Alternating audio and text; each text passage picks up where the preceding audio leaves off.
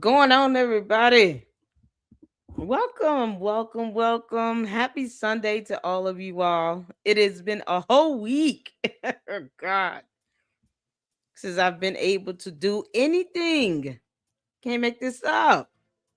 I did do a couple videos for the second channel, but those were like, quick records I did over my phone. Y'all, it has been a crazy week between work. I was sick for a few days last week, and I hate missing out on being able to do a daily live stream or show. YouTube will push your stuff down to the bottom of the barrel if you're not active. So make sure you guys are coming in and hitting that like button so we can get these videos back up in that algorithm. And then that way, the YouTube AdSense can be what it needs to be. I appreciate all of you all. Thank you all so much. We have so much to discuss today.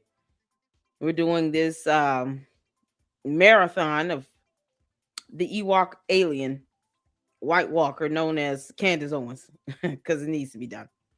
Candace, you keep going in on Erika Kirk because you're obsessed with her. Oh, and you're jealous of her because you'll never be her. You can't make this up. So shout out to all of you all. Make sure you guys hit that like button and drop me a red heart in the chat. Let me know that you've hit that like button. Show some love. It's free to do. Hit that like button. Hit that like button. We have 4 episodes to cover. And yes, we have some arming. We also see that there was a new video dropped on the podcast that Daily Wire still owns. So we're going to get to the Daily Wire one, I think, midway through. So I'm going to do 2 episodes, then we'll check out the Daily Wire video, and then the next 2 episodes, and then we'll do Ami. That way we can keep it lighthearted and laughing in between, because at this point, I told you all I stopped taking Candace on seriously. She's a clown. And she wants to sit here and obsess and attack over Erika Kirk. And yet could never face her in Phoenix. When she had the opportunity to do a one-on-one in-person meeting in Phoenix, she cried wolf, ran to her husband, who's still in the closet, and didn't even want to go. Candace, you have no spine. And yet you talk all this crap. And you want people to think that you're supposed to be serious. No. You had the chance to go to Phoenix to face Erika Kirk face to face along with TPUSA. You were a coward. So cowards don't get credibility over here. You just don't. You just don't. Or aliens. We don't give credibility to an alien. For what? Bye, Felicia. I appreciate you all. How y'all doing? I miss you guys. It's been a week. Hit that like button for me. Make sure you guys hit that like button and subscribe. If you are not subscribed, we're still on the road to 50,000 supporters. I want to make sure I create a schedule to get back up online so that I can do a video every day. I want to get back to the point where I can do 2 live streams. I can do one for Umar because it's a lot to catch up with him. And of course, Candace. And of course, we have Scientology where I'm going to be covering this evening. Jenna Miscavige did an interview with another fantastic content creator named Ann Elise. And then she also did a video based on that thumbnail. Y'all, that thumbnail is epic. She gave somebody the middle finger. And I want to know who she was giving it to. So we're going to check that out today or this evening at 7 when we go over her interview that she did with Ann Elise. Jenna Miscavige did a separate video. She gave somebody the middle finger. It's epic. Oh, shout out to Jenna Miscavige. I'm still waiting for her to respond on Instagram. I know I'm not some 1 billion, YouTube sub member or anything, but I definitely want to, be able to help shed some light on what's going on with Scientology, and would absolutely love to interview Jenna Miscavige. I really would. And so she could tell us about her experience. It's something that we may or may not be able to see or hear from the interview we'll be looking at this evening. And for her to just give us, her thoughts on everything. I think the more people come out and speak out against it and about how it's a cult, it'll help inspire more people to come out and speak out. So yeah, I would just love to do an interview with her. I reached out to her on Instagram. Still waiting for a response. Still waiting for a response. So you guys make sure if you can encourage her a little bit on Instagram. Say, hey, the Lady Luck Club would love to interview. You know, she's the queen of YouTube. You will not be disappointed. And we just want to hear your story. So shout out to her. Let's get started, y'all. Hit that like button. How y'all doing? Oh, so many of you all in here. Y'all, I have so many emails to catch up on, so don't shoot me right away. All right. I did see a couple. I got I think no reply sent me an email. Hits the thumbnail. Did y'all see the thumbnail for this video? Y'all think no reply for that thumbnail. Oh Lord have mercy, yeasties. Okay, this how's a yeast infection treating you? It must have been a burning and an itching. Every time she talks about Erika Kirk, that yeast infection just flares the hell up.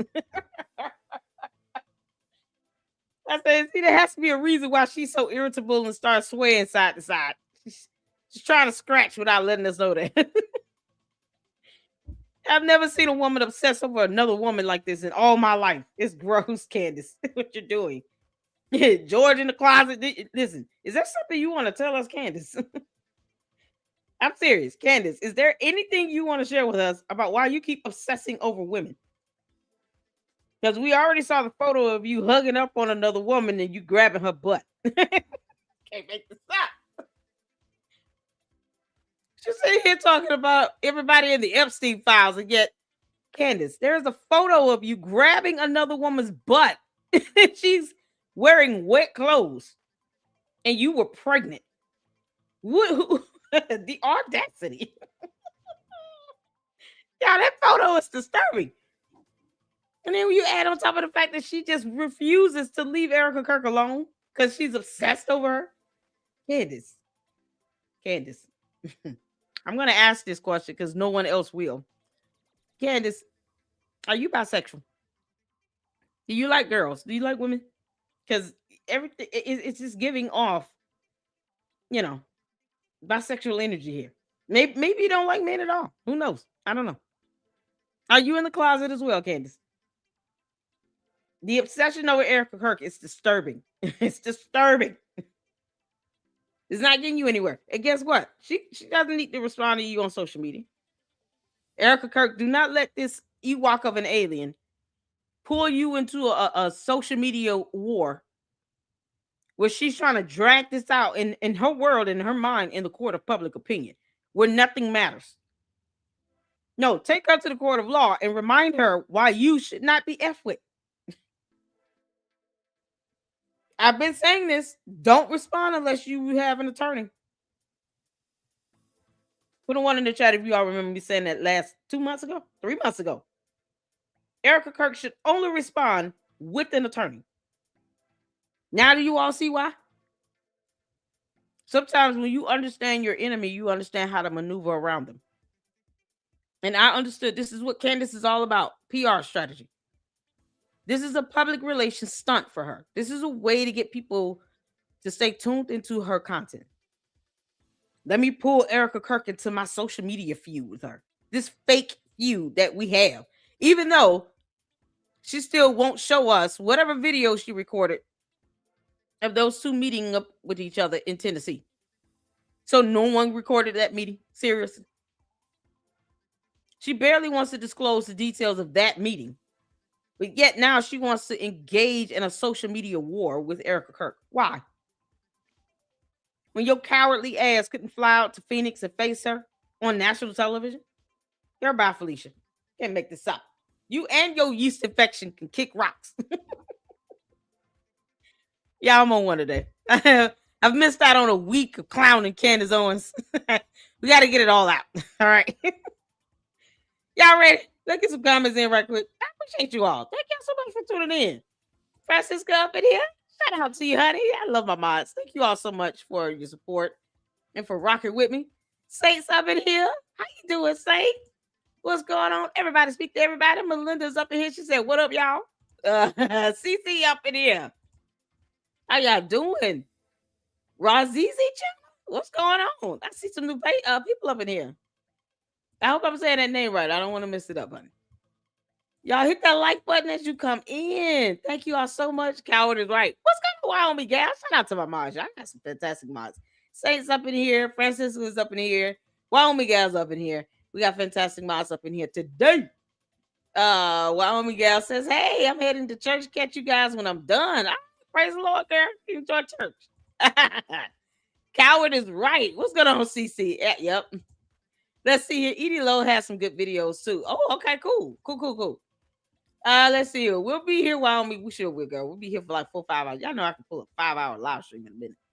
Lord have mercy. Mama Sage up in here. How you doing? Let's see. Patrina. Hello, everyone. Be blessed. Shout you to you, honey. Tune in. Y'all make sure y'all hit that like button. Y'all, we're going to get started. Story Corps, Candace for president. Candace. Y'all, let's not forget her name is Candace to many, many people. Candace. Candice.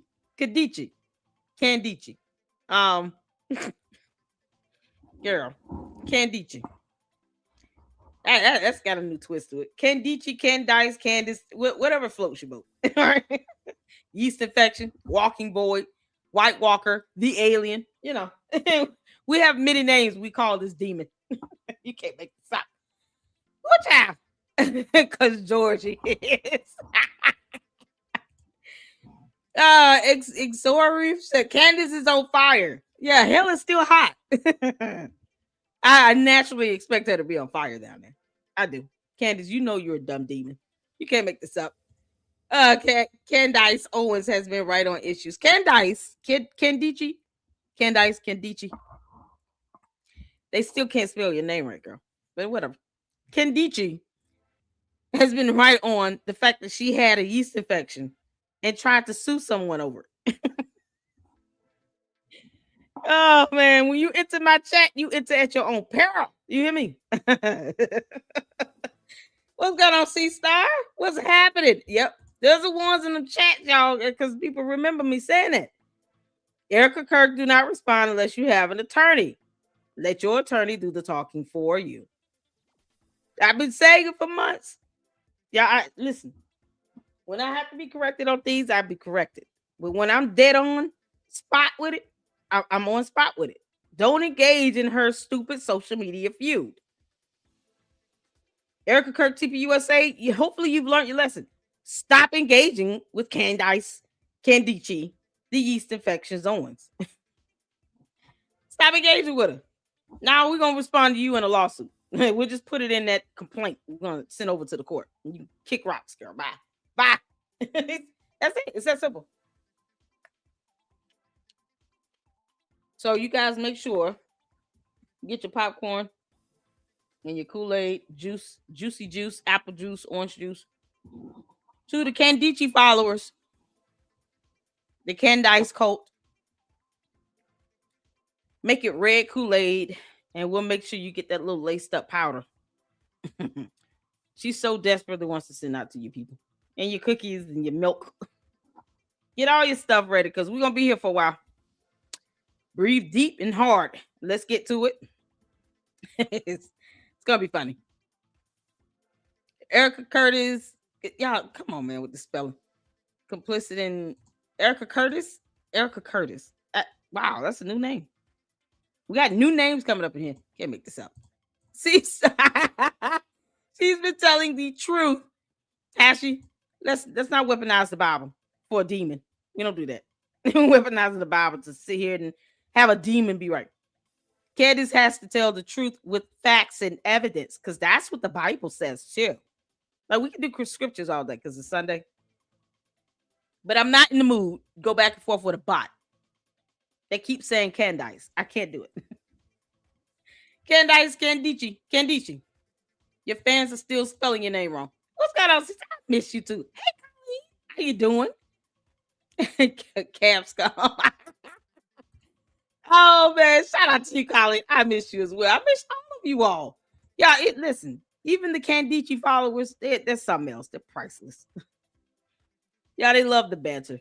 That's what they're here for. That's why they keep following Candice to the end of the earth and straight into hell, because she's on fire and they love the banter. They love the fact she's attacking people.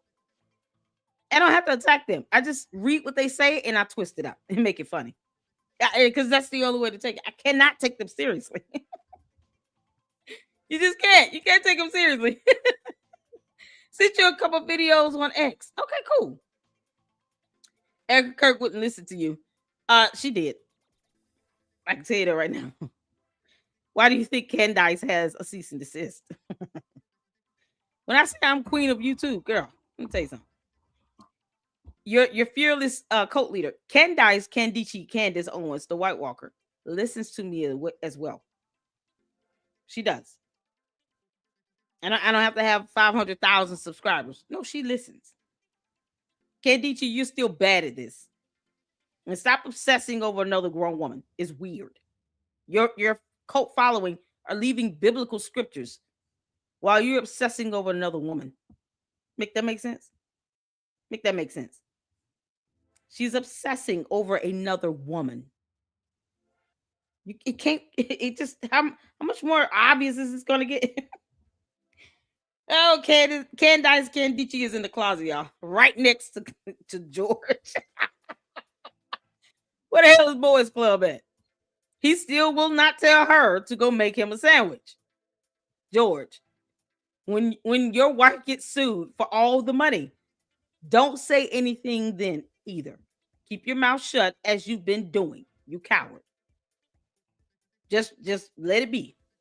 When she starts to lose like hell, tens of millions of dollars, and it starts tapping into you all's reserves, say nothing. Because you're not saying anything now, so no one expects you to say anything when she starts losing. Just say nothing. All she's doing is giving more evidence over to Erika Kirk. Erika Kirk does not need to respond to Candace Candice over social media. Let that response fall in the lap of a judge in a court of law. That's it. Because that's where Candice doesn't want to be. You know, it's like the Wicked Witch. When water hits her, she starts melting. That's what court is to Candace. It's that water that causes her to melt. I'm melting. All rise for the judge. Stand up. You're not melting. Get your ass up, girl. Candace, just go to court. You can make this. Who's Erika Curtis? Y'all, they're giving me some creative names. I've gotten a Candace, a Candice. They got an Erika Curtis. Who knows?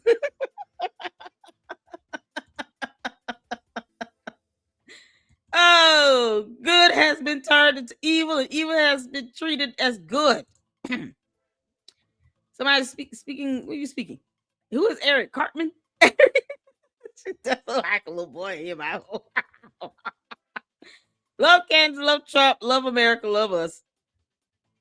Oh, it's one. Listen, Jerry got the name right. We're so proud of you. Because your other fellow followers up in here, they said Candace. Candace.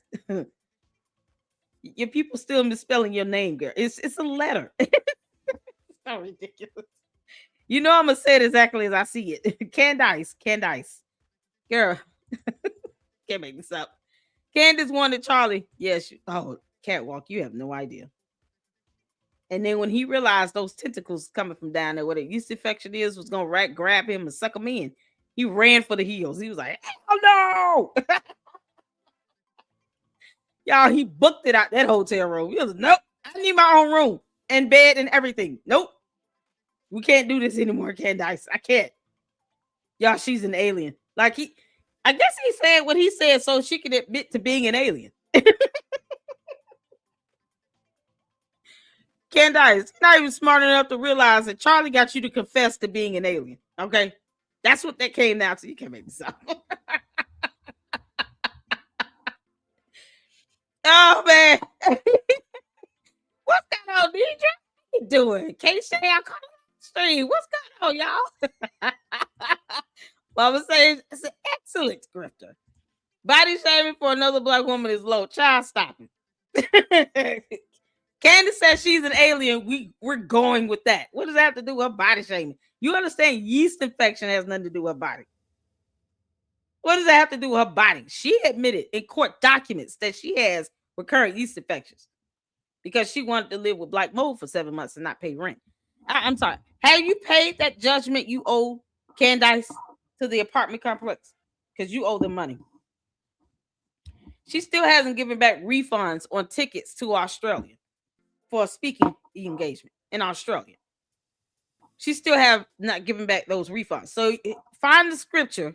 Let me see here. Who is this? The one that wants to be biblical. Sweet James. Pull up the scripture where the Bible states that you are to pay your debts.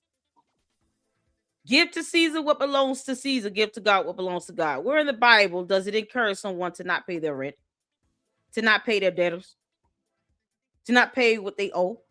How does she live in an apartment for 7 months and not pay rent? You condoning that? Let's not sit here and turn the Bible into one big walking hypocrisy. Are you condoning Candace not paying rent for 7 months? Not giving back refunds to people who purchased tickets in Australia? I want to see what your response is going to be biblically on that. Pull up a scripture where her withholding people's money for some tickets and not trying to get them refunds is okay with the Lord. I'll wait. I want scriptures on her not paying her rent and not giving back refunds. How does she get away with not paying her debtors that she owed money to? A promoter had to declare insolvency because of this stupid speaking engagement tour in Australia where she never secured her visa. So she failed to handle her business. I want a scripture that corroborates her being able to just walk away from this, not give back refunds, and she was ordered to pay the government's court costs. Has that been paid? When you have debts to pay, you should pay it. Jesus never said, don't pay your bills. If he did, give me the scripture. I want the book of the Bible, chapter and verse. Where it say don't pay your bills? You giving me a book in the chapter. I want the verse. Matthew 6, what? Because my people going to look that up. Where it says it's okay for you to not pay your bills, not pay your debtors. No, I want a scripture where it does say that, because that's exactly what she did. See, if you're going to agree with what Candace has done, then that means you got to take the good with the bad, right? Or else you're going to have to say that she was wrong. So either she was wrong for not paying back the money that she owed, her rent, for refunds on tickets, for not paying the government's court costs in Australia. Either she's wrong for not doing those things, or you're validating it. You said she told the truth about everything. One of y'all said she told the truth about everything. She's right about everything. How is she right about those things? Give me scripture. You got to tell me. You have to tell me. Nope. You got to tell me exactly why you believe that she should be getting away with not giving back refunds on those tickets in Australia. Why she has not paid the government's court costs. Why it was okay for her to live in an apartment for 7 months with recurring yeast infections and black mold, but not pay rent. Why is those things okay? We have laws. The Bible states that you ought to obey the laws of the land. Are we going to overlook that too? So is she above the rule of law? I don't think the Bible encourages that. You let me know how this is going to go. Hey, you send me scriptures, my people look it up, and they'll let me know. Yeah, no, that's not what the Bible says. I'm saying.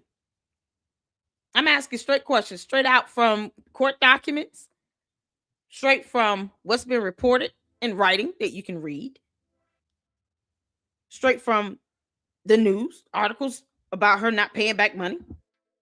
I've even asked people who live in Australia that purchased a ticket, have they gotten back refunds? They said no. You think it's okay for her not to give them back their money? See, when you say you support someone and that they're right about everything, that means you agree with all of the actions they've done. Before you say that, think twice about it. Be realistic. You know what? She's done a lot of wrong things. I will not agree with that. It's not going to break you to say that. If a cult comes after you because you said, I don't agree with everything Candace does. If it's wrong, it's wrong. Then perhaps you should rethink your position in that cult. But don't throw out scriptures and weaponize the Bible to justify her wrongdoing. Don't do that. Because it's an insult to other Christians. You're sitting here talking about body shaming another black woman. I don't care about the color of her skin. And neither does God. Right is right and wrong is wrong. Despite that. That's why I bless God for the beautiful support that I have. People from all over the world support the Lady Luck Club. I don't sit here and get particular down to race. It's irrelevant. You're not going to go to heaven because you're black or white. You get your soul is judged, not your skin color. So why point out something so mundane and so moot to me about her being a black woman? I don't care. God doesn't either. Surprise, surprise. Can't make this up. Can't make that up. God doesn't care about nobody being a black woman. Your race doesn't get you into heaven. Might carry you to hell, but it won't get you into heaven. So that's it is what it is. I'm just saying, do you agree with everything she's doing if you're sitting here trying to justify with Bibles, with scripture? We don't misinterpret the Bible to twist it up to support someone's wrongdoing. That's hypocrisy. And that's the quickest way to make God mad. So good luck to that, because I don't want none of that coming your way. Everybody. We don't do that. We do not do that.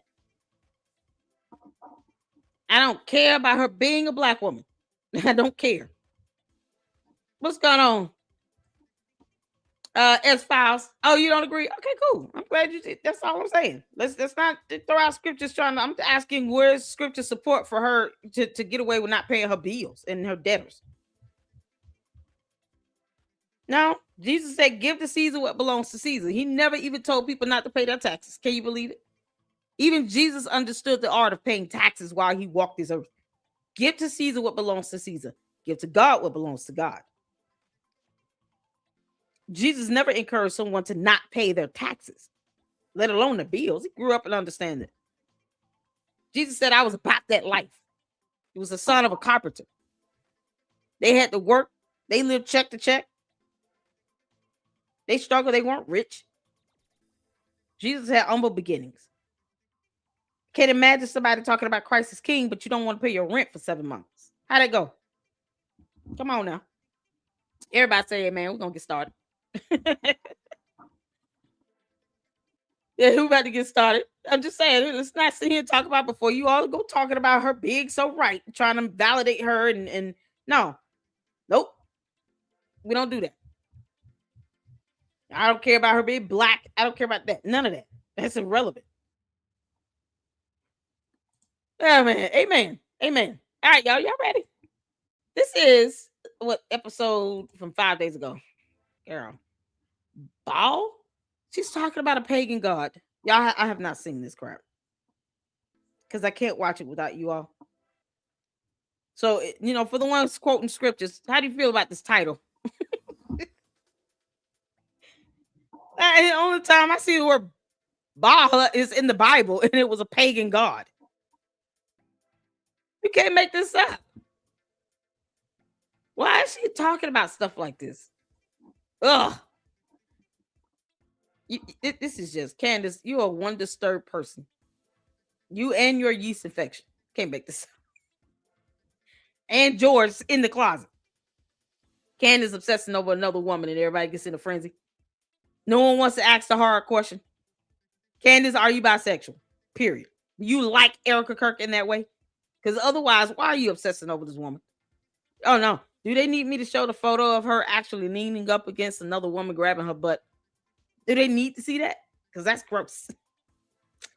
Candace, why were you touching that woman like that? I'm sure she did not welcome that in that photo.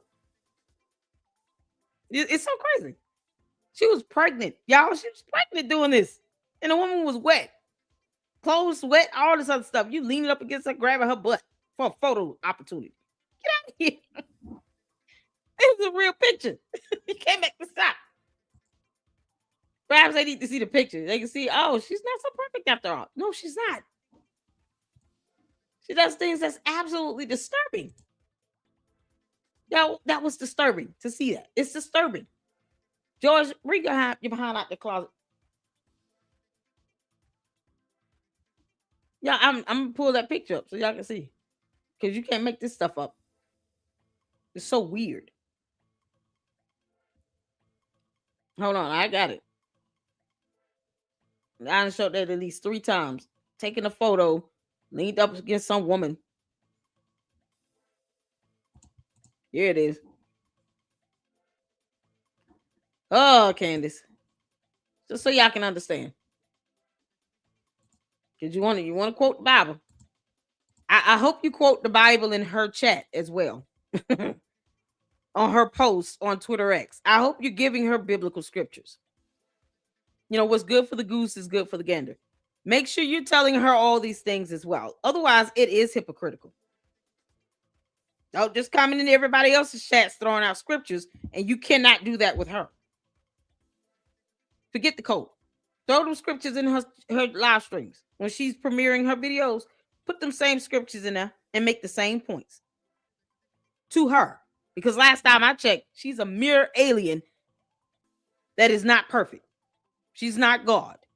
So make sure you're saying all these things you're saying to me in my chat. Go say them to her in her chat. I want to see you comment like this in her videos.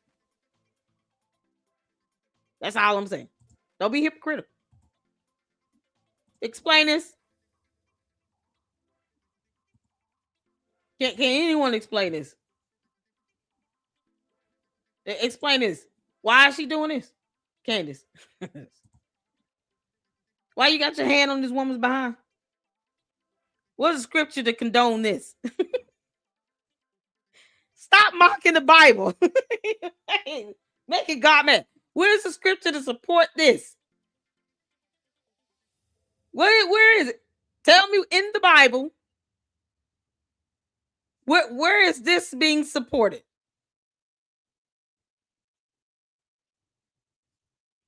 No. She's so perfect, right? You know, Christ is king and all. What is this? You think Jesus would approve of this photo? I want a scripture to support this picture. Come on. Where the Christians at? It's Sunday.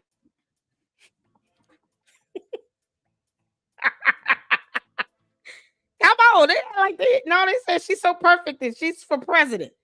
This is what you want for president? Is this your leader? Is this your leader? What is this? Y'all see this? She's pregnant, leaned up against this woman, grabbing her butt. While this woman is drenched, wet clothes and all. Where is the Bible to support this photo? She did this on her own. No one told her to do this. Candace was in the mood. So she grabbed her butt and took this photo. I want to see a scripture to support this. No. Sweet James, I've seen comments in my chats where people, the bots, I guess the bots or the cult members, whatever, they're coming in here saying Candace for president because they still can't spell her name right. Now, I've seen at least 3 comments on that. I want to know where's the scripture to support this? Because they act like she's perfect. They treat her like she's a god. I'm just trying to figure out where's Jesus standing around in this photo where he's happy about this? And yet she obsesses over Erika Kirk. Yeah, make this make sense. See, I just go where the concrete evidence leads me. Here's a photo, and then we're about to see 4 videos of her obsessed over the same woman. Over an Erika Kirk, not that woman in the photo. So she's either grabbing women by the butt or obsessing over them. Either way, how do you not find that to be disgusting? Unless she goes that way. If she does, then Candace, come out the closet too. You and George, I'll come out the closet, hold the hands.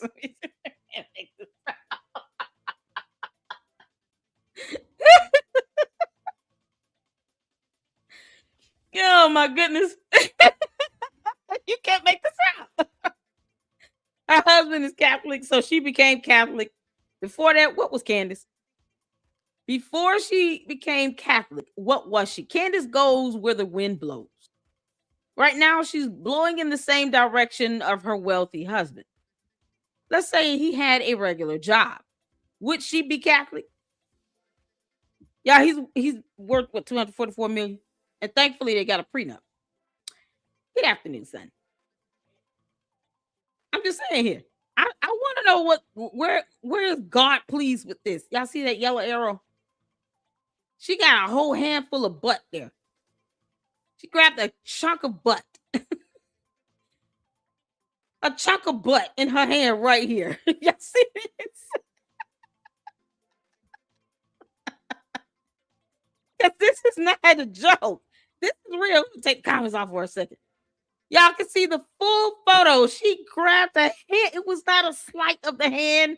No, she went in and grabbed a hand chunk full of butt and said, yeah, and took the photo.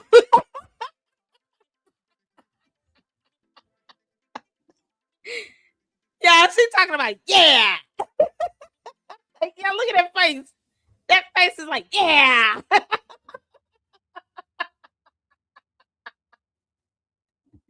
Oh, good God.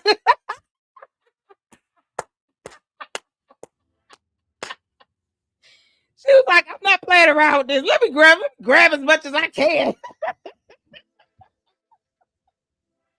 You know, we're going to take this photo. We have to do it the right way. Bend over.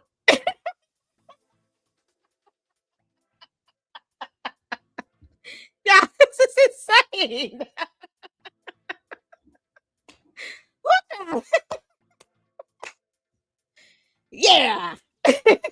Candace. Oh, man. Oh, it's funny what laughter can do for the soul, y'all. Sometimes you just got to laugh at things. Why get argumentative? I'm just going to laugh at it. Did y'all know that laughing helps to reverse the aging process? Y'all better get to laughing. Stop being so serious in life. It's Sunday. It's beautiful outside where I am. Laugh. Laugh a little. Get some giggles out, you know? But if you're married, go walk up to your spouse and just grab that butt and say, yeah.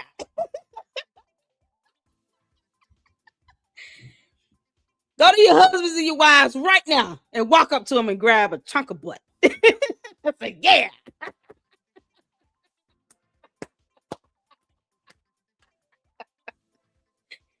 Oh, Lord have mercy.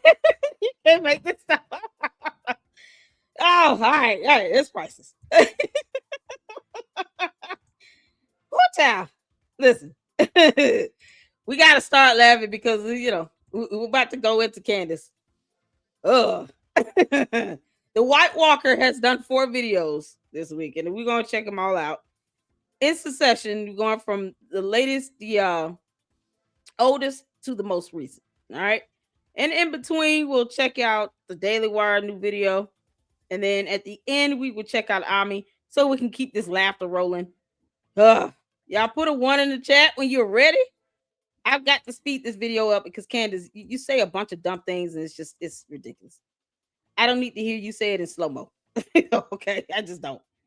You guys know where her channel is. If it's going too fast for you, I get it. But I'm here to listen and react, give my commentary. That's what I do.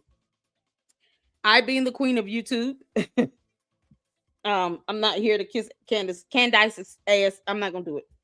Nor will I ever put my ass in the way for her to grab it. Just be careful if you walk past her. If you got a chunk of butt, she might just reach out and touch. Yeah. All right, let's get started, y'all. Put a 1 in the chat. Let's go. Good evening, my fellow Goyam. How's that? God. How's that? I've decided that when you guys actually move to elect me the dictator of the United States, or maybe the dictator of the world, that's how I will greet you guys every night and bring you the news. I don't know how your weekend went, but I was marked safe. Careful. You have to beat me, and I'm queen of YouTube. Girl, bye, Felicia. She keeps talking about this dictatorship thing. Candace, we will beat your ass before you think you're going to be dictator of this country. Why don't you go buy your own land, move there, and then you can go be dictator, queen, president for life, however that goes, of your own commune with your cult. Take all your cult members with you. Now, are they like? Is there some land she can go purchase, like in Africa, in the continent of Africa? Because it's a continent, not a country. Is there any land there? Should we give her coordinates to help out? George, please leave the United States of America. We do not condone a dictatorship here. Your alien of a wife keeps talking about being a dictator. Not of this one. George, I have you know, we will beat the shit out of you and her before we sit here and let you think or her think y'all finna be a dictator. Excuse my profanity, I had to say it once. Beat the crap out of them. We're not gonna let them sit here and think they're gonna be dictators. What? Bye. Candace come to our planet trying to take over our country. Are you kidding? Candace, we're not in the mood for aliens to take over. We're just not. From being in the Epstein files. Me, Yay, the artist formerly known as Kanye West, we were marked safe. Boy, oh boy, were we right. We were so right. This podcast, can I just say that it's actually aging like fine wine? Because this was me on like Thursday of last week. Take a listen. This is the synagogue of Satan. I do not go halfway with defending pedophiles. Goodbye. Are you out of your minds? I hate all of you. I think you guys are all a part of the same demonic entity. Your God is Satan. You guys are Baal worshipers. You will continue to kill and sacrifice children until you feel that demon rewards you. And I stand against Candace, you. You're intense. Yeah, this is how I feel about these people. Intense. They are satanic right and left at the top. I'm kind of feeling like I actually didn't go hard enough. Anyway, today we are going max like always. Welcome back to Candace. Yeah, bye.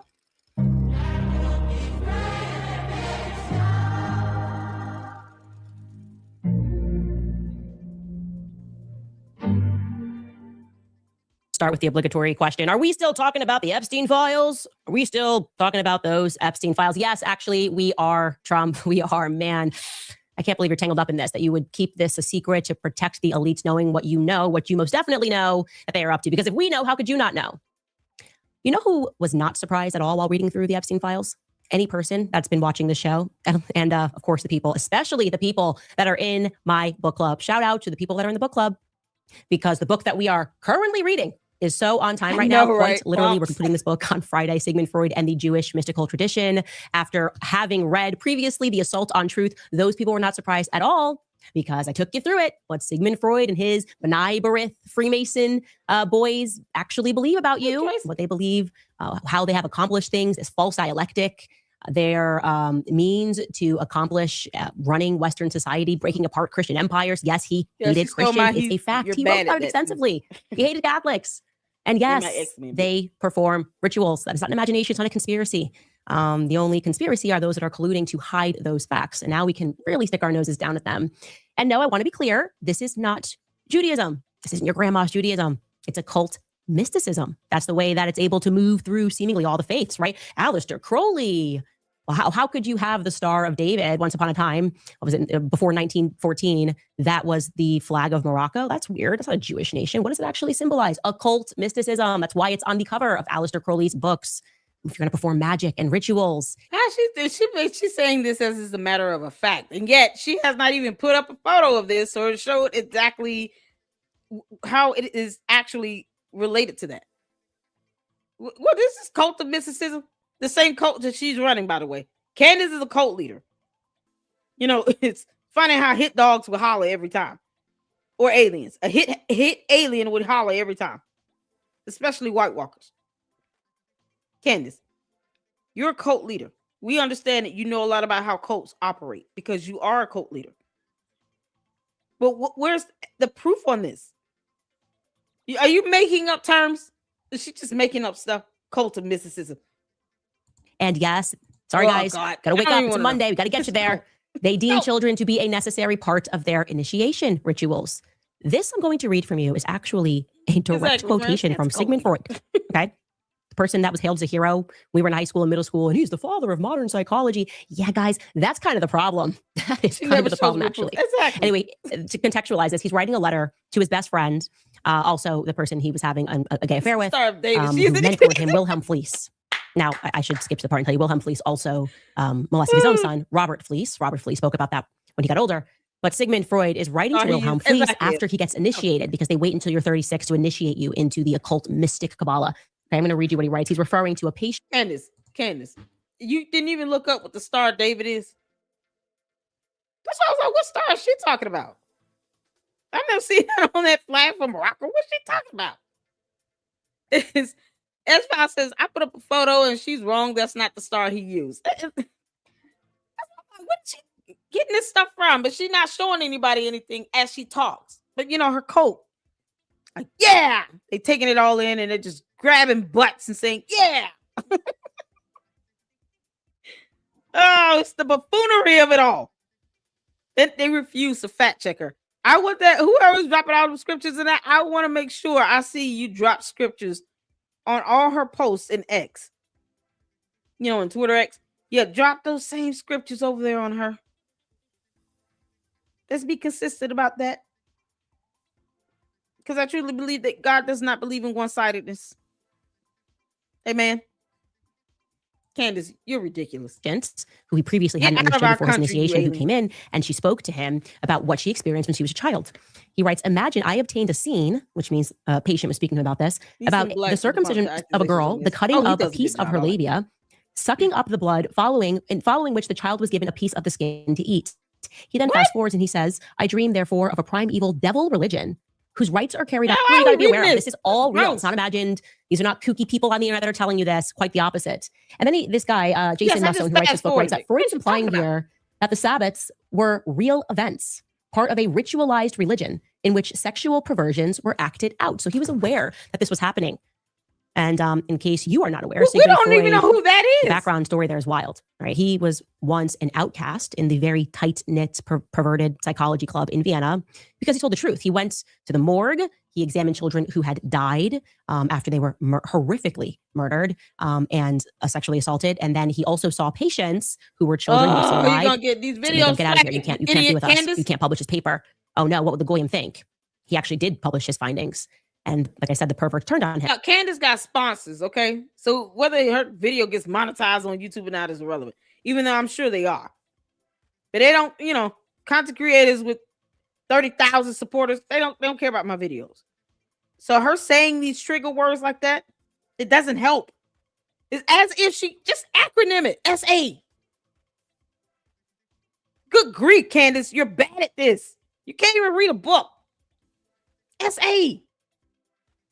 Why is she talking about this? Like she obsesses over the most disturbing things. Then remarkably, at the age of 36, he partakes in a ritual during which he's welcomed into the club and he changes his mind and he writes to Wilhelm Fleece that he now understands. Okay, so that's what I just read to you. Like he now understands what is happening. And that is why you need to wake up and recognize that this is what is happening. Well, y'all can go read that nasty ass sounding book. I can't have that read on my video. No, girl, bye. Our world. And what he's referring to are ancient pagan festivals and ceremonies that center around the earth's cycles of death and rebirth.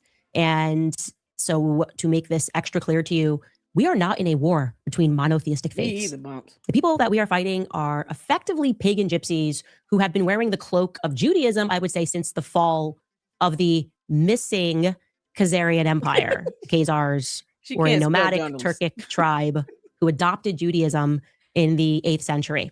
Now, Freud, this part is important. We're going to get to what's in Epstein's emails because, man, if I didn't tell you guys the truth, Freud himself was a racist, okay? He was a part, like I said, of the Freemason group in Iberith, which had, if you don't know what an Iberith is, you got to wake up, especially if you're in America, okay? That lodge. No. You don't want to be American, remember? You're trying to be a dictator and you're talking about you'd rather be Russian. When the hell are you moving to Russia? Because I literally will come help you pack if it means you going to Russia and never coming back. Candace, when are you leaving this country and going to Russia? Take all your followers with you. Bye, y'all. To all the candy ass cult supporters, bye. Enjoy your tenure in Russia. Wherever your cult leader goes, go with them. Do not stay behind. We don't have time for it. Go to Russia. And enjoy that free speech they have limited over there. It's Jewish supremacists. They had everything to do with the Civil War in America. Yeah. They excel at creating the false dialectic, the North versus the South, the left versus the right. Ulysses S. Grant notoriously expelled Jews from his military district, Tennessee, Mississippi, Kentucky. You think he was just like what, another white supremacist? Everyone's just a white supremacist. I mean, they would have called him a white supremacist, or he was anti-Semitic. Everybody's just anti-Semitic. No, it had everything to do with what they were cooking up at these lodges, B'nai B'rith. That then subsequently became the ADL after the ritualistic murder of a Catholic girl named Mary Fagan. There was no hiding that anymore. I don't care if Dennis Prager's going to write another letter and say, that's not true. This case is not real. It's happened so many times during the same dates, the same holiday season, all throughout history, that it is getting ridiculous to not acknowledge that this is true and this is real. And the Epstein files create an opportunity for us to discuss this, to hear the way they speak about us behind closed doors, exactly how Sigmund Freud happened so many times, but it's racist. Where's the evidence on that then? Bring up that documentation. You saying it happened is irrelevant. It means nothing. Your cult members will buy it, but not the rest of humanity that knows how to read. Look here, you dumb alien White Walker of a miscreant. Stop throwing out information when you cannot put up facts. Why didn't you put up a photo of this Star of David on this flag? So we can all see what you're talking about. Oh, it's because it doesn't exist. Because it doesn't exist. Because, you would think she would just put up the photo while she's talking. Candace, you are bad at this. You can't make this up. Right? I want to make it clear that this is, for them, a religious philosophy, a racist perspective that we are goyim, meaning cattle, that are meant to be herded and ruled over. I said this at the end of last year. I said this is how I am being treated because I don't listen to them. Hence their psychotic, obsessive, and frankly, their evil manner in which they have confronted me, simply trying to move on in my life after realizing I don't want to work for Zionist psychopaths. I just don't want to do that if that's cool. To them, that's akin to a buck that won't break. How dare you? They feel as maybe you or I would feel if an animal beat us at a game of chess. That's what it feels like when Candace is just like, peace out, and her life is not subsequently ruined and over. And they will keep publishing things and calling me names. Everything she's saying is an anti-Semitic conspiracy until the emails drop. And Jeffrey Epstein, who worked on behalf of the Rothschilds, according to him, wrote that in an email, the Rothschilds, who credit themselves with having created which nation state? Oh, right, Israel, the same nation state that is having a bunch of women say that they were ritualistically abused in a forest by rabbis. That's happening in the Knesset right now, that nation state, saying that they were 3-4 years old when this happened. He's saying, those are my bosses, the Rothschilds. And here is a brief, but by no means an extensive coverage video that was put together by, I assume this guy must be Goy, right? Goy? Is he Goy? TikToker Contrarian put this together. Take a listen. Israel is mentioned twice as much as Donald Trump in the new documents. Here he is discussing with Roger Schenck, a Jewish-American academic and hedge fund worker, saying Jews create vast fortunes by manipulating markets and creating financial speculation and exploiting labor. He says, let the Goyim deal in the real world. In a discussion with the Rothschild family, Epstein says if they overthrew the Ukrainian government, there would be great opportunities. The Rothschild family paid Epstein $25 million for certain algorithms. While talking to Peggy Seigel, August 7th of 2010, she asks if an event is going to be 100% Jewish. He says, no, they'll have Goyim in abundance. But don't worry, they're just brilliant wasps from JP Morgan. Joshua Finkelstein, BlackRock's Larry Finkelstein's son, is accused of not having any respect for non-Jews, seeing them as not human. This is from his ex-girlfriend, Svetlana. He pressures her to have an abortion. In 2017, Epstein has a conversation talking about if you want to hire the best people, you have to hire only Jews. Only hire those who can prove they are genetically Jewish. Maria Farmer, one of the first victims to come out and name Epstein. I wasn't allowed to go get food. And when I called Guylaine and asked why I couldn't eat there, she said, it's a Jewish country club. You're not Jewish. They're not going to serve you. They, honest to God, think their DNA is better than everybody else's. Said that their operation was motivated by Jewish supremacy. Anybody gonna say that that's not real anymore? Hey, really bad time, Rob McCoy, who wrote a public letter accusing me of being anti-Semite. Can you get some of that energy towards Israel, your masters? Because I've never, ever had someone come up to me and say, you can't come in here because you're not Jewish. Has anyone ever gone to a restaurant or to a store, a movie, anywhere,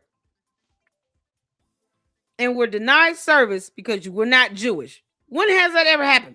And be honest, that has never happened to me.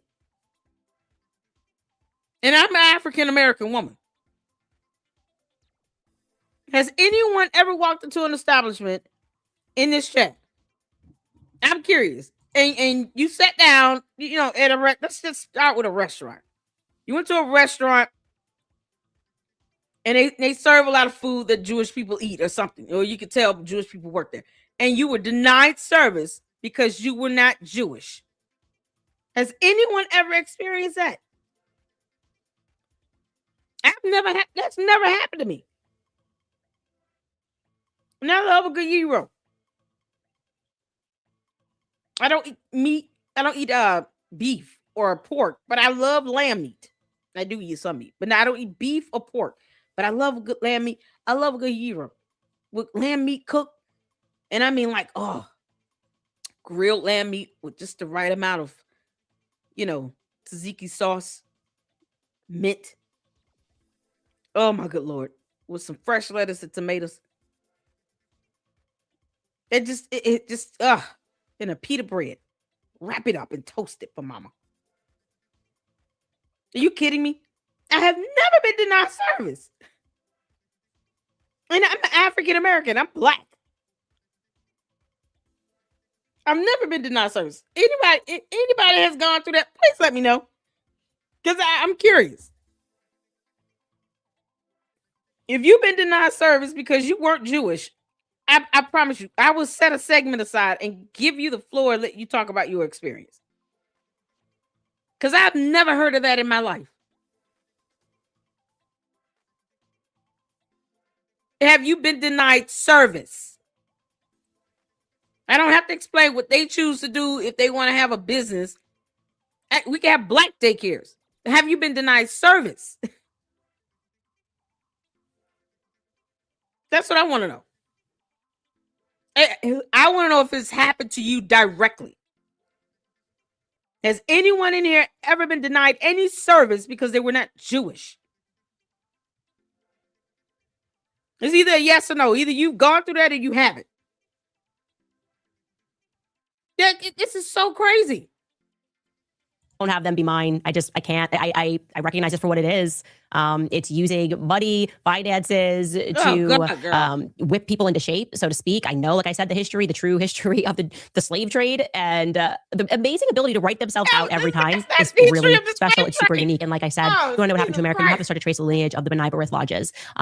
Look at, probably books, obviously, that you would never, ever be able to read in high school. You have to start to conduct research independently. Ben Shapiro's family ancestors, B'nai B'rith, okay? Barry Weiss, B'nai B'rith. That's why when you see these differences and amongst Jewish people, they want you to make the mistake of thinking that this is what all Jews are doing. And it's not true. Okay. There's such a fundamental difference between a Dave Smith and a Ben Shapiro. I have a suspicion that I could quit working. Like if I just texted Dave Smith and I said, I don't want to be friends forever, work together in any capacity ever again, I got to feel like he would just let me move on in my life. I got this suspicion that he wouldn't. But you could see that there's like something else brewing when it comes to people like Barry Weiss and Ben Shapiro. They can't let these things go because they view themselves as supposed to. You're the only one obsessing over TPUSA, Erika Kirk, Charlie Kirk. No one is obsessing over that, but you. We're just laughing at you, Candace. She said she knows the history of the slave trade.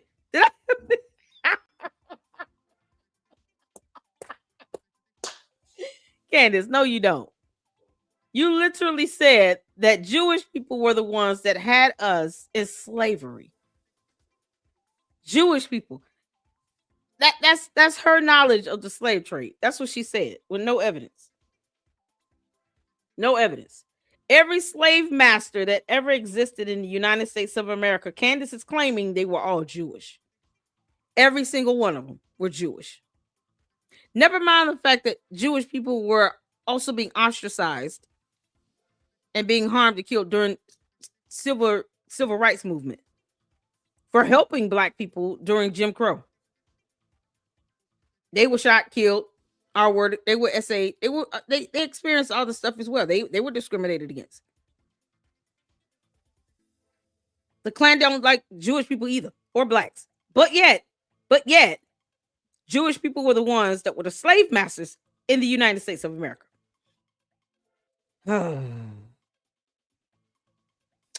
This is her knowledge of history. Just keep that in mind. Yeah, God. Be supposed to be over us, right?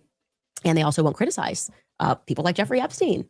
Now, in case you did not pay attention to what was termed Pizzagate back in 2016, the short of it is that the DNC email server got hacked, and off of those emails, they were published publicly by Julian Assange WikiLeaks, and there was a strange amount of references to pizza parties, grown adult men, government employees, men, referring to pizza in ways and within a context that made it seem as though they obviously were not referring to literal pizza, having had parties on ranches and referring to pizza. I'm going to give you an example here. This email went to John Podesta. It was sent to him from someone named Catherine Tate. These are very old, obviously, or else we would have hidden her email. She writes, "Hi, John. The realtor found a handkerchief. I think it has a map that seems pizza related." Because, Name all the slave masters that existed during slavery in the United States of America. And then tell me all the ones that are slave masters that are Jewish. All of them. Because she said that all of the slave masters were Jewish. See, I don't need to put words in her mouth. I just take what she said, and then I formulated it to a question to use against her. She said the slave masters, the people who had us in captivity, were Jewish people. That means that every slave master in the United States of America was Jewish. Name them, so we can find out if they're actually all Jewish. I highly doubt Candace can name the slave masters. But name them, so we can find out if they're all Jewish. Because every slave master in the U.S., as she said, is Jewish. The Jews were the ones that had Africans in slavery. So I'm just starting with the U.S. here because this is the country I live in. So name all the slave masters so we can find out if they were all Jewish. It's that simple. If she's right, she's right. If she's wrong, she's dead ass wrong, and I don't mind telling her. For her to make these blanket statements like this with no evidence, when she can't even name all the slave masters, it's disturbing. But name all the slave masters, and then we'll find out one by one if they were Jewish. We'll find out. Because I'm sitting here like, why is she rewriting history like this? Be factually correct. Name all of the slave masters in the United States of America, and we will find out if they're Jewish. That's it. It's that simple. Name them all. Name them all. Name them all. Our cult members don't have no power over here. They can pout. Let them pout in the chat, y'all. Let the chat flow. Let them pout in the chat. They're not proving anything. They're not naming one person. They're not naming all the slave masters. We will find out if they're Jewish. It's that simple. That's it, right? You want to prove a point? Prove a point. Name all the slave masters in the United States of America, and we will find out if they're all Jewish. Bottom line, because that's what your cult leader just said. Is it yours? They consented if you want. I know you're busy, so feel free not to respond if it's not yours or you don't want it. Also, weird specific orders of pizza and hot dogs. That was the beginning of that entire scandal that they tried to downplay and pretend that it was crazy. Well, I should let you know the FBI has already formally acknowledged that pizza is used as a code word amongst pedophiles. So that's not an illusion. That's real. No conspiracy needed. Epstein emails, people are diving back in there. What are we to make of these 900 plus emails referring to pizza in real ways? You guys can name look through these the yourself. slave master. Okay. Of course, there are the Jeffrey Epstein emails, some emails which we're never going to see, and photos that we're never going to see regarding murder, killing people, calls to kill people. I'm sure they're going to explain this away. Everybody's joking all the time. Todd Blanche has already come out and said that they're sparing us the videos. So we should just assume that there are graphic videos that pertain to death based on his statement. And I'm going to pivot here to just one example of a very strange email, which was covered by James Lee. Take a listen. Why is this name redacted? You would think the DOJ would want to investigate someone who sent an email to Jeffrey Epstein saying, quote, I give you permission to kill him. Well, thankfully for all of us, the DOJ sucks at their job. And there's actually another version of that email that is less redacted, or more accurately, poorly redacted. Check this out.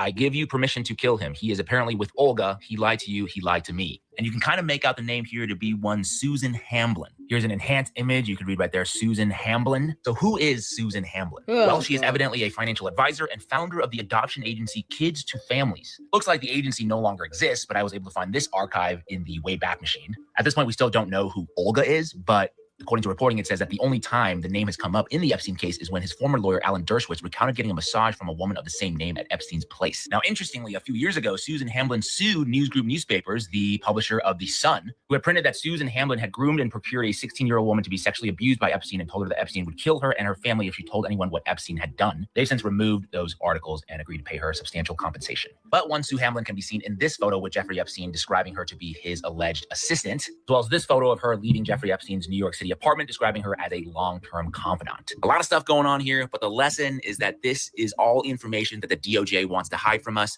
But thank goodness the internet is still undefeated. Also, I love that he's wearing a CIA t-shirt. James, great work. So many independent journalists, thankfully for independent journalists, or this would have all been buried. I mean, if you just look to what the public was trying to say, they've even been trying to rehabilitate some of these people. Alan Dershowitz, it's unbelievable that this man has gone through so many people like Mark Levin and of course Barry Weiss, always the staunch defenders of Israel. Nothing to see here, nothing to look at.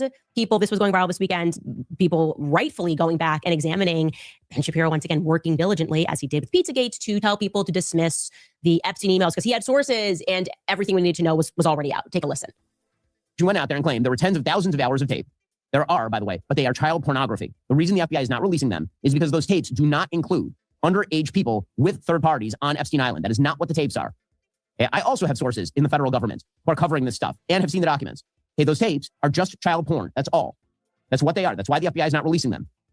As far as the Epstein list, what I have been told by my sources is that there is no Epstein list. That basically there's a black book of Jeffrey Epstein contacts. And the vast majority of those contacts are already out there publicly. That's why you know names like Prince Andrew or Alan Dershowitz or some of the names that have been mentioned here. Those contacts, there's no evidence, according to the DOJ and the FBI, and again, that's public. There's no evidence that any of those third parties were having girls trafficked to them. And that is not evidence that was made clear, certainly, to the DOJ or the FBI. Here is Tucker then asserting that it was actually Mossad. Again, without evidence, not a shock. Of course, this is where Tucker was going. This has become the hot speculation on the internet, is without evidence. You say that Mossad was running Jeffrey Epstein. When I say without evidence, I mean without evidence. Naftali Bennett, the former Israeli prime minister, said, quote, as a former Israeli prime minister, with the Mossad having reported directly to me, I say to you with 100% certainty, the accusation that Jeffrey Epstein somehow worked for Israel or the Mossad running a blackmail ring is categorically and totally false. This accusation is a lie being peddled by prominent online personalities such as Tucker Carlson, pretending they know things they don't. And in fact, I followed up with the former prime minister, Naftali Bennett, and what he told me is the Mossad has not been active in the United States against the United States since the Jonathan Pollard scandal of 1987, when a U.S. Army contractor who's actually working for the Navy revealed classified information to the Israeli government. He was prosecuted by the United States government and ended up in prison. I didn't watch this whole clip. This is hilarious. And so Israel since then has not spied on the United States with Mossad. Okay, guys. Well, there you have it. It's just, I don't know how he does it with a straight face. I'm just like, well, anyway, guys, there's millions of emails, but don't even it's like, Mossad hasn't been doing nothing. I know it seems weird because BB's like always here or whatever, and we seem to be doing their thing everywhere. But the Mossad just said in 9 days, they were like, I'm a chill. And they haven't done a single thing here at all. I know it might look that way. Miriam Adel said she doesn't even know their names. She doesn't know who they are, actually. She's doing her thing and she's giving Trump $200 million, but it ain't got nothing to do with the Mossad. So I just wanted to bring you that stunning report from Ben Shapiro. Thank you for clarifying, Ben. Candace, you realize just because you said it does not make it a fact. Once again, where's the evidence? She hasn't posted up anything. Just because you're saying that's not the case, it wasn't them, that doesn't make it a fact. Your cult members do think that, but that doesn't make it a fact. The definition of the word implies that you have documentation and evidence. Post that up. You just saying, nope, that's not it. That's not factually based. I'm tell you all right now. The reason why I'm being absolutely silent in this is because this whole stuff with the Epstein files, I personally am one where I want to read it myself. Like I don't, because I don't have to trust anything that Candace says. She lies so much. I don't trust a damn thing she says. The same documents that are out there for her to read, I can read. I just don't understand what's her point about this ball worship crap. Why is she sitting here taking out an hour to talk about a paganistic God? What are you doing? Nicki Minaj also went off in a series of tweets after it was revealed that Jay-Z was mentioned in one of the emails. Now, I'm going to wait for a little more information regarding this email because I don't want to be first to publish, because they are now saying that some of these emails came in later when people were allowed to then just flood the FBI with reports. That might not be right either. So just give me some more time to look into it. But the point is Jay-Z was mentioned here, and it was in the context of being with Harvey Weinstein, watching somebody be assaulted. I'll definitely have more for you guys. And basically a bunch of people rightfully unfollowed Jay-Z. I have not been a Jay-Z fan for a very long time. It is very obvious. He sold this out to the feds. He's clearly working for the feds. I have always believed that the individual that came forward and was honest about what was happening with Diddy and Cass and talking about how the feds do deal with rappers. They give them tons of money and then they move drugs in. that just felt like the correct thing, like my assumption when it came to Jay-Z. I'm waiting on was this money. They obviously want what me he to was have it involved so in. bad. And Send it to so, me. yeah, Nicki Minaj had a lot to say because she feels vindicated in many ways Kinda about insult. Somebody speaking wants about how the hip hop 77 industry grand. works, that you Send have it to to get me. involved with a lot of this stuff. And if you don't, they will Bravo. essentially blackball you. Pay And my you know rent. what? Ye Outta has here. spoken about how you get blackballed in the industry. He was obviously too sleepy and never got to those tweets that he was going to author because he was very tired and he needed a nap. He just But said- he was about to let loose on a bunch of people who were doing the blackballing. And I do very much believe that Jay-Z is a part of that. That, like I said, feels to me like common sense. And I think more Now will she's come gonna out defend and people Jay-Z. What? are unfollowing him. Anyways, here's what Nicki Minaj had to say. She wrote, "Your favorite artist has been practicing rituals in a satanic cult where they take babies from other countries and mutilate and kill them as a form of blood sacrifice to their god. You see, when your master is Satan, you must constantly shed blood. However," She's reading a post from a rap artist that wrote the song Anaconda.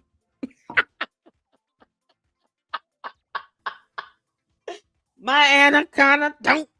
My anaconda don't. You all understand Nicki Minaj was a rap artist who wrote a song named Anaconda, talking about male private parts. My anaconda don't want none unless you got what, son? This person. Somehow she's become a conduit of facts and evidence. You know, like a scholar of some sort. I can't make this up. Ah, this Chucky Candace. She put a picture of you holding up a wine glass. Y'all know Candace is the bride of Chucky. the jig is up. And yeah, They sit here she's, now. They just love not Nicki the first person in Minaj. Hollywood to say that. I mean, we every time we show you things, even when we Forgot showed you about the her rap CERN music. activity that was happening, which somebody caught on tape, they just came out and were like, "Oh, we were just faking. That was just like fun. That's what scientists do. They dress up in the middle of the night and Oh, pretend to stab good. women before a statue of Shiva." That's kind of what they told us about CERN. I just don't know how much could be in our face anymore before we wake up and realize these people are ruling over us and they win when we're fighting with each other. That's just Y'all. reality. I really don't see how you can have a ton of success in Hollywood and not be in the club, because Hollywood was founded upon this. Hollywood Babylon, we spoke to you about this. In our book club, they quite literally imported people from Vienna, where Sigmund Freud was, where his boys were. They imported them and they made them directors, they made them actors, they made them actresses, and they were tasked with destroying Christianity, just as they were doing upon the European continent. I don't have time to tell you guys about World War II. Just assume that everything that they told you is incorrect No. and upside down. They're lying about what happened yesterday. She said, I don't have time to tell you. Hold on. Because, you know, facts don't, she just has no facts. Of course, she doesn't read. No. She just said, I don't have time to tell you all about this. Just assume. No, that's the problem. You and your dumb coat keep assuming. You're not presenting any facts or evidence. Why do you want people to assume something about World War II? Are you kidding? The one time you can be factually correct, you don't have time for it. Girl, back, Felicia. They made them actors, they made them actresses, and they You're were bad at tasked this, with Candace. destroying Christianity, just as they were doing upon the European continent. I don't have time to tell you guys about World War II. Just assume that everything that they told you. See, look at it. I don't have time to tell you all about World War II. Just assume that everything, just assume. You know, assumptions have landed people in the ground. There are people 6 feet under because of an assumption. Amen to that, because it's Sunday. Amen. Amen. People are dead in the ground because of an assumption. Because they failed to act. They failed to seek the knowledge they needed to know. They failed to get the facts and the evidence. They made an assumption and they're no longer here with us. Why would you want anybody? I don't want her coat assuming nothing. I want them to read. Because they already are going on this assumption based on what she said, that all slave masters who had black people in slavery from the continent of Africa are Jewish because they lack reading skills and comprehension. And now she's encouraging people to assume even the more, as opposed to read and gather facts and evidence for themselves. She's not even saying that. Hey, I don't have time to go over a brief history of this, but here's a website and a link and a couple books I recommend you all read as a part of your fact-finding, expedition, gathering evidence and information so that you can understand why I'm making this point. No, she's not even doing that. She's saying assume. Why? Candace, you do enough assumptions on your own. the 2 to 3 million viewers you get daily, you're telling them to continue to assume but not read. You're bad at this, Candace. So the more they assume, the more ignorant they remain, because they're not going to read. They're just going to take what she says as the gospel. Because she never lies, and she never tells the truth, neither, but she never lies to them. She gives facts, even though she's telling them to assume. Just assume this. In the absence of evidence, assume. No, in the absence of evidence, go find it. Seek and you shall find. What's the person that was dropping the Bible scriptures? What's the scripture to that? Ask and you shall receive. Knock and the door will be open unto you. Seek and you will find. If you go out and seek information and evidence and facts, you'll find it. That's not something that's going to fall in your lap. You might have to read. She's saying assume. Why? Just assume everything is... No. That's a problem. Stop assuming. This is why this cult is not getting any more smarter than they already are. Because they're not reading. They're just making assumptions. And then they're going based on what she says as facts. Why? She's telling you all to assume. Once again, don't read anything. Facts be damned, I guess. You can't make this up. No one owes Candace Owens a damn thing. We don't owe her loyalty. We don't owe her trust. We don't owe her anything. We don't have to trust what she says. We don't have to make assumptions either. When you have information at your fingertips, Google. And all thy getting, get some understanding. Where's the lady that was dropping the scriptures? Can you drop that scripture in there? In all thy getting, get some understanding. How are you getting understanding by just making assumptions? Wouldn't you have to have some knowledge? Knowledge doesn't come just by listening to Candace Owens. No, you're going to have to read. You're going to have to do some research. I want to know every slave master that has ever had black slaves names so that we can find out whether or not they were Jewish. Because she said that Jewish people are the ones enslaving blacks. History is wrong with no evidence. Not like she ever showed a list of actual slave masters and said, here, based on their DNA and genetics, they were Jewish. Here it is. Here are the results. Laziness. Send me the list of the names. Every slave master. Because we want to find out now if they're Jewish. See, that's how you gather facts and evidence. Just throwing out blanket statements is not a fact. And she's telling you all to assume. That's the last thing they should be doing. A cult member should not be thinking. They should be reading. You can't make this up. Candace, you're an idiot. Is incorrect and upside down. They're lying about what happened yesterday. They sure as hell are not telling us the truth about what happened during World War II. Yeah, assumptions and I just don't really care what you call me. It's time for everyone to wake up. And we're not getting all these files. Obviously, they are protecting a ton of people. Just assume. The fact that you can't find like the Adelsons in here is completely ridiculous. The people that are still in power, like they're active agents in America today, are all being protected, which is why it was super interesting to see them sort of throw Peter Thiel under the bus. That was interesting. Like I said, you can trace this stuff through politics, through Hollywood, the Jewish occultist mystics that established these industries. But Peter Thiel, his emails went up there, and it ain't good for JD Vance. I'll tell you that right away. I think this is plausibly the biggest scandal to come out of I guess I should say, the most consequential thing to come out of these emails that I can see right now. There's millions to go through. So we'll have more, and we'll be reporting on more. But JD Vance, he was they had him there, right? Like he's going to be running in 2028. He's not been leaning super into the Zionist stuff. He seems to be abstaining, has been quiet during the whole Epstein thing. It definitely didn't seem like he agreed with it. But everyone knows that Peter Thiel effectively funded JD Vance's career. He probably had something to do with JD Vance getting the deal with Netflix to do his book, A Hillbilly Elegy, I think it was called. And Peter Thiel, who was mentioned early on as being someone who was friends with Epstein, went on to Rogan at the end of last year and sort of intimated that he really didn't know Epstein that well, but spoke to him mainly just about math because he knew about taxes and how to avoid them. Take a listen.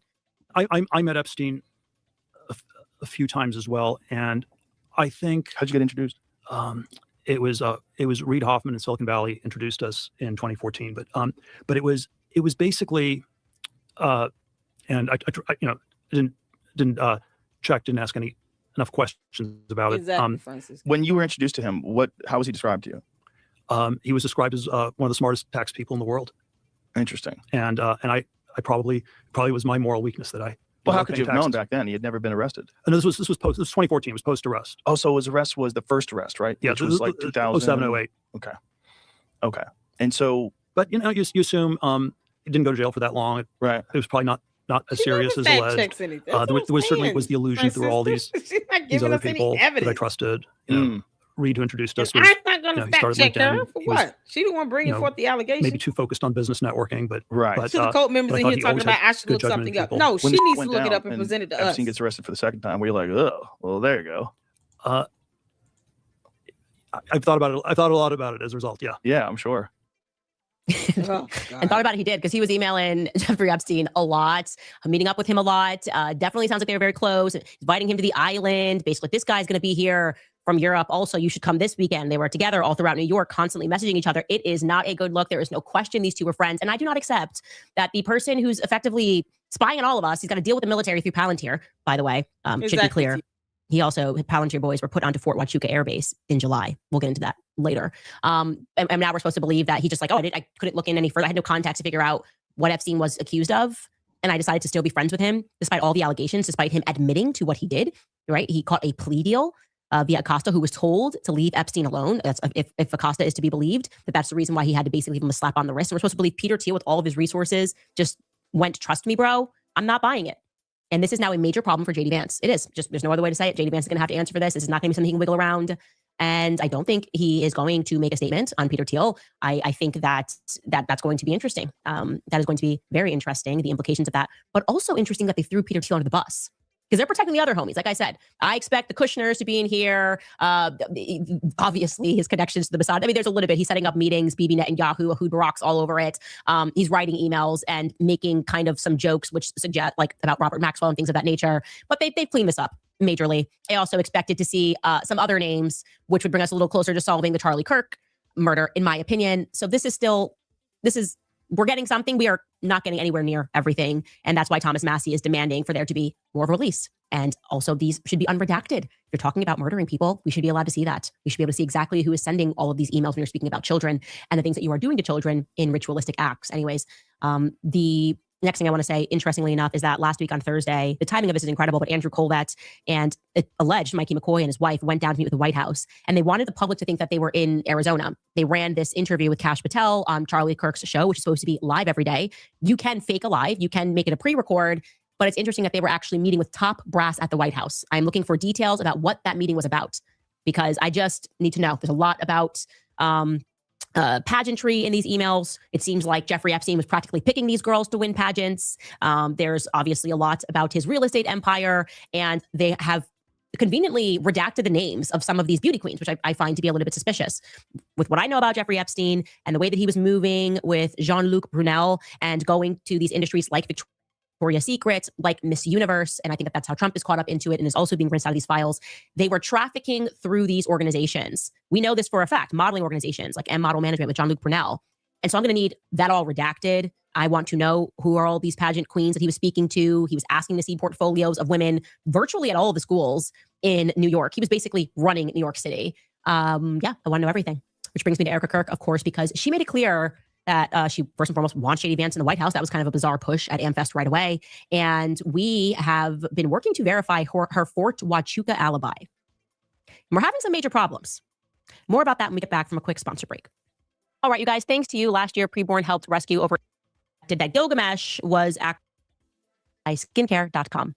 Do you guys ever wonder why Hillary Clinton in those WikiLeaks emails was asking a few days before we invaded Iraq? She was trying to locate Gilgamesh's tomb. I don't know if you guys read the Epic of Gilgamesh. I certainly did when I was at university. Effectively, it has been long suspected that Gilgamesh was actually Nimrod in the Bible. Okay, so think of the Tower of Babel. We can build society. We're greater than God. Why would Hillary Clinton be looking for that tomb in Iraq. That's what Gilgamesh is featured in Iraq, present day Iraq.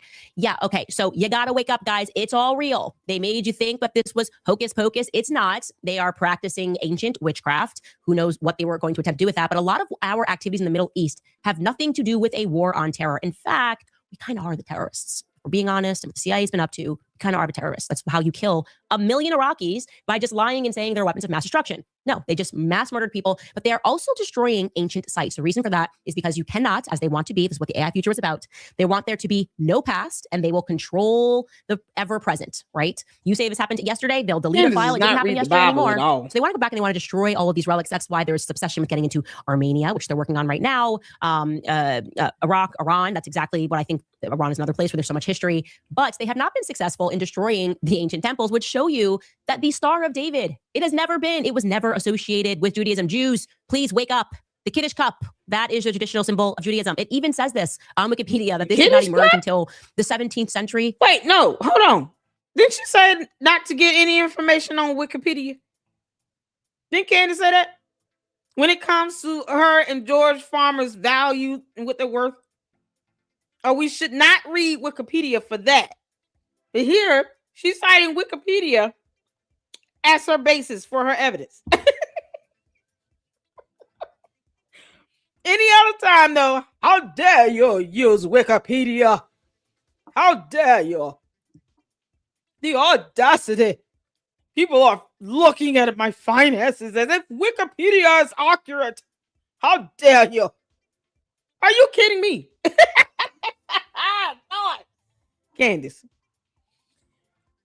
you dumb alien. First of all, why not understand the scripture? Like, who are you talking about? What is going on here? We're back and forth in and out the Bible that you're misquoting. And now you're talking about Wikipedia as your direct source of information. But any other time, don't use Wikipedia to find out how much money I'm worth. Make that make sense? Candace, you don't get to dictate when people use Wikipedia. And then she's demanding information for redactions of beauty queens and stuff. For what? For you to dox them and harass them? Once again, y'all. Once again, she's going after the women. Who the hell is it? Candace, I've never seen somebody obsessed like this over other women like this. Like, it's disturbing, Candace. You're disturbed. You want to know about all these beauty queens, but you don't. What about all these male strippers? Why you can't go find out who they are? I don't understand. I want to know all about the beauty queens. Unredacted information about the beauty queens. Send me all the beauty queens information. All of them. For what? Now these women got to sit here because they were simply a part of a pageant. And they got to worry about you and your dumbass cult coming after them to dox them and harass them online. For what? They can't live in peace because of you. Because Candace keeps obsessing over beauty queens and other women. Girl, just come out the closet. You can't make this up. Right, 1666 was when that guy who was a mystic declared himself to be the Messiah, and they adopted this symbol because it's actually from Solomon's seal. To people that believed that Solomon's ring held power. And I want to show you this because they have done a very good job of destroying a lot of these relics of these Baal temples, but they have not done a complete job. They are making sacrifices to Baal. That is the sacrifice that these pagans are making with constant bloodshed of children. Now, I want to show you this. I don't know if you have pulled this in yet, Skylar. Some of these relics, like in Baalbek, Lebanon, needs to be fired. Yeah, here we go. This is still present today, but obviously Israel is trying to take over Lebanon right now. That won't be here for a very long time. And then we have another Baal temple. Here you can see that Star of David, which is also all over Aleister Crowley, not a Jew, all over his books on ritualistic magic. What y'all see? What's she looking at? Y'all point it out to me. Maybe I'm missing something. Where is it? What, man, Candace, why don't you just move to Lebanon? What, like, go move to Iraq or Iran. Go move there. Go move to Gaza or Palestine. You're such a strong proponent of it. Why don't you just go move there? I don't understand. That way you don't have to worry about what the U.S. is doing over here. You can't make this up. Why are you mad about the decisions that U.S. is making? Go move over there to Palestine, and then you don't have to worry about what's going on here in the United States of America. No one's forcing you to be here. You don't like what's going on? Okay. I mean, we don't care, but whatever. Why don't you just move? You want to be Russian so bad.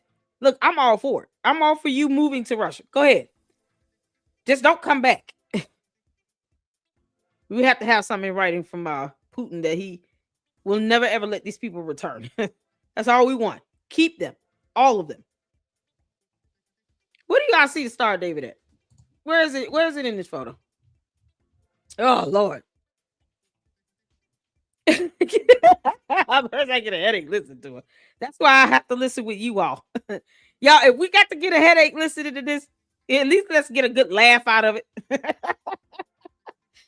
And we can all have a headache together. Where's the Star, David? Do y'all see that in this photo? Am I missing something? Am I missing something? Is that the star over here? Where my arrow is? Y'all see my arrow? Is that it? Or is that it? Where is it? I see a pillar. I see some little circles. There's a pentagon looking thing. Where is that? Does she know what the Star of David looks like? Does Candace know? What the hell? Candace, what are you talking about? Cantifa hates America. She does. She does not like the United States of America. I don't see it either. Melinda says she's trying to say Israel and U.S. is destroying history. That's furthest from the truth. It's been terrorists and ISIS is destroying stuff. I watch a lot of history documentaries. They have said all of this. Yeah, and I'm sure they probably give her evidence too. Do y'all see the star? She can't give not one bit of evidence. That's what's so crazy about this, Melinda. She won't even point out on this photo where the Star of David is. Can't see the star. I don't see it. Baal is title that goes before the name, not the name. Oh, okay. I got you. If you see the hexagon in the middle, there's a triangle on each flat part of the hexagon. Hexagon in the middle. Hexagon is 6 parts, right? Let me take out this caption right quick. Okay, are you talking about here? Right there. Y'all see my arrow? Okay, I see it. Yeah, this stone is so worn down. It's hard to see that. Okay, so this 1, 2, 3, 4, 5, 6. Y'all see that? And then there's something here in the middle. Is that what she's talking about? I don't even know what is supposed to be on this side over here. It's so worn down. It's hard to tell what that is. That's why it's hard to see a Star of David in this. What are we supposed to be seeing on the inside of that? No reply. Why don't she look into the Clintons one time? He literally says to be in child. Oh, child. Oh, Lord. I don't see a star. That's crazy. You think she would look into anyone else? She hates Trump right now. You know, she's just kind of like mad at Trump. She's just mad at Trump. Who knows? Somebody called me a leftist. I am apolitical. Early up in the chat, someone said, you must be a leftist something. I'm not left or right. I don't let anybody put me in a box. I'm the queen of YouTube. You know, you might as well just go all the way there. No one puts me in a box. No one puts baby in a box. No one puts LLC in a box. Politics does not pay my bills. Money does. I don't sit here and put all that energy in it. I don't pick one party over another. I go for what's right and wrong. There's some great people on both sides. And I bless God for all of you all supporting me here. I have a mixture audience, and I'm not going to hear, and I've never been, leaning one party over the other. Just, I don't have to be that way. Yeah, somebody said I was a leftist. Child. Why Candace is bashing everything conservatism. Can't make this out. Well, child, Candace, they're going to evict you out the conservative party if you don't stop this nonsense, because they're not going to sit here and let their party be destroyed because of you. They're just not going to let that happen. It's like the Egyptian planes conspiracy. Eventually, fact-checked and debunked. 90% made up. That is Candace in a nutshell. Exactly. Y'all see it? Okay, so no reply says, yep, soon on there. And there are triangles on each flat part. It's not a Star of David, just like the swastika. Here's a symbol before. Okay, she forgets that people worshipped all kinds of gods in those nations before they became Islamic nations. Exactly. Well, it says they're saying U.S. military was stealing relics. That was only half truth. It was a citizen stealing the historical relics and selling them on the black market. Some relics were recovered from U.S. citizens. Yeah. The best part of the LLC, we all can disagree on whatever we like, but we love each other for who we are, and the topics here are about truth, not size. Exactly. Thank you. No reply. I appreciate that. I people thought I was playing when I said send me the name of all the slave masters so we can find out if they're Jewish. Like that's not a joke. If Candace wants to sit here and say that, my descendants were slaves to Jewish people, I'm going to fact check that. Because obviously she's not going to read about it and she's not going to present any evidence on that. So I'm going to look it up. That's all I'm saying. Some of her cult members took that as a hidden dig. That's not a hidden dig. No, send me the names. Go to your cult leader and tell her, can you give us all the names of the slave masters so we can find out if they're Jewish? Because Lady Luck Club is not going to let this die. She's the queen of YouTube. Can't make this up. Okay.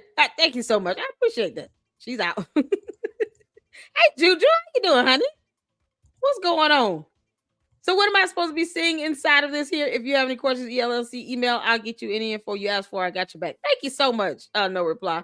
And I'm just trying to figure out here, like, okay, so she's saying this is the Jewish star here. What are we supposed to be getting out of this? I guess what is her point? Like, Candace says so much weird stuff without evidence. Aleister Crowley, not a Jew, but he got this over here. I mean, I don't understand. It's like Charlie Kirk not being Catholic, but he admires, Catholic churches because of, the beauty of the buildings and stuff. Why is she finding this hard to believe? Someone who's not a Jew actually using a reference of this star in their architecture. Is that what she's having a problem with? So because he's not a Jew, he shouldn't be using this star in his architecture? Is that what she's trying to say? Candace, what the hell is the point? His books on ritualistic magic is the quote unquote Star of David. You have to know this. The symbol is everything to them.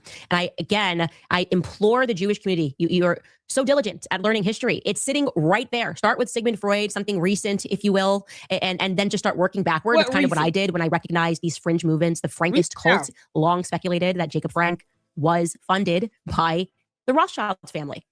Well, we certainly know Jeffrey Epstein was, according to him. He was funded by the Rothschild family. So all these rumors about the Rothschilds are probably not rumors. They just have a lot of money and they pay people off. It's how you get these pastors to lie, these all across all religions that will lie and dissuade their people. And again, nobody can give you a reason as to why the Moroccan flag, the flag of Morocco, was a 6-pointed Star of David. Now it's 5 stars, but it was 6 stars. When the Alawite dynasty, I hope I'm saying that right. Saying that right. The Alawite dynasty, probably not saying it right. No, she's not saying it white. Candace, you dumb white walker. Look, what are you doing? What is she talking about? Jewish people do not worship items or stars, menorahs. It's idolatry to them. They are symbols of hope, not symbols of worship. That's why I don't understand. What is her point in this? What is she trying to prove? I want to, God, I don't do this often, but I'm doing this right now. To the candy ass cult members, comment to the chat and tell me exactly what is her point in this. Because you all obsess over everything she says. What is she trying to prove right now? Because to me, it sounds like she's trying to say, why is he using the symbol if he's not Jewish? What? You know how many artists have used symbols that they may not, simply because they're not a part of that culture or tradition or religion, does not mean that they could not have used whatever symbol it is because they admire the beauty of it. They admire the artwork, the crafts. Like it's like saying I'm not Catholic, But it doesn't mean that I can't look at a Catholic church and look at, the paintings and find that to be awe-inspiring. Isn't that the same thing she said about Charlie Kirk? He admired the Catholic church buildings. He thought the paintings, the windows, everything, all of that was just beautiful to him. He just admired it. The craftsmanship of it all. He appreciated the work they put into building those buildings. And the artwork and the framing. Doesn't mean he was Catholic. So what is she trying to say? God, y'all. Go, Felicia. Began to take over. What have they been doing in Morocco, guys? They have been Aleister Crowley. Why do you think they all traveled to Morocco? Going back to Macron. He loved Andre Gide. They were molesting Muslim kids. That's the reason. And that's... Oh, my God. Candace. Girl, if you don't learn how to speak properly, stop saying this stuff. You're going to give people's videos flagged, you idiot. Cutting back into the Charlie Kirk story, something amazing, and I cannot believe I missed this, okay? So I suddenly thought, let me just try to work through actually every minute and every hour of the last 48 hours leading up to September 10th for both Erika and Charlie. I started with Charlie and just trying to confirm what had been said, public statements that were made from people in his inner circle about his whereabouts, also Erika's whereabouts. And unbelievably, I did not catch this, probably because nobody actually watches or listens to Josh Hammer, but he came out once I released the text message. I said it was on September 8th that he texted and said, I'm abandoning the pro-Israel cause. Well, Josh Hammer came out and clarified that actually Charlie sent that text message on September 9th, the day before he died. Here's what Josh Hammer said in his own words. Take a listen. Candace Owens seized on this totally out of context screenshot of Charlie Kirk being very upset that a Jewish donor was withholding his $2 million donation. And she says no one listens to Josh Hammer as she plays Josh Hammer on her channel. Y'all peep this. Candace, you're giving him views, you dummy. And people do watch him. But it's funny. No one listens to Josh Hammer, but she plays his video clip so that people will go and listen to it. Candace, you are bad at this. You're bad at this. I'm not saying this to say something negative about Josh Hammer. I'm pointing out Candace's hypocrisy. No one watches him, but she does. And so, therefore, de facto, all of her 5 million supporters are going to watch this too. And then they're going to go over to his channel and then they're going to watch the full video. Candace, you're bad at this. And Josh Hammer is getting the views. You're helping him get them. You clown. You can't make this up. She used this as an attempt to say, oh, Josh Hammer's lying, that Charlie Kirk remained pro-Israel until his final moments. Yeah. But she's also holding aside that 2 hours after this screenshot, if you look at the timestamps, 2 hours after Candace that, converted to Muslim. I and a few others were in a small Zoom chat, a small Zoom call with Charlie Kirk the night before he was killed that Charlie organized. Charlie organized this Zoom call for the express purpose of trying to make sure that he had all the best answers, the best messaging advice for how to speak about Jewish-Christian relations and the Israel question on college campuses. Okay, first and foremost, I just want to say he's so full of crap. The idea that Charlie had just gotten back from Korea and was like, oh, please help me, Josh Hammer. You're a complete idiot. Please help me learn how to speak to college students. Josh Hammer and a rabbi who lives in Israel. Like there was nobody else available. You know what time it must have been in Israel for him to organize this call? Why is he doing it with this rabbi? Was it Wojcicki, whatever his last name is? You're not going to just call like Dennis Prager, who you're apparently writing a Shabbat Shalom book with. It seems a little suspect. So you're actually clarifying for us something that's amazing. This is a stunning admission. Okay, because we know that when Charlie got off of this phone call, he texts that evening a text message to Dan Flood and Andrew Colbert saying, they're going to kill me. You should have left it at September 8th because now the September 9th schedule is looking a little bit suspect. Let's pull that up. I want you guys to see this. Let's go to September 9th first. Okay. So we know, which I've been able to confirm, that Charlie had an appearance. You haven't confirmed anything, Candace. You typing this up is not factual evidence. That's not how evidence works. She still has no concept of the definition of the term evidence. You just typing this up does not make it facts. It's your opinions that you vomited all over paper. Is this still Microsoft Excel? Because I'm going to keep laughing. That's not where this goes, but whatever. Candace using Microsoft Excel as if it's Microsoft Word. Oh, my God. Oh, what an insult to Microsoft Excel. You can't make this stuff up. Candace, you typing this up does not make it a fact. He said you lied because you are a liar. And now I have nothing against people who are from Nation of Islam who are Muslims. Nothing against them. Candace wants to come into you all sector. You know, good luck to that. Because it seems like she's like, forget Catholicism. Now her and George are going to be Muslims. And you guys are going to have to figure out a way to deal with these two. Guard your women, because Candace likes grabbing chunks of butts. Yeah. The Will Kane show, that's from his TPUSA office. Erika said that Charlie had the call with Josh Hammer around this time. This is, guys, just so you know, this is Arizona time, okay? That she was getting her nails done around this time. That's what she told me in person. Well, 3:54 p.m., she's referring to the chat. Charlie sends out that text message regarding leaving the pro-Israel cause. 6 o'clock p.m. Again,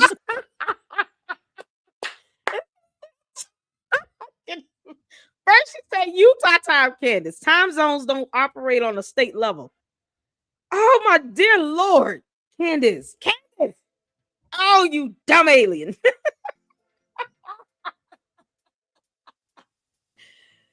Candace, time zones don't work based on the state. It's not Arizona time or Utah time. What you can't say central or mountain or I don't get it. What is the issue where citing the correct time zone? Did this guy say Arizona time? Candace, all we can do is laugh at you at this point. Because if not, me and my people would have headaches all day. And I just refuse to allow the Lady Luck Club, the Luxers, to have migraines over you. Oh, Arizona time. You can't make this is priceless. Candace, the more you talk, the dumber you get. Just a heads up to all of those of the Islamic faith. This is what you're going to have to deal with. Candace Owens and George Farmer vomiting words that make no sense. Okay. Hopefully you all will make them read books.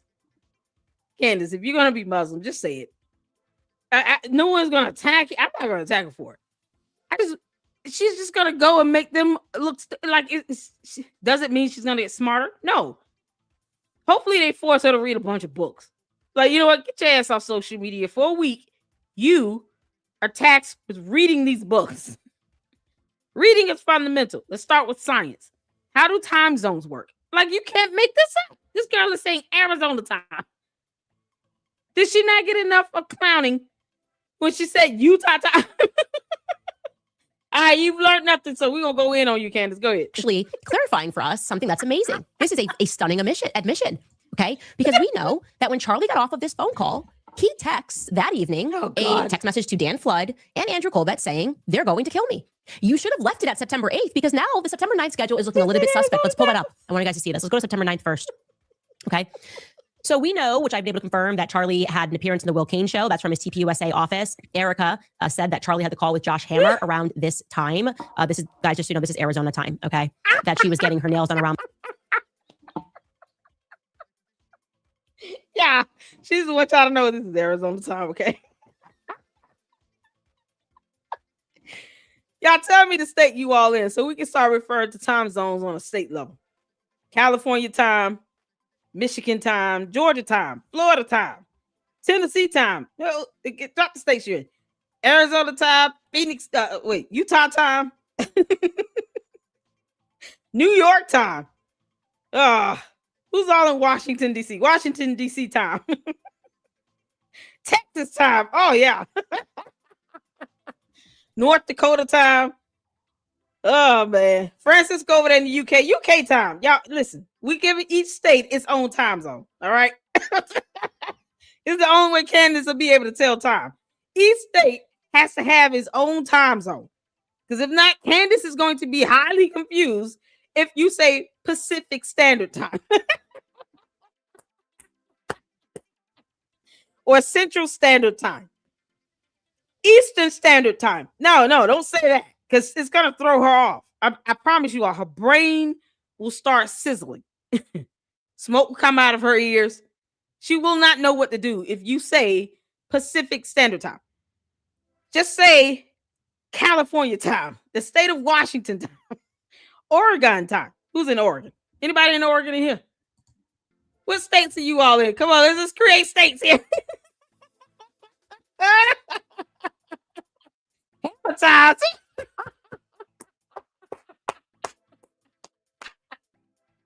Y'all, we got hammer time. It's about to say per time. Per time, baby. Woo, Lord, Candace is sugar booger time. You know, Candace, high as hell. You got to be high as hell. Y'all see how geeked up she is? That girl is high. Candace, you can kiss my ass, you jerkhead. You can't make this up. Candace is high as hell, y'all. She extra giddy, stammering over words. She mad at Josh Hammer about something. Making up new time zones for each state. Like,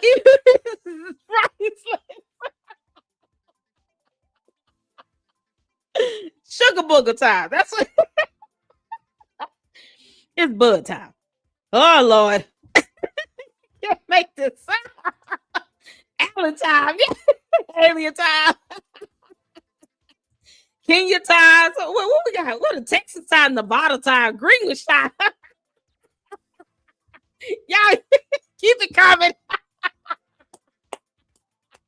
Ice, baby time. Don't make me sing the song. Ice, baby. Come on. Where the 80 babies at? Where the 80s babies at?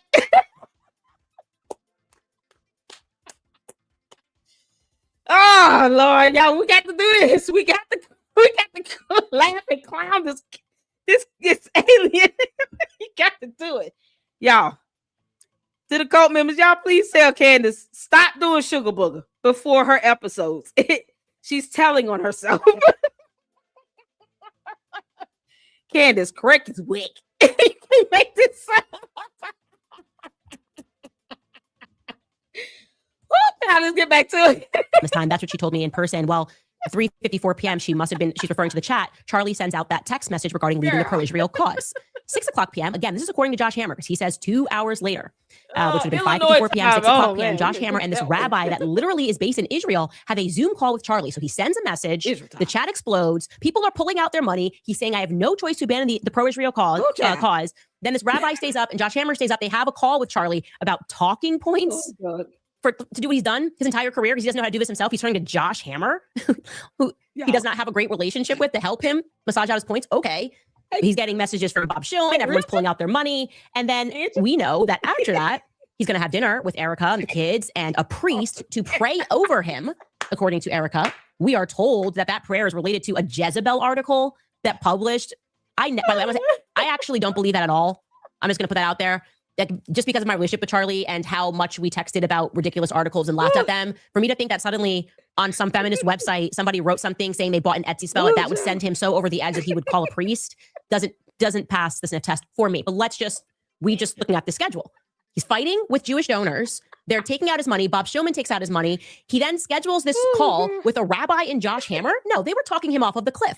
He's in the chat. He's saying, I want Candace back. Confirmed. This happened on September 9th now. I want Candace back. I want to have her. He's also texting other people saying, I want to have Candace back. Confirmed on September 9th. Now you got, a panic call. Come on, just talk. Let's talk through this. Don't bring Tucker and Candace. Let's talk through this. These aren't looking to debate with a rabbi. Help me debate. This is asinine.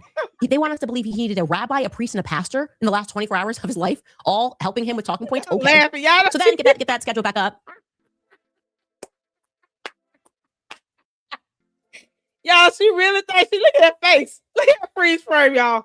Oh, Candace, this is epic. She's like, I really mean business right now. She's seeing stars. Y'all, she's got to be looking at the rainbow. She's probably seeing like a midget Lucky Charms in the room, a midget horse. That the midget leprechaun came in on a midget horse, and she's like, oh my God, they're real. Candace is high as hell, y'all. What you're seeing here is a woman who has finally stepped into the 9th level of this drug unlocking in her system, and it's just full blown force right now. If you could, she probably would just fly to the moon by herself. Y'all, look at it's geeked out. Candace, crack is whack. Okay, you and George make too much money to ever do crack, or crack is whack. You can get the good stuff, girl. She cutting it with, baby oil or something just to try to make it last. Candace on drugs, man. This is ridiculous. He ends this call. He has to have dinner in this hour, which I've confirmed. He did have dinner with his family and the priest to pray over him, this priest, at dinner. And then he messages Dan Flood and Andrew and says they're going to kill me. But he was obviously talking about the trannies. His day was being impacted by Israel. He was referring to Israel when he said that. He was referring to Israel. And I have one more thing to tell you. And this is really going to knock your socks off. This is crazy. What's crazy is she's not smoking weed. It's like she might not do weed, but boy, that cocaine and that angel dust is something else. Candace, you should not do a show when you're this damn high. Okay, don't do a show when you're this high. You just can't make this up. Yeah, she's so geeked. It's crazy. Girl, go get a glass of wine so you can calm this down. This is crazy. I've clocked Erika on another lie. A big lie. I went back to my source. Remember I told you when I broke the story and then she had to admit that he texted Dan Flood. First she said, he never texted Dan Flood, whatever. I have his phone. And then I was like, Andrew Colvett told me and my source had access to Dan Flood's messages. Well, Dan Flood, we don't care. Then she admitted he did receive a message, but she said she received that message on a chat that clears, like a Telegram chat. Well, guess what? I went back to that source and they said it was an iMessage. She's lying. Who's the source? Why you can't tell us the source, but you want to unveil these beauty queens? Because Candace like girls. Whatever. Kiss my ass, Candace. We said it again for you. She's now twice lied about the Dan Flood message. First, she said it didn't exist. Then she said maybe it did exist, but actually it was on Telegram, which Charlie had set to clear. Telegram, and that's why she never saw message. it. That's I don't a lie. care. It was sent an iMessage between him and Dan Flood, according to my source, who I trust a lot more than I trust Erika because I've clocked her on too many big lies. Because you don't even know who the source is. The source could be Satan himself, y'all. Yeah. Candace would trust Lucifer. What? We don't have time for you to regale us of tales that you and your alien friends have over the phone. E.T., phone home. We don't have time for that. Candace gets high and then she creates all these imaginary friends. And somehow she thinks we're supposed to know who they are. Yeah, she's got to be talking about another sugar booger friend. Candace's sugar booger friend list is getting longer and longer by the day. You can't make this up. Now imagine this, because we got to do math. September 10th until now. February 8th. 2 days away from February 10th. That would be 5 months. Imagine every day since September 10th, Candace has hit the sugar booger. Each day, there's a new friend or new source that pops up. How many new sources has she had? Let's count the days. From September 10th until February 10th. How many new sources is that? Let's do a little math. Every day she does sugar booger, a new source comes up. Some new source, whomever. How many people is that? How many sources is that? Got a new source every day for the last 5 months. Somebody do that math and drop it in the chat. Somebody do the math and drop it in the chat. All these imaginary friends and sources coming from that sugar booger high. It's got to be, what is that, 5 months, 30 days each month. Let's say it's what? Candace, 150 sources. Are we at 150? 150 sources, let's say 140 sources. Every day, Candace has been obsessing over this. She has a new sugar booger friend that comes out of nowhere. A new source that comes out of nowhere to whom she never names. Because I guess she stopped naming them after, sugar booger number 5. We can't keep up with them all either. We got a Bonquisha. We got a Karen up in there. Maybe a Ken. Because she keeps grabbing women's asses. Like, you got So many sugar booger sources that's coming out of every time she hits that pipe. Boy, you can't make this up. There's a new sugar booger source that comes up. Which one are we talking about now? If it's a Cabbage Patch Kid, I'm going to be so upset. Candace, can you at least tell us the name of these people? We're not looking for them because we know they're not real. We know they're fake. Give us a name either way so we can just add it to the list and just have a good giggle off of it. This source has to be named Larry. Let's name the source. This sugar booger source that she's talking about now, their name is Larry. Okay. Larry the Cable Guy. Larry the Cable Guy has entered the chat. So Larry the Cable Guy has told her, no, it wasn't a telegram. It was Instagram. It was the instant message. I am. From what? Yahoo? From what? I am. Based off of what system? Instant message. That's not a platform on its own. Is it Yahoo Instant Message? Which instant message are we talking about? Are we talking about AOL? Are we going back to the days of AOL? Y'all remember AOL? Can't make this up.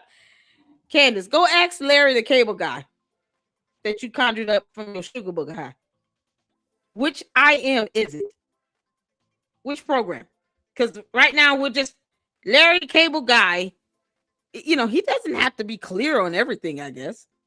Because you made him up. You know, he's one of those friends you come up with when you're high as hell. Okay. But at least ask him which I am platform. If it's AOL, I'm going to clown you for a weekend. I promise you. So, not okay. Let's take you back to the 8th. Let's go to the 8th, September 8th, and I'm going to tell you what's problematic. I had to put together what people said happened on this day, and here's what I've been able to confirm thus far. I have from 10 o'clock a.m. to 11 o'clock a.m., Charlie appears from his home studio. Again, this is all reflecting Arizona local time. On the Charlie Kirk show, that's a full hour on the Salem network. Then Erika told me that she woke up Charlie from his nap. Makes sense because he had just gotten back late the night before from Korea. Okay. Oh, girl. Makes sense that he would be napping. She says she woke him up from a nap for his Fox News hit. Again, that's just according to Erika. But the timing of him, the idea of him sleeping at this time makes sense to me is what I'm saying. Then we know Charlie Kirk appears from his home studio on the Ingram Angle. And the show, he shoots it from his house. So he's not going to the office because he's exhausted and jet lag. This is also the day that the article appears in Jezebel regarding that witch's curse. At 5:24 p.m., Erika's alibi to me was that she was just arriving back home, presumably with groceries, but just arriving back home. At 6:06 p.m., she texts Charlie and says dinner is ready. And per Frank, and I want you to listen to what Frank Turek says here. He says that he went on a walk with Charlie this day at 8 o'clock p.m.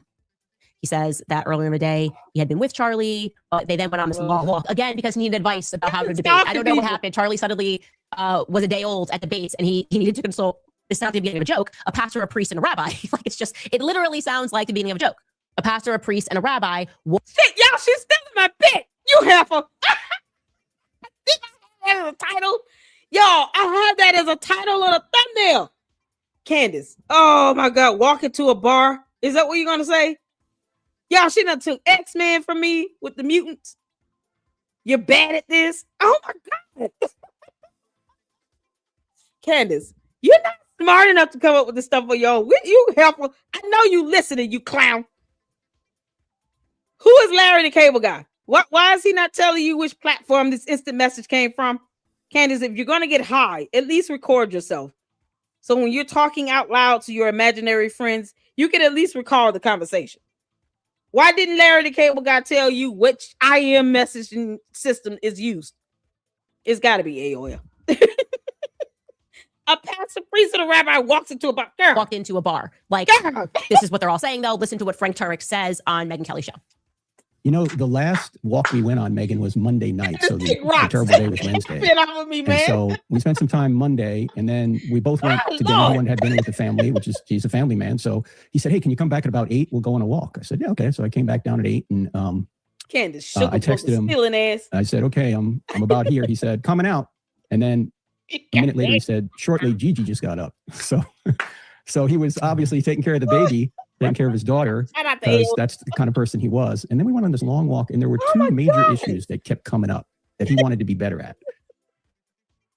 He then goes on to say that Charlie was asking for him advice for how to speak to the college kids about questions about Christ. So again, he's got so many spiritual advisors to help him contend with this. You would think they might have different answers because you got the rabbi doesn't believe in Christ, but he needs to consult him about debate questions. Then he's got Frank Turek, doesn't impress. You got the priest. Who, anyways, it's all very confusing. But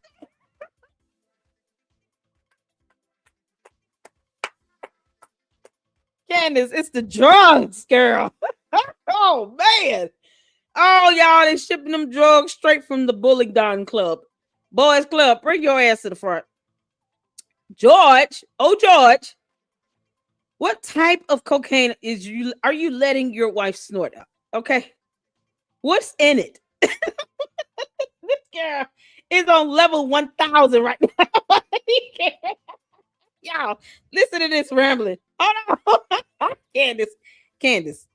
You know, I being the queen of YouTube will always tell you to kiss my ass. I'm not playing. I don't care how you feel or what you think. Stop stealing my jokes. You can't make this up. Candace, you have to be better at it. He then goes on to say that Charlie was asking for him advice for how to speak to the college kids about questions about Christ. So again, he's got so many spiritual advisors to help him contend with this. You would think they might have different answers because you got the rabbi doesn't believe in Christ, but he needs to consult him about debate questions. And he's got Frank Turek, doesn't impress. You got the priest. Who, anyways, it's all very confusing. But the interesting part that from that statement is that he says that Charlie had to deal with the kids. Now, I'm not trying to read too much into it, but if he's late coming out for this walk because he has to deal, Gigi got up and he's got to deal because he's a great dad. Wasn't Erika home? Couldn't Erika have gotten him back down if you had an appointment to make? Perhaps, maybe she was like, no, it's your turn. You deal with it. But the problem I'm having is I have now confirmed with people that live where they live, because they live in a building, that they all saw Charlie. They also saw Charlie on a walk. I have one person who lives there. She ran into Charlie and he certainly was on a walk, not with Frank Turek, with a tall person who she does not recognize. Charlie stops. They spoke about her dog and then he told her like, oh, I'm starting my tour tomorrow. They had a brief chat.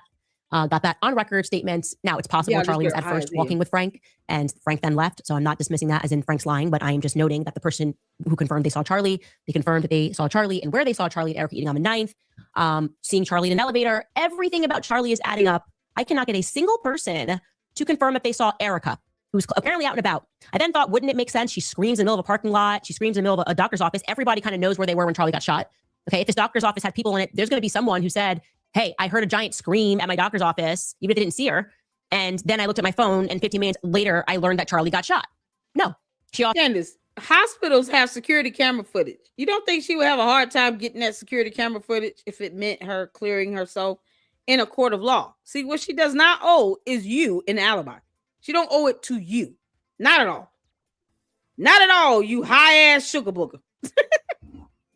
This girl is going 1,000 miles a minute. Ooh, that cocaine must be something else, Candace. Oh my God. Look at her face. This girl is just, I mean, good grief, Candace. There are cameras everywhere. The neighbors have camera footages. They have Ring cameras and stuff. How do I know this, Candace? Ask me that. Please ask me. How do I know this? Because Candace, you get this tip line with all this BS, and I hope people continue to troll you in that tip line. You deserve it. You deserve every bit of trolling that you get in that tip line. But they're real independent journalists. They get real information, Candace. You have so many of the neighbors there that have security cameras. It's impossible to see someone come in and out and not get caught on the camera. Her cell phone can also be a locator. It can also give you signals that hit cell phone towers that can ping your location that comes with a date and time stamp. And in Candace's world, it'll be based on, Arizona time. You can't make this up. If she was at the hospital, she was caught on a camera going into that hospital. Yeah. This is, security camera footage, video evidence doesn't lie. So if she wants to prove her alibi, Erika can do that in a court of law. She doesn't owe you that, Candace. Not when you high as hell and you're not listening either way. She's got 800, somebody said 850. Is that the magic number? Candace has got at least 850 new imaginary friends in her head. Every time she hit that pipe, you can't make this up. Candace, stop doing drugs. Also says that she collapsed in the parking lot. No one thus far has seen that. Nobody in her building has and they all know each other. It's a building. They know Mikey McCoy. People have said, I've seen Mikey McCoy on this date, blah, blah, blah. No one can confirm that they saw Erika on this date where she was behaving super shady and just giving me a very straightforward alibi and pretending like they didn't understand the instructions of this alibi for Fort Huachuca. Something else was going on. I don't buy any of these stories. I don't buy Charlie suddenly needed advice from a pastor, a priest, and a rabbi. It sounds ridiculous. Okay. I think something was happening. I think Charlie was fearful of his life. I don't think it was about Kirk. I think everything that was going on in his day reveals that Charlie was stressed out about pressure that was being put on him regarding Israel. And he was instructing to his team that he was done with them. And he was happy to lose money. So it would not track that then, after dealing with this having a call with the rabbi who should be asleep in Israel, but is staying up to give you advice on a debate, like this couldn't have been a freaking email. It would follow that he then sent to Andrew Colvett and Dan Flood that they, meaning the Jews, were going to kill him. That's what I believe. That's what I believe happened on that day. And as far as why Erika is lying and covering for Dan Flood, we're gonna need to get to the bottom of that. These are not little. All because Candace doesn't know the difference between a telegram message and an instant message. Candace, who are these voices in your head, girl? You got to find a way to silence them all. Because if not, they may have you doing some crazy things. Like actually physically going to stalk another woman. And then grabbing, a chunk of her butt, talking like, yeah, we don't need that. Because Erika Kirk might turn around and pop you in the face. If she has hands and she lays them on you, don't get mad when she whoops your ass. I'm just saying. Erika Kirk, she might be high. So just, pop her and then figure out what state of mind she in first. Yeah, I can imagine Candace actually going to Erika Kirk's house and snooping around in the trash can. Because, junkies do dumb things like that. You can't make this up. God, get that. Come on, Felicia. Lies are huge lies. These are big lies. She's covering up for bad people and doesn't make any sense. She's welcoming bad people into the foray of Turning Point USA for money. I don't like it. I don't like it at all. And I don't give a shit about who wants to cut me on Instagram and say, oh my God, the heart, I can't believe it. Oh my God. Look, they say come on. I don't want to hear none of you all talk about me and my profanity when she just said the S word too. I think we're fair and even on that. Candace. Boy, this drug man just something else. I'm laughing at you, you dumb heifer. You can't make this up. This girl is high. Andrew Colvett and Dan Flood, that they, meaning the Jews, were going to kill him. Oh my God, what I girl. That's what I believe happened on that day. You've been saying this is as far as why Erika is lying and covering for Dan Flood, we're gonna need to get to the bottom of that. These are not little lies, these are huge lies. These are big lies. She's covering up for bad people and doesn't make any sense. If you can't get the video evidence to prove that she was at a hospital on the day of with her mother, I don't, who cares what you gonna get down to the bottom of? Candace, she was caught on a camera going to get to the hospital. You do understand that there are cameras installed at the doors of the hospitals. All of them. Every entry point at the hospital has a camera. Eyewitnesses. People at the check-in desk. The doctor. She's caught on at least 2 cameras. Going into the hospital and at the elevator. And you're trying to lie against video evidence. Don't you, Candace, I'm the queen of YouTube. Don't you think I know that there's camera footage? Why do you think I keep saying this? If you're going to steal my jokes, at least take the common sense too. Common sense says cameras are installed in the hospital, in the parking deck. You're caught on these cameras. Going into the parking deck, yeah, they can read your plate. And you don't think that the video evidence would prove that she was there? How high are you? Candace is high as hell, y'all. Look, it's no point in me trying to say anything serious because it's just going to go over your head. Candace, I know you high listening right now. If you're going to come into my chat, at least come in as Candace Owens. Can't make this up. She's welcoming bad people into the foray of Turning Point USA for money. Oh, I don't like it. I don't like it at all. And I don't give a shit about who wants to cut me on Instagram and say, oh my God, the heart, I can't believe it. Oh my God, how could you? How could you? How could you? How could any of you continue to stand by this sort of stuff. And the society that we live in, where good men are being cut down, killed, children are being harmed, people are lying about who Charlie was, what he was going through in the final days. And look up at the people who still have. Candace, you're lying about being a good mother. I mean, didn't you say you were being a bad mom because you kept crying and you were neglecting your own kids? It's 4 of them in the house. Are you ever going to give them any attention? You know, between you being high and your binges and you're not making George a sandwich and all, and he's in the closet still, and now you want to sit here and yell and scream over the microphone. You're making up more sources and coming up with just more convoluted stuff, but you can't tell us the source. Larry the Cable Guy is hiding. And somehow you still don't understand how time zones work. You want us to believe anything you say, girl. Y'all, Bonquisha is coming out. She's cussing like a sailor. A soul and question their motives. If you are, giving into money and the rest of you guys are joining team Baal worship, that's cool. The rest of us, we'd rather not. Take a brief break and we'll get some of your comments. Oh, you guys, just 25. Candace, no. Yeah. What the? So far, we on the road. Candace. Oh, Lord have mercy. They should not be on the ball train, but boy, get on that sugar booger train if you want to. That's it. Candace is high as hell. Oh, y'all. Candace don't even care about Charlie Kirk. Y'all, let's get some comments in right quick. Ball Candace. No, right? Fran says you weren't even his friend for you to know anything about him at the time he died. Exactly. Listen, the whole idea of her unfriending him and all this other stuff is baffling to me. She can't show one photo or anything of her and Charlie Kirk having any interaction 6 months prior to his death. 6 months prior to his death. She can't produce one photo or image of her and Charlie Kirk hanging out or doing anything at least 6 months prior to his death. Not a one. You can't make this stuff up.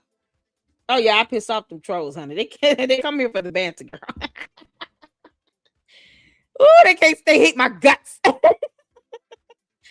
Don't care about what cult members and bots think. Yeah, I really don't.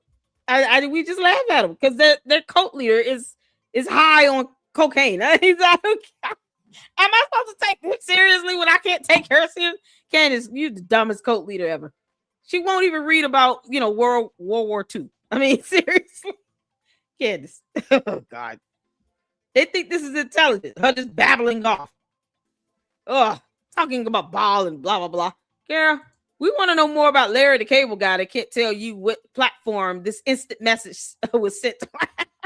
Erika, girl, you should be laughing at this. Oh man. I wish you guys so much. Yeah, the cult members, they'll be fine. The Candace, the candy asses, they're gonna throw their tantrums, y'all, in the chat. They're whatever. They know I say this all the time about their cult leader. This is nothing new. She does drugs. You can't make this sound. Candace, what I'm disturbed about is why you keep obsessing over women, beauty queens, and all because you couldn't be a beauty queen. Is that why, Candace? Because you never won a beauty queen pageant. Is that the deal? You're trying to connect Erika Kirk to this beauty queen because she was a beauty queen, while you sit here and talk about Arizona and Utah time zones. I've never known anybody to take time zones and make it state specific. What? Oh yeah, all right. Here's the next episode. Let's get into this. It says crumbling alibis from 9/11 to 9/10.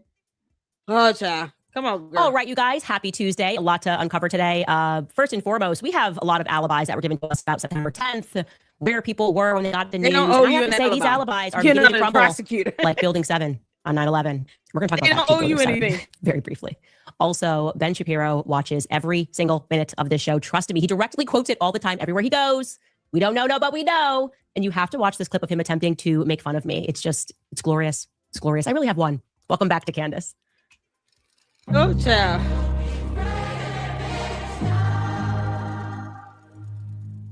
An alien had a baby. A lot going on, you guys. A lot God. to cover, to uncover. And apparently our government is out there just trying to discover certain things. And I just have to tell you what's going on in this world right now, the best way that I can make you understand this. We're essentially the Muggles. For those of us who read Harry Potter, maybe those of us who were dweebing it like me and read it a few times in the story of Harry Potter, we're the Muggles. There's this entire world of witchcraft and wizardry, spiritual darkness and spiritual light that's happening. Let me be straight on this. Candace does not read. And when she tries to read, she fails miserably. Candace is not a reader. At all. Like, at all. She's like, I don't have time to tell you all about World War II. Of course she can't, because she knows nothing about it. Can't make this up. People that are practicing literally Babylonian magic, and they intentionally rendered us as the Muggles, the people who are not aware that it's going on at all. That all seems so ridiculous. That can't be true. And I think that began, by the way, transforming us into idiots. It began when in America, when they removed the Bible out of the classroom. It used to be taught at public schools, the Bible, so that you knew your history. And then kind of Hollywood rose, and they sort of make fun of people that go to church. They've also, people that do go to church are having the word perverted in some ways, as we've covered extensively on this show. They made us think essentially that the Bible was a fairy tale, effectively blinding us all to the fact that it is very real. All of it is real. Angels, demons. Today's just going to be one of those WTF episodes when I share with you the true story of what the heck we were doing in Iraq. We're Iraq. Let's go back. Let's go backward. Let's recap the Muggle edition of what we were told. Okay. The Muggle edition goes like this. On September 11th, 2001, some super duper evil Muslims, known to most of us now as Israelis, hijacked some planes and drove them into the Pentagon, flew them into the Pentagon building, also the Twin Towers, and then Building 7 kind of got really emotional seeing his friend get hit and went ahead and just collapsed itself. Yeah, right? Super duper. By the way, I should mention that over the Pentagon, that plane was also very unique. It apparently had no wings when it just dove into the Pentagon. Some people said they heard a missile, but we won't ask questions. We're not here to debate those conspiracies. We were told that this was executed by the Saudis. They had hijacked the plane. How did we know? Well, because one of them was kind enough as to conveniently drop off his passport on the sidewalk to make sure that we knew that it was them that was getting away with these super duper evil crimes. I'll remind you of that. Candace, super duper. Why don't you give supercalifragilisticexpialidocious word another? Just give it another go. I know I make you jealous. I can say complex terms that you can't. Just don't come near my butt because it's a lot to grab and I don't have time for that. I don't play that either, so I knock you out. Y'all, Candace likes grabbing women's butts. You can't make this up. Video very quickly about the passport being found. Donna, when these buildings came crashing down on Tuesday, they sent debris showering in several blocks in every direction. And it was in one of those areas a couple of blocks away from the World Trade Center site, apparently where that passport was found. The FBI announcing that it has found the passport of one of the hijackers who was on board one of those two planes that hit the Twin Towers on Tuesday morning. I mean, I was young. For those of you that were not young and were grown adults, did you just accept that? I was a kid. That's my excuse, okay? I was in middle school. But for those of you that were not in middle school, did you just accept this? And my mom will only say that one time. Be respectful in the chat to my moms and my people. Sometimes it's hard for me to see the chat because I'm on another screen. But be respectful in the chat. My mom is not going to keep repeating that. If we're all grown adults, act like it. We're going to have dialogue and disagree without it being stupid. She will not say this again. Those of you that had families, did you go watch the news and go, that makes sense. Yeah, the debris just we could not even find human remains, but the debris just unfortunately flew away out the window. He's like threw his passport. I have so many questions about that. But again, we're not here to relitigate 9/11. We know how we felt. We all gathered around those Super Bowl. Candace, you can never litigate it. You're not an attorney. Why are you using terms that are not applicable in the situation? And they say she's so smart. Let's go back to this relitigate again. Relitigate? Seriously? Candace, I'm not here to relitigate anything to you. You're not litigating at all. Are you kidding me? Super duper crimes. She's using words like super duper. And then wants to use a complex term like relitigate. Something she can't define or spell. Candace, you're not litigating anything. You don't have the intelligence or the education or the credentials to litigate a damn thing. You're not an attorney. You can't make this up. And it was in one of those areas, a couple of blocks away from the World Trade Center, apparently where that passport was found. The FBI announcing that it has found the passport of one of the hijackers who was on board one of those two planes that hit the Twin Towers on Tuesday morning. Americans lost their lives. For those of you that were not young and were grown adults, did you just accept that? I was a kid. That's my excuse, okay? I'm in middle school. But for those of you that were not in middle school, did you just accept this? Those of you that had families, did you go watch the news and go, that makes Candace, I don't think anybody accepts seeing towers down where thousands of people were harmed and injured and killed at one time. What are you talking about? Get out of the United States of America. Clearly, you don't like this country. What are you talking about?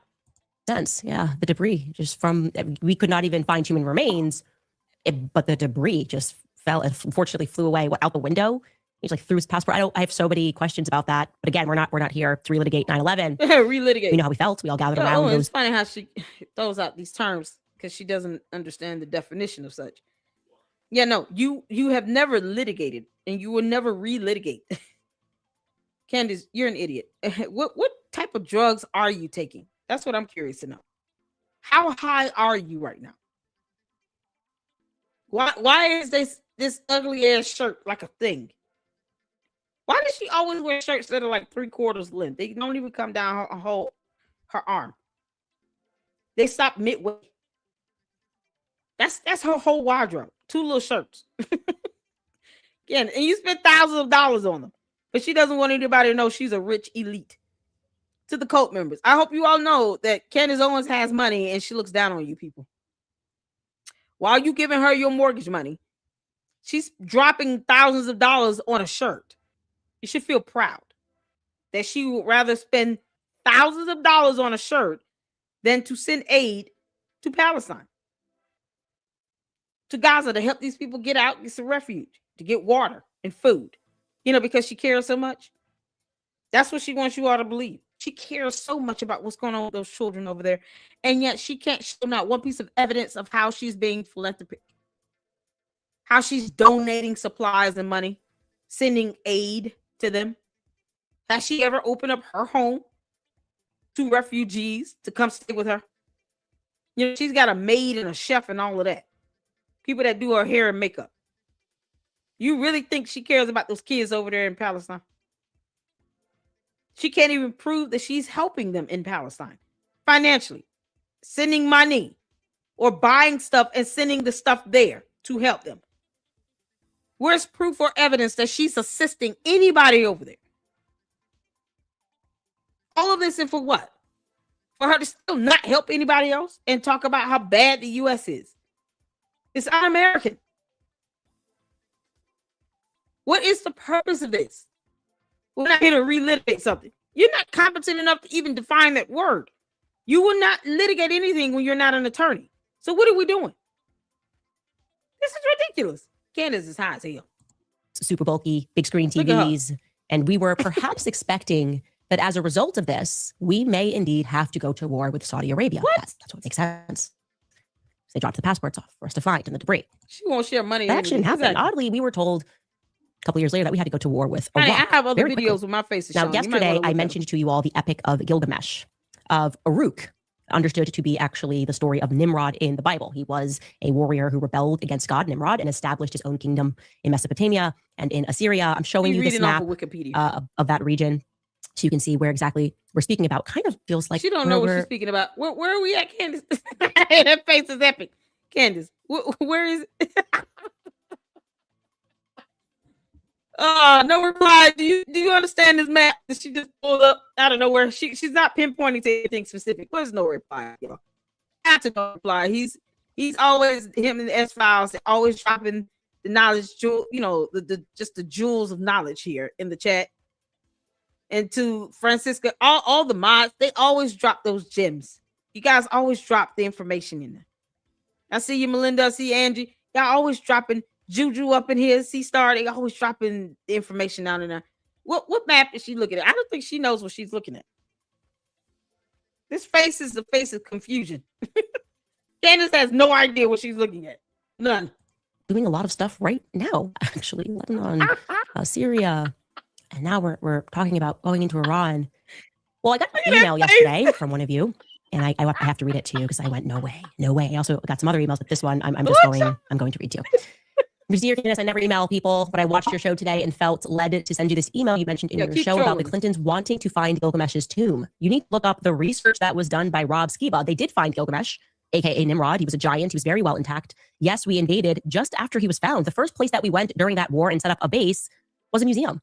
Not just any museum, the museum that held all of the relics for that. It also held all of the cuneiform tablets from Babylon and Gilgamesh and or Nimrod's tomb.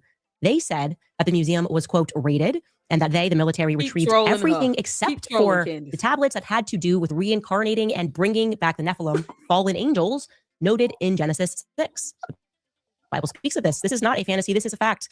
They have to have Nimrod to bring the Antichrist forth. Please go watch Babylon Rising by Rob Skiba or read the book or his other work on this. He has done many videos and books and backs his work up and uses scripture too. He's the only one that knows this and has these things out. I pray if you didn't already know this, it helped. And that's the thing, Angie. Like, you got people out there talking about show your face for what? For your cult leader. You're doing the work of your cult leader when you want to dox somebody. Not as if they can't just look at other videos to see where I've come on camera. But they use that as a tool to cyber harass and to dox people, which is illegal.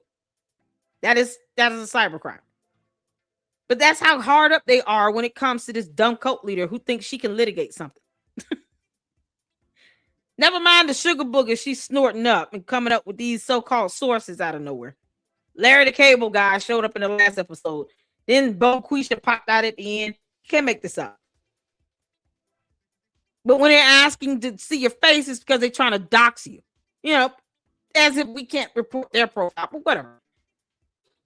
But that's the danger in this. They want to stifle your free speech by doxing you and bringing shame to the internet, telling people who you are, and for what? As if that stops anything. We don't have free speech and expression. Why dox someone to silence? That's how disgusting the plurality are. And they refuse to read a book or a law or understand the definition of the term litigate. Can't make this up. After you pay, Angie, it's crazy. Helps you continue on your quest for truth. Now, that term Babylon Rising instantly flagged to me as interesting because as I've been speaking to you about what the elite practice and it's telling you, but this goes back to the Sumerian tablets, Project Looking Glass. So they freaked out when I discussed that. This idea of these occultists, Babylon Rising, the names of their books, this Babylonian magic, it's a theme that just keeps cropping up, whether you're referring to Aleister Crowley or Jack Parsons. So I went, wait a second. Because we never really did get an answer for what we were doing in Iraq, you know.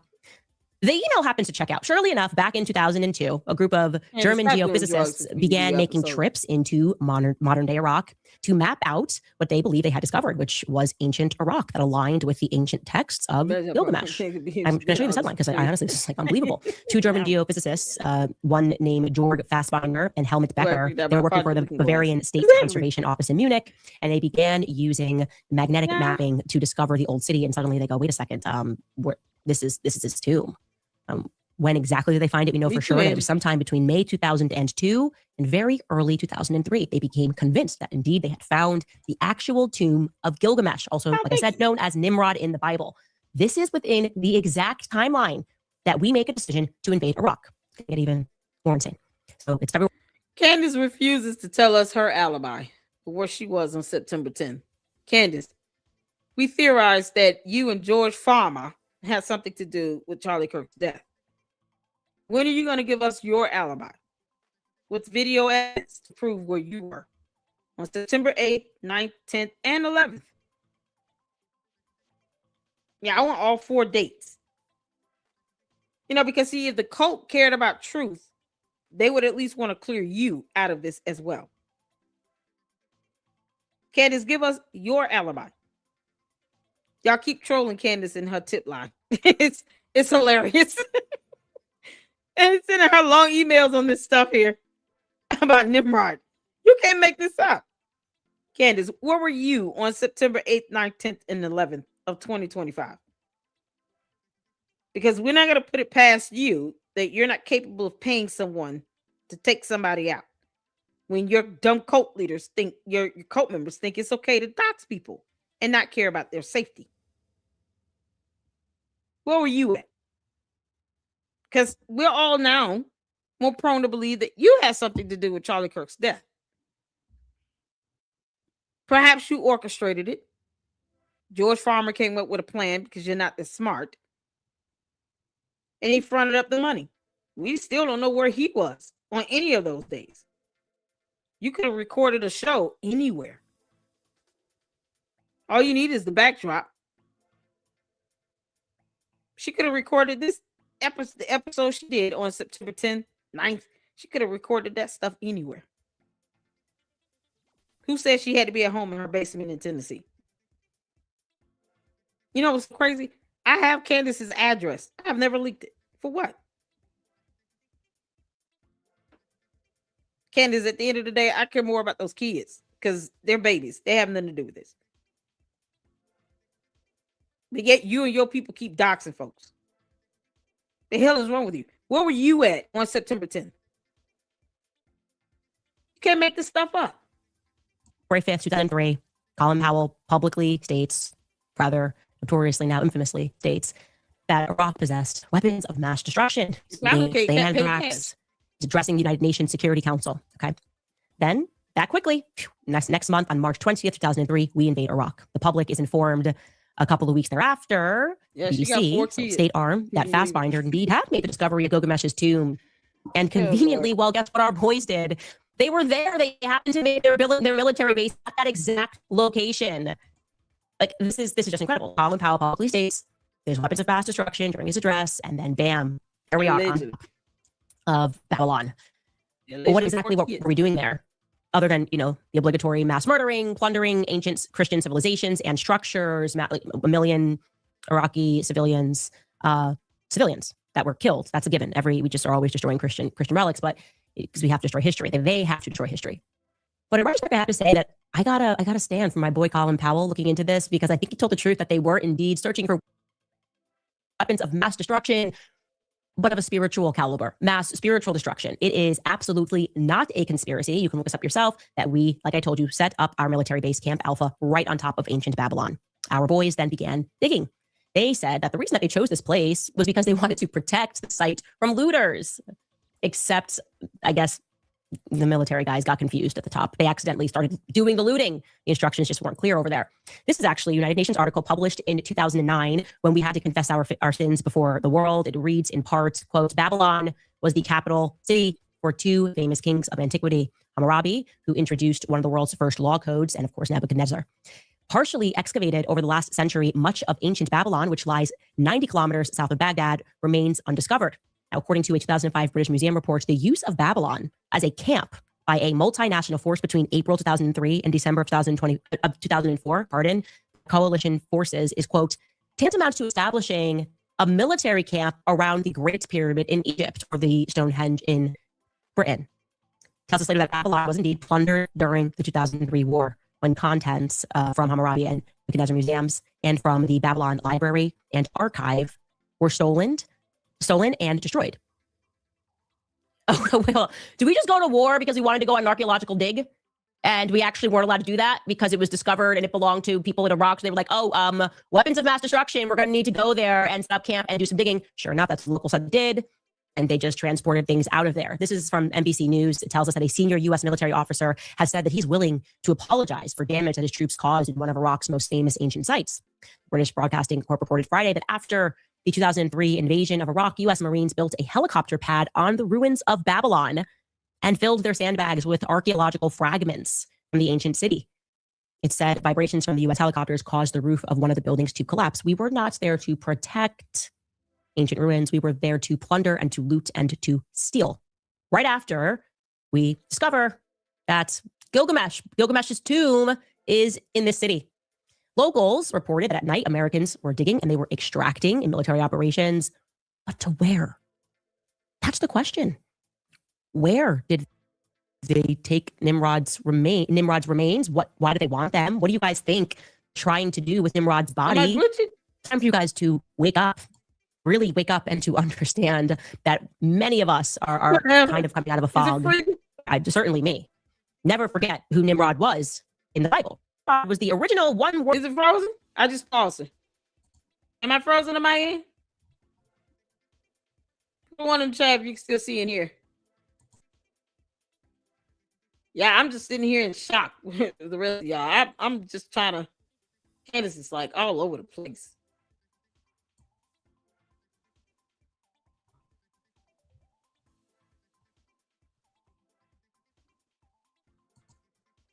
Oh, no. Okay, cool. All right, let's get back to it. She's just rumbling off. Y'all, Candace doesn't even read the Bible for this. I'm sure she turned to Wikipedia. Candace, what the hell are you talking about? Where were you on September 9th, 10th, and 11th last year? Because we want to know your alibi. We all believe now that you had something to do with Charlie Kirk's assassination, Candace. You paid somebody some money somewhere. And people are going to start finding out. Because you're not going to be able to keep that secret for long. You or any of those voices in your head from your sugar booger rushes are not going to be able to stay silent for long. Can't make this up.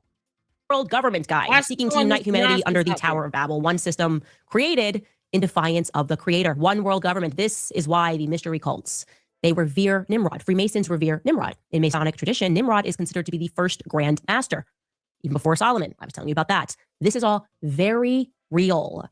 It should shock you. You're probably like, was I about? Yes, absolutely. And so people then dug up, and this got a bit confused, by the way. So I should clarify that there was this still never quite explained FOIA request that went through to the State Department requesting documents pertaining to the resurrection chamber of Gilgamesh, the location of his body and the location of the buried Nephilim. Who are we talking about? Who are we speaking about when we refer to these people, the fallen angels? Guys, I am telling you, and this is not a part of Catholic canon, but you are allowed to read it, and you should read it. I read it on a plane. I don't even know what was going through my mind where I decided I needed to read the Book of Enoch. I think it is so important to read the Book of Enoch. She has not read it. To read about the fallen angels. That this is your real history. I'm sorry to tell you guys, you're not a dinosaur. Okay, you weren't a dinosaur. You're not just like floating. Thank you, Katy Perry, but you're not like a plastic bag floating through the wind. No. I didn't really ever find that line to be relatable at all. I've never felt that way. This is all very real, and the elites have held on to this and destroy history because they don't want you. First, you said the history of slavery was because it was the Jews. Now you're saying history of humanity is because of fallen angels and Nephilim and something else with Enoch. And you have not read the book, but you need to read it, but you're telling everybody else to read it. Where were you on September 8th, 9th, 10th, and 11th of 2025? Because you had something to do with Charlie Kirk's assassination. All this pivoting and all this nonsense you throwing up here because you on some drug binge, high as hell, grabbing women's butts. Like all this stuff you're doing is nothing but a distraction. This has nothing to do with anything. Y'all, you can't make this stuff up. How long does this go on for? God. Candace, this is ridiculous what you're doing. Like, you're not saying anything of substance. Ugh, this episode is so dumb.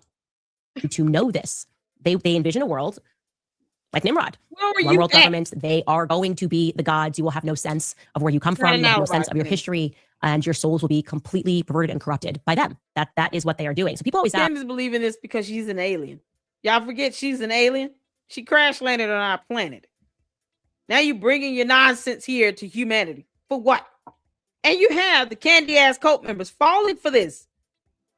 Your cult leader is an alien. She doesn't care what she believes. She doesn't care what we believe here on Earth. Dinosaurs walk the earth. She's laughing at that. Why will you all believe an alien over another human being? I don't understand. What the hell? Candace, what's your point? Where were you at on September 8th, 9th, and 10th, and 11th last year? You had something to do with this. That's why you keep blaming everybody else. You had something to do with this, Candace. Aisha Owens. What's her name? What's this? Candace. Amber Owens. You had something to do with this. Come on, White Walker, get through with this. Why I'm always so happy and so positive. How is it possible that the Epstein files can drop and I maintain a happy attitude? In the comments yesterday, I saw this. Like, what do we do? Now this is, we know this is real and they're practicing this. Well, you have to also consider the other thing. They're doing this because God is real. I feel like that's like the best message ever. How could you not be happy recognizing that they are just betting against God like they always do? These people want to recreate Babylon. Okay, this is the story of Hollywood. Hollywood Babylon. Read the books. They have always been obsessed with it. She was in a rapper's video trying to make it to Hollywood. Let's not forget about that, shall we? Can the Candy Ass cult members ask Candace why did she want to be in Hollywood? You know, she auditioned to be in shows and movies. Did y'all know that? She was discovered in a rapper's video because she wanted to be an actress. Did y'all know that? She dogs out Hollywood because she never made it. Not because she made it and they realize she has talent, but you know, for whatever reason, she's not getting any work. No, Candace doesn't have any talent and she never made it to Hollywood. We had to find her in a rapper video as if she forgets she did a rap video. As one of the little side chicks, just sitting on the car, laying on her, dude's shoulder and something she wasn't supposed to do. And we don't even know who that single rapper is. He's not even that important. Kanye West has never put Candace in one of his rap videos, and she loves him like a brother. If Candace wanted to be in Hollywood, she wanted to be an actress. She's trying to be like Kim Kardashian, except, girl. No one likes Kim Kardashian. Well, it's whatever. This is the thing, though. All of this, and for what? She can't tell us her alibi. Candace, where were you at? Because the possibility of you having a hand in Charlie Kirk's death is becoming more and more surreal every day. Every time you open your mouth and that sugar booger rant comes out, while you still can't remember how time zones work, or why you will never litigate anything because you're not an attorney. You just make yourself more and more obvious. And as opposed to your people asking you questions, they rather dox someone else. You want to dox beauty queens. What? The women don't want to have anything to do with you. Let them live their lives. You're going to punish them for being in a beauty queen pageant? Something that you would never be in? It's funny how she tried, she failed. Candace, stop. Leave these innocent people alone. They just wanted to be the beauty queen pageant. What makes you think they knew exactly what was going to happen to them? Once again, she has no humanity at all. But we want to know where you were when Charlie Kirk was assassinated. Where were you at, Candace? Erika Kirk can pull video surveillance camera footage from the hospital to show where she was. You can't pull video camera footage. Where were you? Tell us where you were on September 8th, 9th, 10th, and 11th. Did any money come up missing out of your account because you paid somebody? Where was George at? Yeah, because if anybody going to blend in with the UVU crowd, George Farmer would. They up to something. They had something to do with it. And she doesn't want to tell it. She'd rather throw out all this stuff that means nothing. As opposed to her give us her alibi. Come on, Sugar Booger. Yeah, look at his face. Oh, that demon alien is coming out of this. Yeah, this is just this look she shoots when that yeast infection starts to burn. It's sizzling. But who are they contending with? God? And I feel like many people, myself included, go through a period where you wonder, and that's intentional, of course, said because they've stripped our true history, and we're not even where we're supposed to be. Like, we're in America. How did we get here? We know nothing about ourselves. And you go through this period where you question whether or not God's real, and I certainly thought, no. Well, coming out of high school, all that's just like my grandparents were into that. That's the old world. We're the cool world. And then you get to an age and you get to a point where you recognize, oh yeah, God's definitely real. And we've been asleep. We've been the muggles. They know he's real. And do you want to spell the end of this satanic reign? You want to explain why you were charged with harassment in high school? Why are you catching charges in high school? That's a fact, by the way. Candace was charged with harassment in high school. Candace, you want to talk about a muggle? You did this before you even hit 18 years old. Why were you charged with harassment? Who are you stalking in high school to see him get a harassment charge? You understand how weird that is? A high schooler getting a harassment charge. And she wants us to believe that she does not send out her Oguni goons and her cult members to dox people and harass them online. when she herself was charged with harassment in high school. Candace, we know you stalked that boy, Charlie Kirk. We know you did. Where were you when he was assassinated? You somehow have a nag for harassment and doxing and bullying and stuff to kind of follow you everywhere you go. Starting with you being in high school. Y'all, she was a pro at harassing people before she was 18. You can't make this up. Everything that they have been doing and the blood that they have been shedding, it's our awakening, it's our awareness. So you should be happy. You should be encouraged. This stuff shouldn't scare you. You should be happy to know that this isn't it. And the reason why they want people to be selfish, the reason why they want us to be atheists, why they have been so intentional about making sure they fill us with nonsense and junk and no sense of true history, why they protect the field of archaeology. They don't ever want us to be the ones to find something and learn something about history that's real. The reason that they're doing all that is because then they can get you to trade your soul. Like if you really believe that all you had was 80 years and there was nothing else beyond this. Who's trying to trade? Candace, where's your soul? Who did you give it to? Yeah, Candace's soul went to the Colonel with the Kentucky Fried Chicken. KFC owns Candace's soul. It's been there for a while. It's just when you crash landed on our planet, did you come with a soul? Candace can't not show empathy to save her life. Because she's soulless. Like, Candace, it's okay to say you're soulless. At least you're being honest when you say you're soulless. Like, we're not going to attack you. We're just going to remind you that you're soulless. Don't sit here and try to pretend like you're empathetic when you're not. Why you use terms like litigate or relitigate. Yeah, it's super duper. What the hell? Like they want you to believe. Then you would sell your soul to the devil for money. Oh, God. That's what a lot of people are doing. But when you suddenly go, oh, wait, there's more. Actually, I'm a soul and I am an eternal soul. Then you go, okay, well, I'm not going to go for $7,000 to support murdering children in Gaza. Who got paid $7,000? Can they show a receipt of this? Candace, once again, because you don't understand the definition of the word evidence, to the cult members, because you all keep wanting me to get $7,000. Where's your evidence that someone else got paid $7,000 in US dollars? Show proof that someone on YouTube that's a podcaster, independent journalist, have been paid $7,000. I want to see evidence of that. Because I've been telling y'all to send me my money. They want me to get this money so bad, but they won't leave me a super. Why the candy ass cult members will just hit up my Cash App? Y'all want me to get this money so bad? Hit my Cash App. Hit the PayPal. Get my supers. Give me a super thanks or a super chat. Go ahead. I haven't been on a whole week. I know you guys miss it. Come on, candy ass cult members. Y'all want me to get this money so bad, but y'all don't want to give me any money. You can't make this up. Who's getting $7,000? Where's the evidence of that? I want to know. I honestly want to know. Then I know who to ask for to send me my check. You can't make this up. $7,000. Candace getting millions of dollars though a month, millions a month, and she worried about somebody getting $7,000.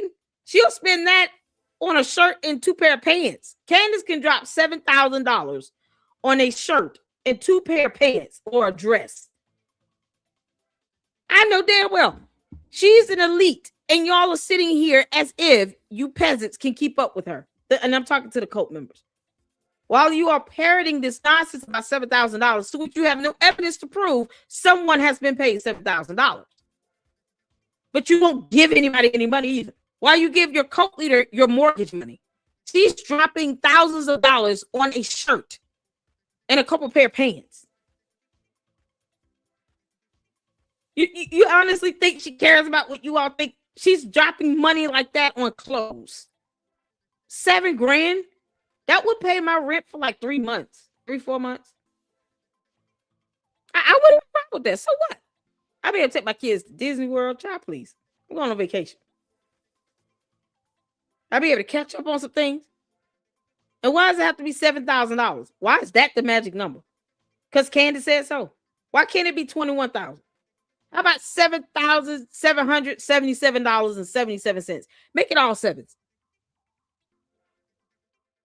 Hell, what about $700,000? Why can't it be that? Why does it have to be $7,000? We're not even hitting that 10,000. Why can't it just be an even number? If you want to make it a prime number, $11,000. That sounds about more right to me. $11,111.11. Why can't it be all ones? $11,111.11. That sounds about right to me. I think it should be $11,111.11. It should be all ones. Yeah, because let's not shortchange people. So when am I getting my $11,000 check? Somebody send me Benjamin Netanyahu email address. Oh, the candy ass cult members get bad when I play into that. Give me his email address so I can let him know. All right, bro, you owe me some money. Candace Owens cult member said you owe me $11,111.11. What should I send my invoice? It's a happy message. I'm telling you guys, but read the book of Enoch if you have not read it. Queen of YouTube. Learn about the fallen angels. It is incredible. Learn about your true history. And I want to share that with you because I was just I can't believe that about Iraq. Asking what's the obsession with Iran? What's suddenly the obsession with Greenland? I think a lot bigger. I don't know what the obsession is, but I'm inclined to think a lot bigger. We'll take a brief break before I tell you about some alibis that I think are maybe falling apart regarding September 10th. Oh, Lord. All right, you guys, one of the reasons I have stayed with Nimi Skincare is that they make consistency related to the military. Come on. Like I said, like a plastic bag flowing through the wind, and I'm now aware of history. I believe in God. I obviously know these people are satanic. It gives new meaning to this sort of military cult, because that is also a corollary that I have built. It's like constantly the military. So much involvement, even in the Charlie Kirk story, like just everywhere. I said, I don't know when Charlie Kirk just became a literal military operation, but indeed it did. All these people with very strong ties to the military, his wife included, right? Her mother in particular. I want to speak about Erika's alibi on September 10th. And I'm going to put it out there that I do not believe it. I do not believe we are being told the truth regarding her alibi. I have, at least I can say the best way to say it is, I now officially have some serious questions pertaining to her alibi. And these question marks Candace, there's nothing you're going to do about it. Run your mouth. Do what you're doing. That's it. So what? Erika Kirk, girl, all you can do is laugh at this point. Oh, man. I still want my check. I want that $11,000 check. Because I refuse to believe that it's only $7,000. I think it should be more. It should be a lot more. They can't provide any evidence of someone actually getting paid that money. So I'm just going to make it whatever amount I want it to be, because I'm the queen of YouTube. So I declare that it should be $11,111.11. Yeah, that's what we do. Y'all put ones in the chat if y'all think I should get $11,000. Stop changing me. What? Make it $11,000 per hour. Come on, Benjamin Netanyahu. Somebody drop me his email if you got it. So I email him. Hey, man, they keep saying you owe me some money. I think $7,000 is just shortchanging me. It's an insult to my intelligence. I think it should be more like $7,000 an hour. So here's my invoice for the last 5 months talking about this. The candy ass cult member said you're supposed to pay me this money. So, here it is. Candace, I'm going to start invoicing your ass soon, too. You alien. I know I got your address. I could just mail them to you. You can't make this up. Y'all send her invoices in her tip line. We'll talking about trolling her. Y'all send her some invoices. Candace, they're going to start invoicing you. And I'm going to invoice you per hour. All this good laughter is not free. You can make this up. Really regarding her mother, Lori Franz-Faye. I've been working through Erika's life, and when you start to do that and build a timeline, it inevitably leads you to her mother, who I believe is very shady. She has a number of LLC. Candace, where's your mother? Because, we want to be able to say the same thing. What's good for the goose is good for the gander. Where's your mother? Who's Candace's mother? Who's Candace's mother? I don't care if she's dead or alive. Who's her mother? Candace, you want to tell us who your mother is? You want to talk about somebody else's mother? What's good for the goose is good for the gander. We're not going to be hypocritical here. So if you're going to talk about Erika Kirk's mother, Candace, we're going to talk about yours. Where's Candace's mother at? You can't make this up. Candace's parents were crackheads who abandoned her. Were they? Candace, your parents did drugs. Is that why you're doing drugs? Is it learned behavior, Candace? This is why Candace is high on sugar booger. 5 days a day. Every time she gets in front of a camera, she's high on sugar booger. Just all over the place. Erratic thoughts. Can't get her mind together. She can't tell us an alibi where her and George Farmer were when Charlie Kirk was being assassinated. We have no idea where those two were. Seriously, if you're going to sit here and go after somebody's mother, Candace, please understand it's fair game for you too. People will find out who your mother is and go after your mother. And go in.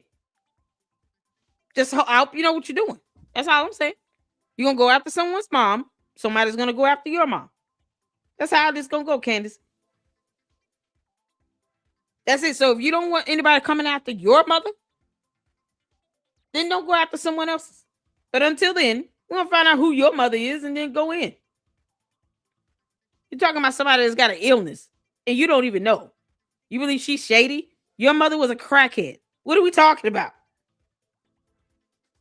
Like it literally. Let's be fair in this. If you want to throw jabs at somebody's mother, Candace, understand that that can happen to you as well. Because we have no reason to be hypocritical. We don't owe you anything, Candace.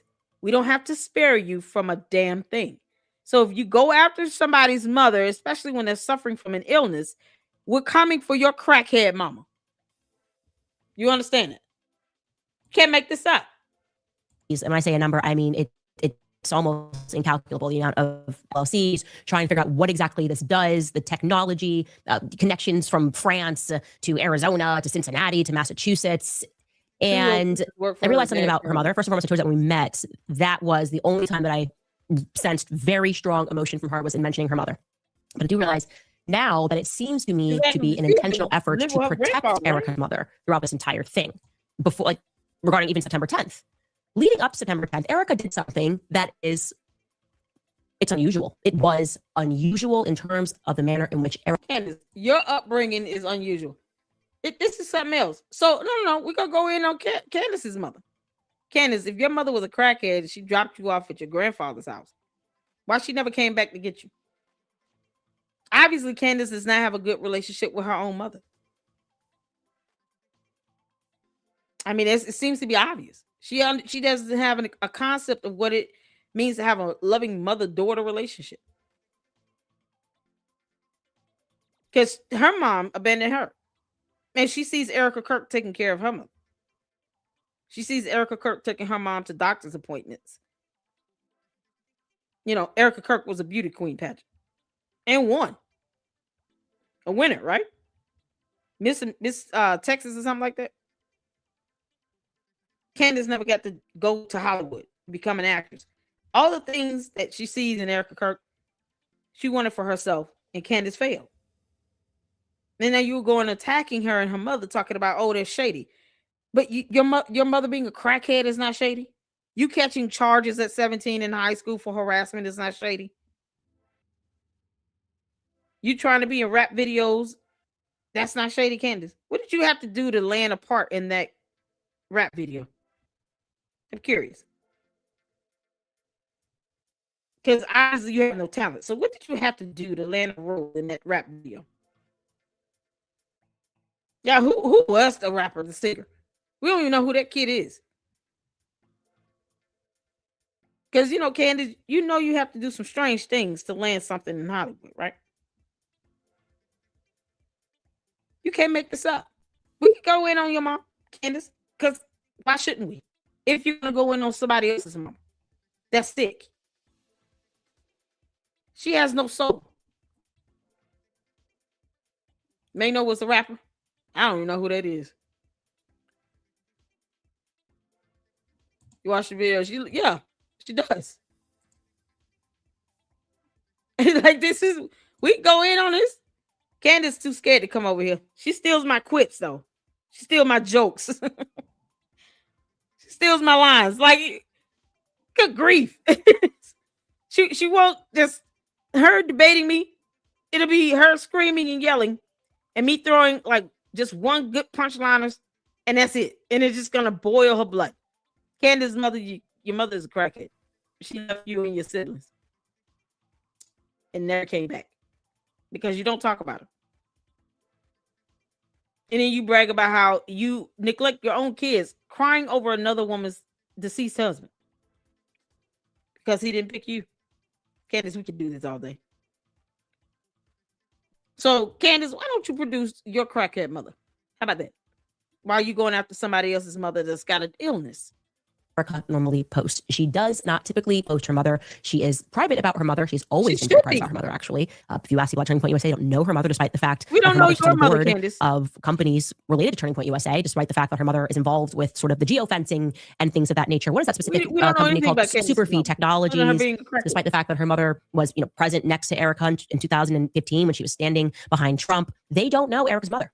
Superfeed Technologies, your mother, Candace. her, but kind of keeps her in the background. So it was unusual, and I can tell you exactly how unusual. Erika had not posted anything So about it's her mom. unusual that Candace Owens won't tell anybody anything about her mother, other than what we know her to be a crackhead, and that she abandoned her kids. That's not unusual. Come on, Candy ass cult members, because we can do apples to apples here. What's good for the goose is good for the gander. Otherwise, you're hypocritical as hell. We don't know anything about Candace Owens' mother. Why would she abandon her children? She grew up in poverty, allegedly. She sure taught Candace how to lie like hell. And to step on the backs of others trying to climb to the top. Candace, tell us about your mother. How much drugs did she actually do in a day? Was she a streetwalker? Tell us about your mother. You sitting here want to know about somebody else's mom. Tell us about yours. Is she still alive? Come on. Since 2022. Tell us about your mother. Despite the last post being in April of 2022 on Mother's Day, she did a post for her mother, I believe it was Mother's Day. Fast forward to 2025, and she moves on September 7th. Just 3 days before Charlie dies. She doesn't just post her mother. She posts her mother in an incredibly vulnerable position. Her mother looks to be very sick. And she posts, I wanted to make sure that you were this woman. You're attacking this woman who obviously looks very sick. Why are you bringing this up? Candace, post up your mother. Let's see her. Let's find out why she didn't raise you. Why she abandoned you. Let's go. Tell us about your mother. Come on and regale us of the tales of your mother. Let's go. What's her name? First. And if you're looking at this, you're glancing at this, it's a countdown of some description. And she says 10 days until September 16th. Now, we don't know what that 10-day countdown was pertaining to because obviously it could have been 10 days days to her changed. having December 16th is actually when she hosted her first Zoom call with as the new CEO and chairman. But I'm sure there was some plan that was there. Again, it couldn't be 10 days till my mother goes to get treatment from this doctor. 10 days until her surgery. It seems like it would have been something related to her mother's treatment and medical care. Not about Charlie Kirk. 10 days to her mother get some treatment. 10 days maybe since she's had some diagnosis rendered. What are you talking about? How do you look at this photo and get something else other than 10 days to something related to her mother's care? What does this have to do with Charlie Kirk? Most people look at this, the average person that are here on Earth, human beings, because Candace is an alien, that looks at this photo would think, oh, this is 10 days from her mom. Obviously, she's sick since either a diagnosis has been rendered or until she gets treatment or maybe have a procedure done. 10 days she's been, awake and able to move, get up out of bed. It has to be something related to her care. You don't look at this and think, 10 days until, Charlie Kirk, something, she becomes CEO. No. That's not what this photo says. But yet and still, who is Candace's mother? What's Candace's mother's name? Anybody know? I don't understand why they need to know anything about Erika Kirk's mother. Why is she obsessing over another woman who has an illness? She can't even defend herself if she wanted to because of her illness. You're going after somebody's mother? Candace, you are disgusting and depraved. But no, let's talk about your crackhead mother. Let's do that. very sick. And she posts, I wanted to make sure that you were the first. And if you're looking at this, you're glancing at this, it's a countdown of some description. And she says 10 days until September 16th. Now, we don't know what that 10-day countdown was pertaining to, because obviously things changed. In fact, September 16th is actually when she hosted her first Zoom call with but the mother was the new CEO and chairman. But I'm sure there was some other plan that was there. Again, unusual, even for people who are private on Instagram. I mean, even for people who are very public, sharing everything, who overshare on Instagram. You don't want to post on such a vulnerable position. Like, that's not. We don't know who Candace's crackhead mother is. So, you know, I mean, you're going to post up anything about your mother? We'll wait. Post something about your mom. Tell us about your mom. You keep your people under wraps while you sit here and go after somebody's sick mother. This has to be the most evil and cynical, sinister thing she's ever done. This is so disgusting and depraved. Maybe she wants people to pray for her mom for 10 days. Who knows? Maybe her mother wants this out there. Maybe her mother agreed for her to put up this post. We don't care what you think. We want to know who your mother is. Let's figure out why you got this sugar booger head. Perhaps it's genetically prone. Maybe your mother passed this down. Candace could be the byproduct of, crack. Who knows? Like Candace, if your mother was crackhead, then maybe you were a crack baby. An alien crack baby. Maybe that's it. It's perhaps it.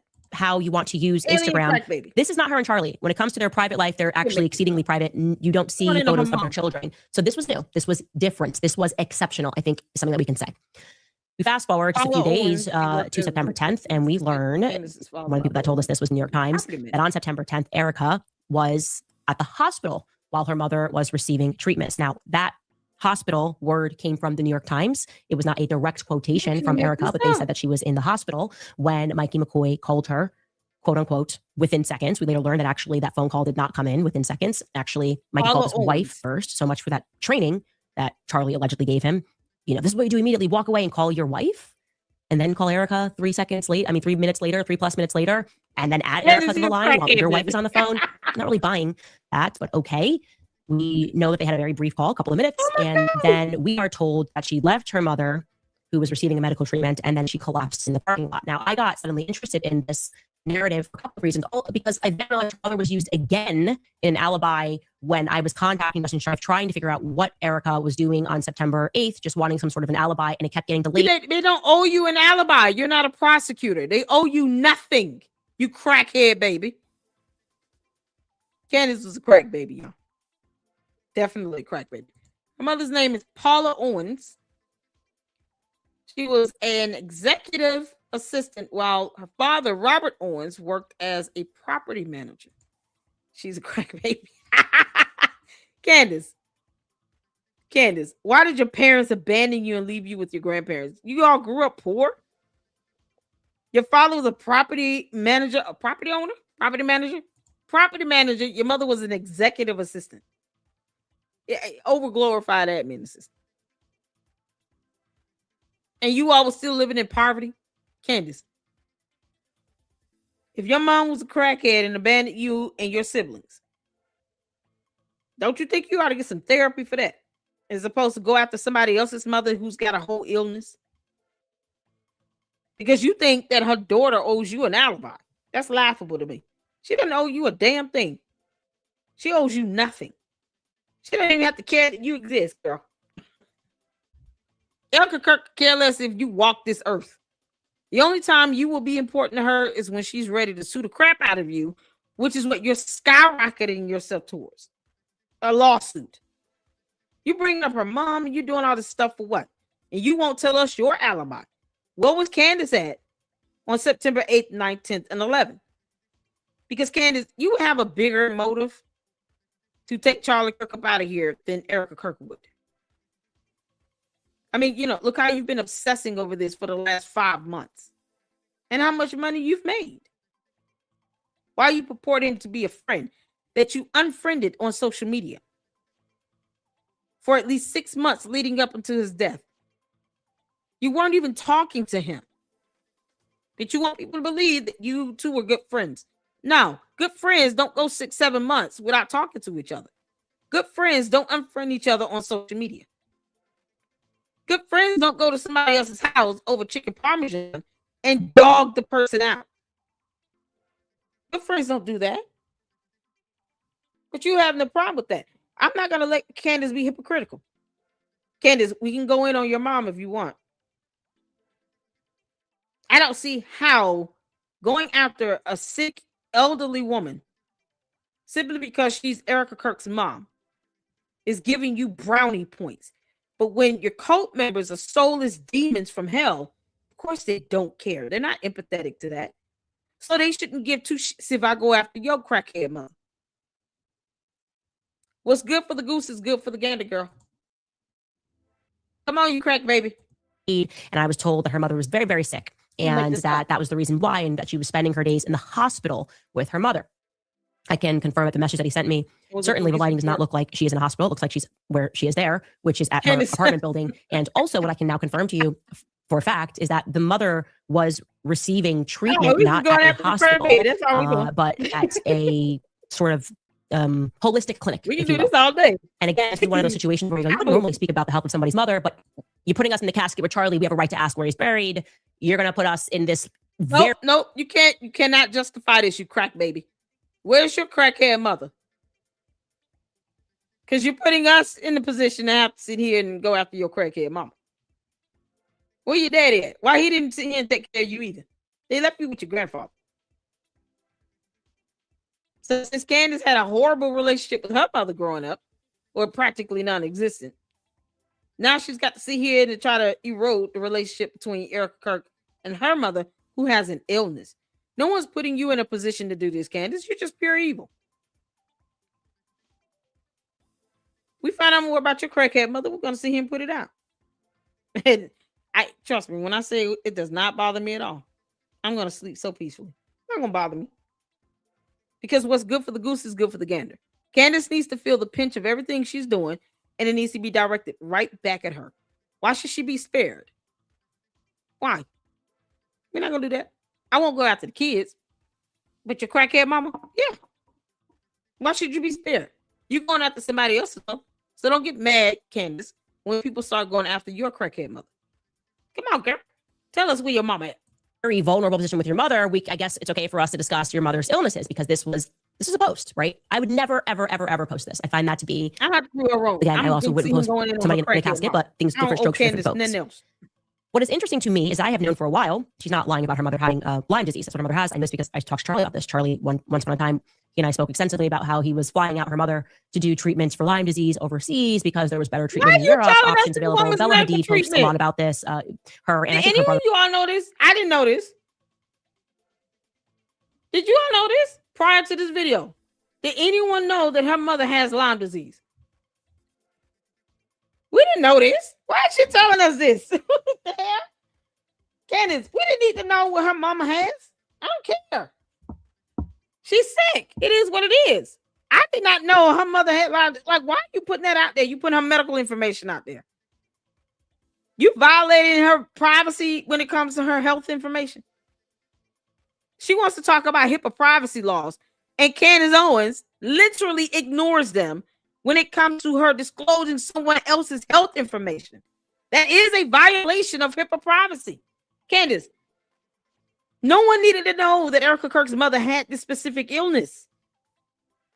That doesn't make or break anything. Nobody's going to be able to take that information and pay their mortgage with it. It has no effect in anybody else's household. Why would we need to know what exactly the mother is suffering from? So you violated her medical privacy. You didn't have to disclose that information to the public. For what? Erika Kirk's mom having Lyme disease is not going to get my rent paid or anything. No one needed to know that. No one needed to know that. No one needs to know that. Period. That's a part of her medical privacy. That's her medical privacy. Candace believes that she's above the rule of law. Candace, where the hell your crackhead mama at? You can't make this up. So crack baby here is gonna sit here and tell everybody else's medical information because doxing is still a thing to her. I don't expect the cult members to get mad. I don't care about your tantrums or any of that when I say that Candace is a crack baby. And her mom was a crackhead, probably a streetwalker. Candace, what did your mama have to do to get that job to be an executive assistant? Yeah, we can go there. No one needed to know what type of illness she had. That's irrelevant to life. No one needed to know that. It's not like you guys are going to do anything to help her. And I'm talking to the candy ass cult members. You're not going to do anything to help the mother. You're certainly not praying for her. You're not going to send her any money for a treatment. Why would you need to know that? She violated her medical privacy. You can't make this up. They're going to sue the hell out of you, Candace. As well, have Lyme disease, and she does sometimes. She goes overseas and she posts about different my God. medical treatments that they have available in Europe. So I was aware that her mother had Lyme disease. That totally passed the test for me. But I think the reason why we were sort of given this kind of nondescript thing and we were led to believe that she was in a hospital was because that is not what HIPAA privacy law states. The next natural question, which is why didn't she go with giving personal identifiable information? Mom, you better why not instantly go with your daughter? Before you come here, let me tell you something. Before you come here with some nonsense like this, that is not what the law states. She's giving personal identifiable information to the public that we did not ask for, and the public does not need to know. We did not need to know her actual diagnosis. Read the law before you sit here trying to quote to me what HIPAA privacy laws state. You better read it. That's not it. That is absolutely false. That has nothing to do with her being a civilian. Are you kidding? Everyone has the right to privacy when it comes to their health information. Everybody. Everybody. You cannot excuse that. But Candace doesn't want to talk about her crackhead mama. Why? Are you embarrassed of your mother, Candace? Maybe it's the embarrassment of it all. You mad because she had dick crack while she was pregnant with you? Candace, is that it? Are you mad because your mother did crack while she was pregnant with you? Now we understand why Candace is on sugar booger. It's already in her system. Hell yeah, we going there. Hell yeah, we going in Utah. There. So we were led to believe that she was in a condition where she could not do this. I find that to be interesting, especially because I have learned, and I believe this is accurate, that on September 8th, we can pull up the timeline here, that Charlie took Erika's mother for a treatment for Lyme disease at a clinic. Why do you keep saying the disease? First of all, hospitals have cameras. This is not difficult to prove or debunk. They can get the security camera footage. The end. Your dumbass cult members don't even know how HIPAA privacy laws work. They're trying to excuse this BS. No, we're going to talk about your dumb cult leader's crackhead mama. Oh, yeah, we're doing that. Candace. Did she do crack with you the entire time she was pregnant with you or just part way? There is a reason why your mother felt like, you know what? I'm not dealing with this demon seed. Let me give it to her grandfather. Maybe there's a reason why she chose to give you up. You know, for all the siblings she abandoned you. Can't make this up. Have the address, the name of the clinic. I'm not going to be publishing that because I don't think that that's relevant. The disease is not relevant either. But it makes September 8th really interesting because I am told that these treatments, and again, these are holistic treatments that you can go to at a center. There's all sorts of things that you can get done now for Lyme disease and other diseases. I am told that these treatments last between 1 to 2 hours. Okay. One on the short end, then up to 2 hours. Oh my God. Why do we need to know this? Yeah, you could if you wanted to get an intense treatment on the 8th, followed by. She hasn't proven that Charlie Kirk was there. You know, because video evidence doesn't lie. Candace still has not proven that Charlie Kirk was there. No photos, no video evidence, nothing. She's just going based on some blah, blah, blah, hoopla. Because he told her about the disease and that's it. Oh, so he must have taken her. No. Where's the video evidence? Where's the photos? Where's the proof? We go on evidence here. Where is either the video evidence from the hospital or any photo or still image of those two in the hospital? Where's the evidence, Candace? You haven't proven that he was there at all. She hasn't even tried. She's not even attempting to do that. She's just saying it is, and that's it. And they just going with it. No, we want evidence. We want the photo or video of the security camera footage in the hospital. That's what we want. Produce evidence. Otherwise, Candace is lying like hell. The end. Cell phone signals, anything that can actually be proven as evidence to debunk this. Don't think for 1 second that Erika Kirk will not have that evidence when she sues the hell out of Candace, because that's exactly what's going to happen. She's going to sue the hell out of her. You doxed her mother's information, her medical information online. You violated her privacy rights by telling us her disease. Candace, Erika Kirk is coming for you, and it's going to be through the court of law. So you and your cult members can get your tantrums out now, get it all out, because Erika Kirk is going to sue the crap out of Candace Owens. And she has it coming. Sue this crackhead, baby. She can't make the 10th, 2 days later, so I don't need to question that narrative. This is crazy. But I am starting to look at Charlie's schedule, because Charlie came back from Korea and Tokyo, his trip, very late, almost early morning on September 8th, very late on the 7th. We know when he landed into California and then continued on to Arizona. So I'm assuming he slept. And then we know that he's at home when he appears in his home studio for the Charlie Kirk show. He did not go to the office on this day, and we're going to have to fit him into taking Lori to a treatment center. This also makes me think, as I had mentioned the other day, that Erika was not around on the 8th because of Frank Church. You have not proven that with video evidence or photos at all. If Erika Kirk is seen on camera walking to a hospital or treatment facility with her mother, Candace, do you understand that that would just be a pimp slap to your crackhead ass? It wouldn't even hold up in court. You should welcome a lawsuit. That way you can see the discovery material, Candace. You know, because she wants subpoena power and all. Our cult leader, born as a crackhead baby, wants subpoena power. It's priceless. Statement where he says Charlie was dealing with the kids. I can't find a single person in this complex that they live that can verify that they saw Erika on the 8th. They know her. They verified they saw her on the 9th, right? They didn't see her on the 8th. Okay. Now we have Charlie. Why would Charlie go? Okay. She says they were super close. I would assume that if Erika was available, Erika might have taken her to this treatment, right? This 1 to 2 hour treatment. And it puts us in this window of, if we account for driving time, this treatment having to have taken place between 12 and 3:30. And if it's a long treatment, this is the gap that we're putting this in, because otherwise it's not possible. We have everything else. Why are you calling yourself? Why are you calling yourself the devil name? I'm curious. Why is your username the devil name? So Lucifer here, you know. Evil has entered the chat. Wants her to run for president. She doesn't want to be president. She wants to be dictator. We're not having that in the United States of America. Now, wherever country you are in, we'll send her ass to you, and then she can be president there. Where are you from, Lucifer? Don't say the U.S., because we all know you're not. We don't condone dictatorships here. Candace Owens wants to be a dictator. We're not having that. We'll whoop her ass before she thinks she's going to be dictator. If you're not even in this country, you can't vote, so we don't care. He's from hell.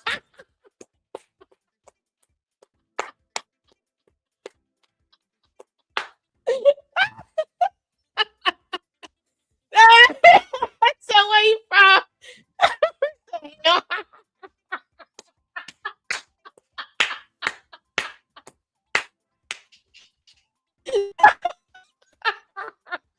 Oh man, y'all funny. Oh boy, comment of the day. That was funny.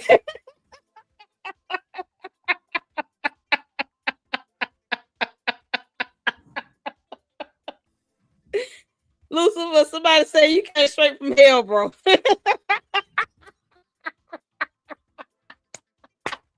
What child, Minnesota? Why are you calling yourself the devil's name? Why are you doing that? Change your name, man. I know you're not walking around here talking about Christ is King while you call yourself Lucifer on YouTube. You can't do that, man. Man, come on. Somebody in Minnesota. We're not going to let somebody who wants to be a dictator run for shit. And I'm just letting you know that, okay? We are Americans. We do not condone a dictatorship. Candace will get her ass mollywopped before she thinks she's going to be dictator. She doesn't want to be president. She wants to be dictator. Do you understand that? And so every time she starts a show now, she says this because she knows she's listening to me and she knows I'll make fun of it. Candace, we're going to whoop your ass, girl. Come on, you crackhead. We can't take this. We only can see here let a crackhead who wants to be a dictator be president of our country. But come on now. You telling us that we don't deserve better than that?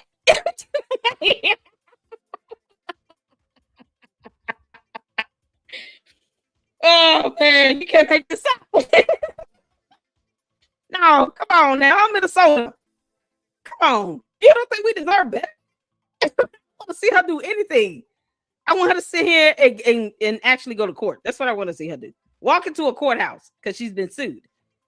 You want to see her run for president when she said she wants to be dictator? That's so un-American. The entire Constitution is going to go out the window, huh? So we don't have the right to democracy here. Come on, man. Don't shortchange us. Anyone else but the demonic alien crackhead baby. All right. Can you pick somebody else? Come on. Give us a better chance of this. Into this timeline. And these things, again, are verifiable. Again, that Erika says that she made Charlie dinner. That has been the alibi for Fort Huachuca. I have questions about that. I have a lot of questions about that particular timeline and whether or not she was indeed at home making him dinner. It is pointing to the possibility that Erika was just not there. It's not pointing on that because you have video evidence that you have to go against. You're lying against video evidence. Surveillance cameras installed at hospitals and treatment facilities. You're lying against video evidence that the jury would easily believe over you typing up something in Microsoft Excel. They don't care what you think, Candace. You wouldn't be able to prove it. Bottom line, you crackhead baby. You can't make this up.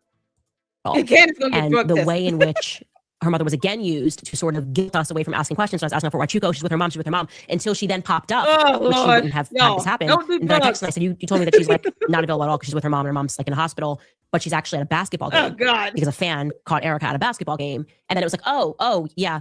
Was it a football game, Skylar? A football game. And then it was like, okay, you've been asking for this Fort Huachuca thing, blah, blah, blah. And then they gave me something I didn't ask for. Maybe I wasn't clear. But across weeks, I'm just trying to get a basic alibi for September 8th. And I'm just kind of getting pushed around. And then finally they gave me something, and a couple of days later, they gave me a cease and desist, and they mentioned Fort Huachuca. I have questions. Candace, this is so stupid. No, they don't care about your questions. They want you to prove that she was not at a treatment facility with her mother. Prove it. Like you've already violated this woman's medical privacy by telling us her disease. And you're sitting here talking about because of this. Yeah, I don't believe she was there. Based on what? You're going against video evidence. Do you understand she was captured on video going into this hospital? Parking in the parking deck?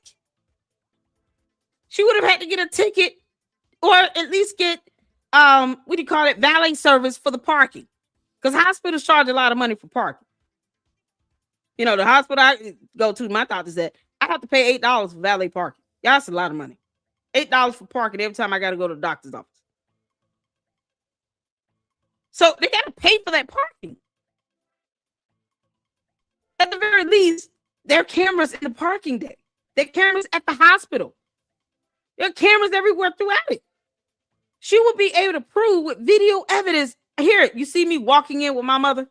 Here's the video evidence because, Candace is a crackhead who can't read or refuses to read. She definitely can't say supercalifragilisticexpialidocious. Like she can't say that word at all. But she'll say super-de-duper. I think that we were being emotionally manipulated not to ask questions. God, emotionally manipulated. Her who mother she is sick, is but never mind that. Extraordinarily sick, and I Oh my know God. that she has Lyme disease as a fact, Her mother was doing. and Why are know you that doing there are this? varying levels and stages of Lyme disease as a fact. I'm not doubting any of that. I am saying that No. You're sitting here talking about this stuff. No one needed to know that she even had that diagnosis. You violated her medical privacy by putting out there her diagnosis. Erika Kirk, I expect you to be dropping a lawsuit within the next week. It is an expectation. Don't send her any more cease and desist letters. Crackhead baby here does not care. So why go through the formality? You don't owe her a letter either. You never did. Just sue her and let's be done with this. And in that way, when you go to court, you can just pull up the hospital surveillance camera footage where it will show you walking in with your mother. That's it. It's that simple. Not hard about that at all. You can't make this stuff up. Let the detectives run your phone to get the signals. You know, your signals come from your phones. They hit cell phone towers, get a ping. It gives you coordinates and a date and time stamp. Cell phone data can give a location. Your phones are like trackers now. So she would have two various forms of evidence to present to court. Data from her phone and the surveillance camera footage from the hospital. Candace is lying about concrete evidence, while she produces none to support none of this crap that's coming out of her mouth. Where is the surveillance footage, Candace? Come on, crackhead baby. Can't make this up. I feel no one cares. We have been intentionally Feelings given don't that hold story up so in that court. nobody could possibly touch it. Like that post there, to me, feels a little bit manipulative. I can't explain it. No, it's not manipulative. You're just evil. Your feelings mean nothing in the court of law. To all the candy asses, please understand, your cult leader's feelings will mean nothing in court when she gets sued. If she doesn't have evidence, she's going to be the lying crackhead baby that she is. And all they're going to do is prove it. Candace is not proving anything. We haven't seen not one photo image or anything of Charlie Kirk being the one at the doctor's office as opposed to Erika Kirk. Never mind the fact that they have, surveillance camera footage at their house. Never mind that. Yeah, she wants to keep overlooking that fact. It's not her usual posting. She doesn't post that kind of stuff. It's similar to the Charlie in the casket, right? And then suddenly, like, can I have anything for myself? When people ask the question, like, hey, actually, where did you bury him? And then suddenly it's like, how dare you intrude upon where Charlie's body is? What will you literally put us in the casket with, like, your chief fundraiser person to make money? So it's we're only allowed to ask questions if money is going to be made. I don't think it works like that. It doesn't work like that, actually. So I just wanted to raise that, and I have some more leads that I'm going to prod, but I'm going to put out there that I am having trouble confirming this story. And I'm wondering why that is. So if you have information, and I do the names of two. If you don't have surveillance camera footage from the hospitals, you're just trolling Candace. And I'm all for that. I'm all for Candace being trolled. As a matter of fact, troll her with invoices for $7,000. Otherwise, no one cares about what Candace is saying. This will not hold weight in court when she gets sued. It just won't. This is what happens when you can't stop doxing people, Candace, because harassment is her favorite thing to do. We want to know about the charge that you got for harassment, Candace, when you were 17 and your crackhead mama. Can't make this up. Leave this woman alone. Clinics, by the way, because they were two different clinics. The one on the 10th All versus of them the got one cameras. on the 8th. Doesn't If matter. you have any information, please email us more tips at CandaceOwens.com as we begin You to are put emailing her medical information. You can be reported and sued for violating her privacy as well. It will be wise to not violate HIPAA privacy laws. Don't email her medical information about the mother. If Candace is not smart enough to get surveillance camera footages on her own, then she doesn't deserve it. Y'all go flooding her email with Erika Kirk's mother's health information. You can be hemmed up just as equally as Candace. That's a tip for you all. I don't owe you that, but I figured I would share it. Now, everyone can be held just as equally responsible and liable, because that is an invasion of her privacy. No one needs to know anything about this woman's medical treatment or her health or her diagnosis at all. We don't need to know that. It does not make your life easier. Your bills will not get paid any faster because of this. Candace is just being the soulless, evil, crackhead baby that she is. This dumb alien has invaded our planet, and now all of a sudden, laws mean nothing to her when she's speaking on someone else's medical information. But she won't tell us who her crackhead mama is. Let's get her mama out here to the spotlight. Pieces together. And what may be a slippery alibi, it could be people were told what to say, what to do, people were at certain places, but something is not right. Something is really not right. Candace, we're going to get to the truth. We're going to get to the truth. Christ is king, as we say. And perfect time for me to announce, by the way, that I will be speaking. I actually have not spoken in a while publicly. I've been working on my podcast because I was at war with Zionists. But I will be speaking at the Catholics for Catholics conference on March 19th in Washington, D.C. The reason... Oh, Lord have mercy. Hopefully a crackhead mama will be there, and then we can all get a glimpse of that. You know, because otherwise, Candace, see, when you go after somebody's mama, people going to go after yours. Because it's just, you know, it's just disgusting. This is how things work here on Earth, you dumb alien. This is crazy. There's a reason why Candace doesn't get speaking gigs. Because she doesn't even know how to wing it. Yeah, she just snorts that sugar booger and then gets to going. That's it. That's all she does now. You can't make this stuff up. Whoever is working behind the scenes to help her while she's sitting here disclosing medical information, I hope they get named in that lawsuit as well as a co-defendant. Her whole team needs to be named, including George. Name his ass too. George, come out that closet. Well, I haven't spoken in well over a year. Was first and foremost, I'm supposed to go on that tour in Australia, but I got blocked by the Zionist lobby of Australia. I was supposed to be on tour with Charlie before he died, but I got blocked by Zionists here in America. And so it is a refreshing and a good thing that the Catholic Church is standing apart from that sort of political influence. This that is so really, crazy. There's no place there. There's no place there. If you are Catholic, or even if you are Catholic curious, I would love for you guys to be there. You can visit CFORC, so c4c.com/prayer, and you will save $100 off your purchase if you use code Candace at checkout. C4C, that stands for Catholics for Catholics.com/prayer. And the code is valid until Valentine's Day. Here's Johnny. Yeah, there's a lot I could say here, but I'm probably going to say it for the stage of how I got involved with Catholics for Catholics.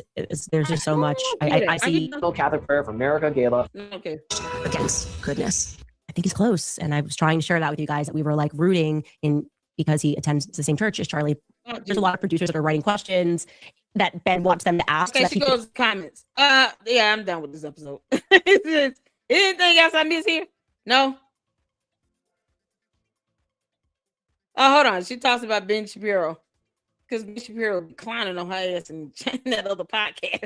So obviously answering the question that is asked by his producer, and they just like push any mistake I make, anything. They just like push through the algorithm, will make videos. Sometimes not even a mistake. When I was talking about temper, Candace is an idiot. Ask himself a question so he can answer it. And also, of course, make fun of a dream and make it kind of weird when I said that, like, described it as a chessboard. Take a listen.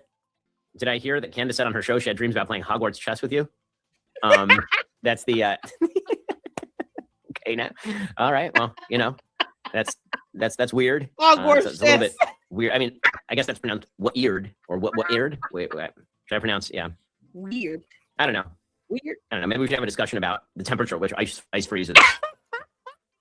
or maybe we can talk about various German terms and their proper pronunciation, like Blitzkrieg. I will freely admit that I did make a few jokes around the office about other Nazi breakfast foods besides Blitzkriegs, which may include Luftwaffles. Candace also interviewed Bassem Youssef and told him she thinks something bad happened in your childhood because you fixate and lack empathy. Man, so much projection. Oh my goodness. What? Yeah, sure. Mm-hmm. All right, whatever, man. Whatever. I just want to acknowledge the fact that he watches every minute of this. Just own it. You're a Candace. He doesn't watch every minute of your show. He's watching Milk Bar TV. Shout out to Milk Bar TV for summarizing these clips and putting them together. Now he got Milk Bar TV, Candace. I am gonna crush your bubble right now. Ben Shapiro watches Milk Bar TV. Okay. I wish somebody would start doing a summary of Candace's shows so we don't have to sit here the whole hour. Just sum this up. Just give me the summary of it. That's what I would like from now on. I don't need to see the whole thing. Just give me the summary of all the major points. Y'all notice I just fast forwarded through a lot of this just now to get to that part. We don't need to see the whole show. Just summarize it, kids. Oh, y'all, let's get to the next one. That's enough. So this is the episode from Daily Wire, because we gotta laugh right quick, y'all. We gotta have a good laugh. We need a brain break. Thank y'all so much for tuning in. Hit that like button. Damn it, hit the like button. Candy ass cult members, y'all come up in here for the banter. You know you love it. Hit the like button. Since you're not giving me $7,000, can't make this up. Somebody owe me some money. Benjamin Netanyahu owe me some money, bro. Y'all hit that like button. Let's keep this video up in the algorithm. Because if nothing else, we can get a good laugh out of the crackhead baby up here. Child, you can make this up. So the Daily Wire did a new video, do an episode on the Candace Owens podcast YouTube channel that they still have the rights to and own. And we are here for it. This is, does anyone remember the old Read for All tapes? Is that what I'm saying? Y'all, we gotta laugh, y'all. Cinema Shogun does summary Candace shows daily later. Oh, does it? Is it a video? I see his post. Does he do a video? Who would spend $1,200 for a ticket to see her talk nonsense? Exactly. Y'all know Candace still owes people $1,500 in Australia. So if you guys want to go see her at some Catholic something, whatever, please understand, she still owes refunds to people in Australia. The cheapest ticket in Australia was $95. The most expensive was $1,500. She still owes them money. It's not a video? Oh, okay. I do see his post. He's good at summarizing the show. Yeah, I read his post. It's funny.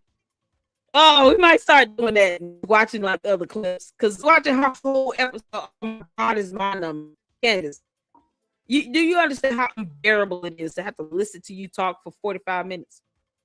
And that's skipping over your commercials, your sponsors, and not listening to the commentary, the comments at the end. Because I'm not here to, to hear you read comments that kiss your ass. These people won't even. I'm still waiting on the lady who dropped all these scriptures in the beginning of my show to drop all these same scriptures in her videos. What's good for the goose is good for the gander. I don't do that hypocrisy nonsense. Jesus don't believe in hypocrisy either. Nothing gets God more upset than someone being lukewarm. You either hot or cold. Isn't that how the Bible put it?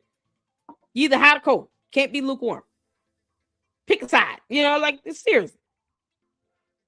We serve a God of justice. Why in the world can't it be, both ways equal? You want to sit here and talk about somebody else's mama? Then we're going to talk about your crackhead mama, Candace. We're going to do it. That's it.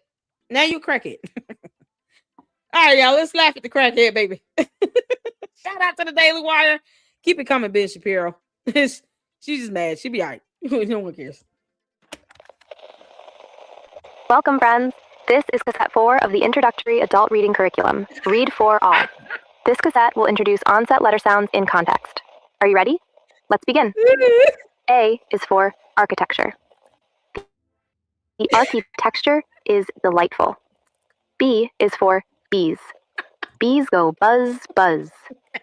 C is for cease and desist. Hey, stop it, now.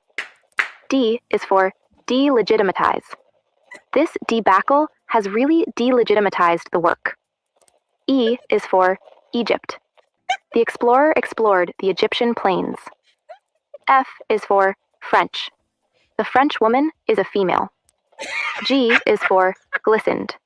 The frozen ice glistened frozenly as the freezing temperature dropped to 30 degrees. H is for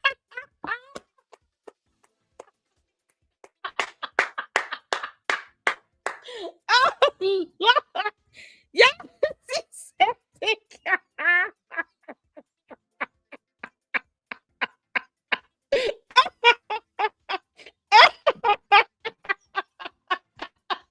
E is for Egypt. The explorer explored the Egyptian plains. F is for French. The French woman is a female. G is for glistened. The frozen ice glistened frozenly as the freezing temperature dropped to 30 degrees. H is for hooray! Clip clop hooray! I is for Israel. It's good to know what is real and what is not. J is for juicy. We all know the Jews see details no one else does. K is for no. You know the line, but I'm not going to say it. L is for literacy. Reading is literacy, and literacy is understanding, and understanding is M. M is for macabre. The Burr reel was quite burr. N is for no. That's a no-no, kid. O is for officer. The Special Forces officer is a green beret. P is for puzzle. Everything can be a puzzle, even if it isn't. Q is for questions. Just asking questions is a clever way to make implications. R is for red yarn. Red yarn for miles. S is for sleep pictures. While you sleep, mind movies give you secrets. T is for thumb. The thumbtacks hold the red yarn in place. U is for unsubstantiated. An unsubstantiated claim can be solved by hunch, vibe, or instinct. V is for victim. It's never too late to play the victim. W is for wine moms. Wine moms love true crime podcasts. X is for Twitter. X is what some people call Twitter. Y is for yay. Even yay apologize. Z is for zoinks. When Shaggy and Scooby are trying to solve a case, they sometimes say zoinks. Great listening and learning. You're making excellent letter sounds. Remember, letters are like clues that when read correctly can help us make words. What clues did you find today? Listen again or refer to the transcript for additional practice. Turn over cassette tape to continue. End of tape. End of tape. End of tape. End of...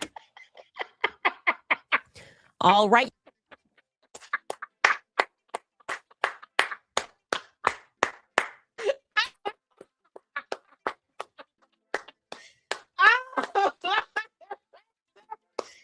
Oh man, they got it all in, y'all. It was for French. French females. French ladies, a female. Did they say click clock? Oh my God, I was expecting the F to be F-U and the midget horse you wrote on.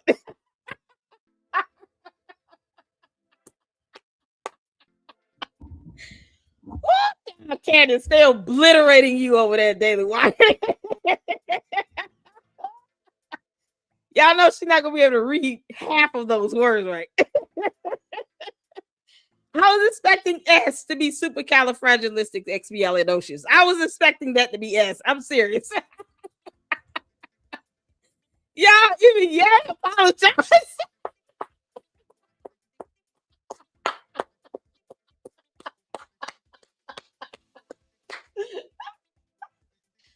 I gotta breathe.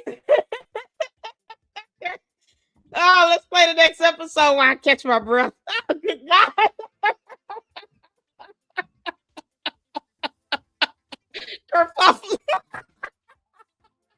Oh God, let's get to it. All right, y'all. This is the next episode. Oh God, this is a Macro's boyfriend, Erica's girlfriend. See, Candace is faking gay. That's how Candace. Oh, can you explain this photo? Just, because reasons. You gotta explain this photo. You want to see her talk about somebody's girlfriend? Candace. Who this woman, Hoppo? Who this woman? Hoppo, who this woman? Who this woman, Hoppo? Who this woman you got? Candace, you cheating on George already. You only got a baby in the belly. Candace, what is this?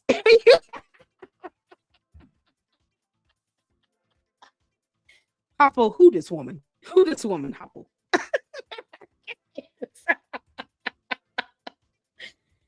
Candace, why are you grabbing this woman's ass? Why are you doing this?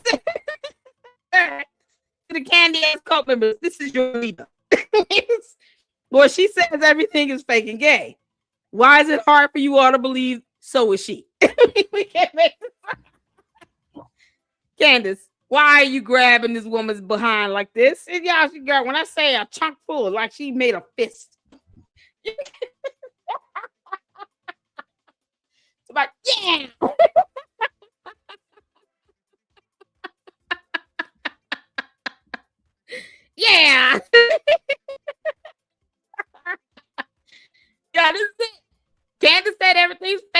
you, boy, she is proving that in this photo. Oh man, fake pregnancy, gay life. This photo is screaming fake and gay right now. Okay, how do we know she's not wearing a bodysuit to look pregnant? You can't make this up, Candace. You haven't proven to us that you've given birth, so we can't say you have. It's ridiculous. I don't understand why she's sitting here grabbing another woman's ass like this. How about you all find me? Let's see if there's a photo of Erika Kirk doing that. Checkmate. You can't make this up. Candace. Candace. This is nasty. This is nasty. The men might like it, but it's nasty, Candace. It's nasty. I guarantee you all, George does not care. He doesn't find this attractive or appealing one way or the other. He doesn't care. He's too busy being a part of the boys club. Okay, we got to learn more about that bullying down club because they're doing some suspicious stuff up in there. You can't make this out. Oh, George, come out the closet. We know you're gay. You can't make this up. All right, y'all, let's get to it. Let's get to it. Here we go. Right, you guys, I've got some news. Emmanuel Macron is gay. Why are you gay, Emmanuel Macron? When I said it, it was a conspiracy. Now these Epstein emails are getting released and people are picking up. And by people, I mean the mainstream media. They're willing to accept that maybe I was telling the truth. He's also married to a dude because he's gay, so that makes sense. But I guess we'll wait for the next email dump for the reliably dishonest press is prepared to admit that part. Didn't I tell y'all every time we see the ET photo, what y'all gonna see? Put in the chat. What I tell y'all, every time we see the AT photo, what y'all gonna see? Y'all ready for it? Because Candace, Candace, you know, what's good for the goose is good for the gander. See, your cult members are gonna learn. We don't do hypocrisy over here. So if you want to put up this photo of the Macrons, Candace, what's good for the goose is good for the gander. All right, y'all, Candace is into the room. Y'all say hello to Candace. Say hi to Candace. She wants you all to know that she's a boy. She's wearing a sweater.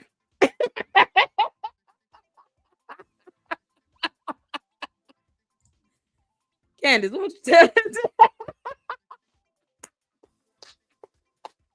Candace, why don't you tell us what was your week like last week? You know, Lady Luck Club didn't go live. Wasn't there to clown your ass. We're here. We're here for it now. We're here for it. Candace, can you tell us exactly what it's like to be born with crack in your system? Can you tell us that? How did it feel crash landing on our planet? You know, what satisfaction do you get out of telling us all these weird ass sources coming from people in your head you imagine when you're on your sugar booger high? I have so many questions I have to ask you. Y'all throw some questions down there y'all want to ask Candace. Let's ask her. Why are you wearing a sweater? You say you're proud to be a woman, and yet it says boy. Candace, why do you have a mustache?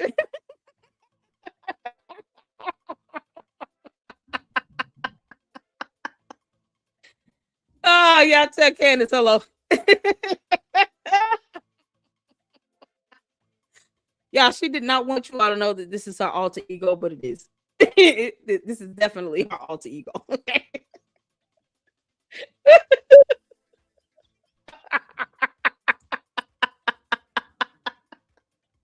What does that sweater say? Boy, girl, boy. Look, Candace, you can only hide for so long. Might explain you grabbing another woman's butt. I mean, a handful of it. And you claim to be pregnant. We haven't seen any proof that you giving birth. Come on, you yeast infection. Why don't you tell us how many kids you actually gave birth to? So far, I'm at 0. You can't make this up. Keep on putting the Macron up there in a wig. I'm going to keep putting this up here. Candace, Candace, you can kiss my ass. You can make this up. Oh, y'all, look. This is Jermaine Stewart, okay? Unlike Candace, he actually had some talent. Passed away, but she sure enough, look, this is Candace's twin. It's like her alter ego in another lifetime. But yeah, I mean, come on. It looks just like Candace. Oh, Candace, I told you I'm gonna do this every time, you heifer. Keep on now. Putting up that Macron and that ET phone home wig. Yeah, we're gonna do that right to you with Jermaine Stewart. Can't make this up. Ah, child. Yeah, I'm here for it all. I have a good time doing this. This is funny to me. Come on, you dumb. All right, let the crackhead speak, y'all. Part 2. What is up with these political unions? I have questions. This brings me to Erika Kirk. Upon further information, I no longer believe that she was with her mother on the morning of September 10th, and I am going to tell you guys why that is. Welcome back to Candace.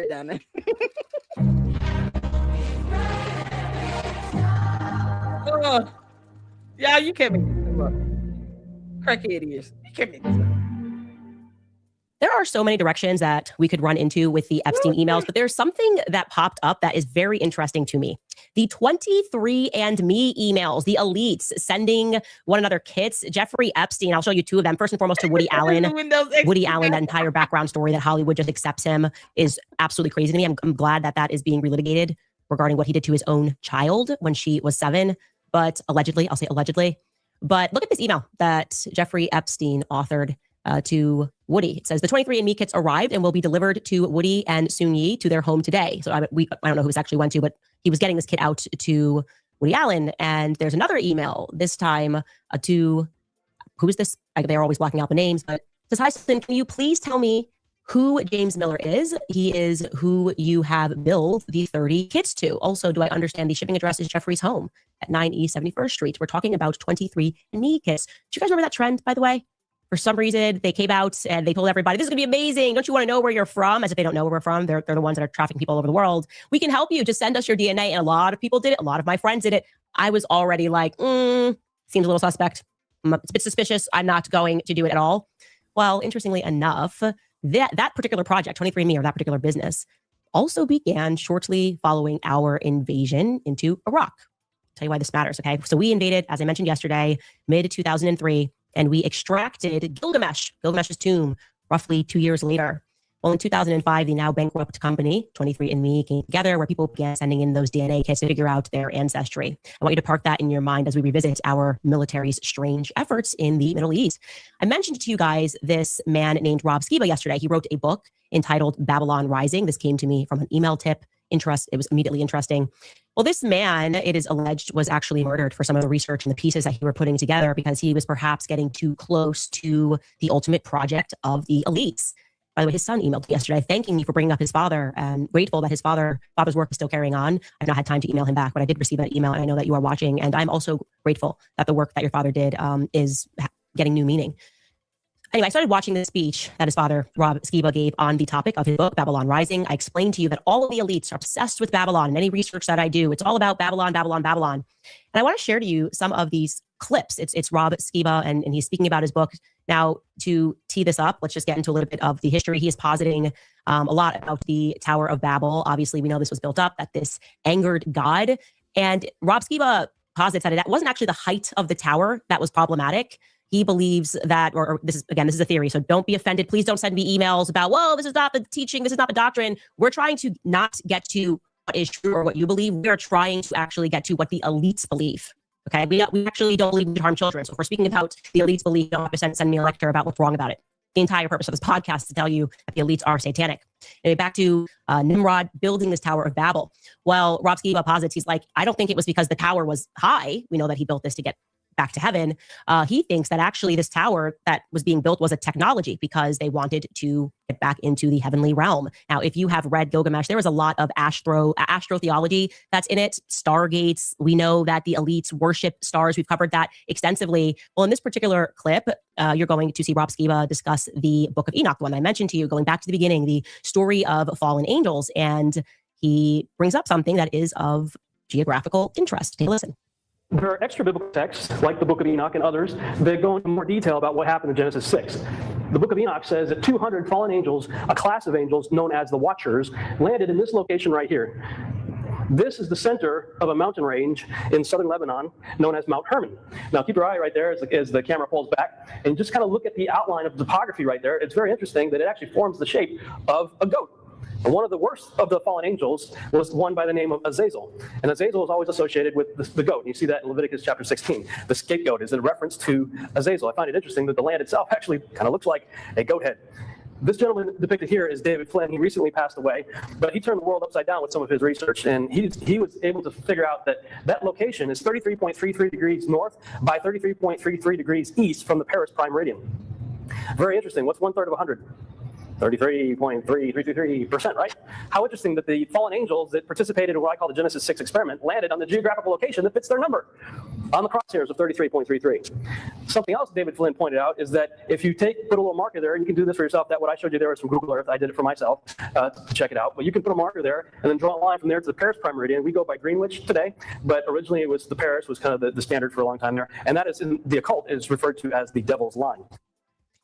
So something that's a fact is that the elites are obsessed with goat heads, Baal worship. None of this is a conspiracy. Jeffrey Epstein worked for the Rothschilds. You were looking at a picture of the Rothschilds at their surrealist ball. The more research you do, you just sort of see this appearance over and over again of goat heads. Even if you get into Pan worship, Dionysus, all of these, occult, orgiastic cults that they've had since the beginning of time, so to speak. And just to give you guys a biblical recap, I should never assume. I know a lot of people are kind of now just going to church, just starting a Bible. So I can back this up for you. The story of man, just so you guys know, you're not an ape. You can throw away that chart. The biblical recap here: Satan is struck down by the archangel Saint Michael after a battle of good versus evil in heaven.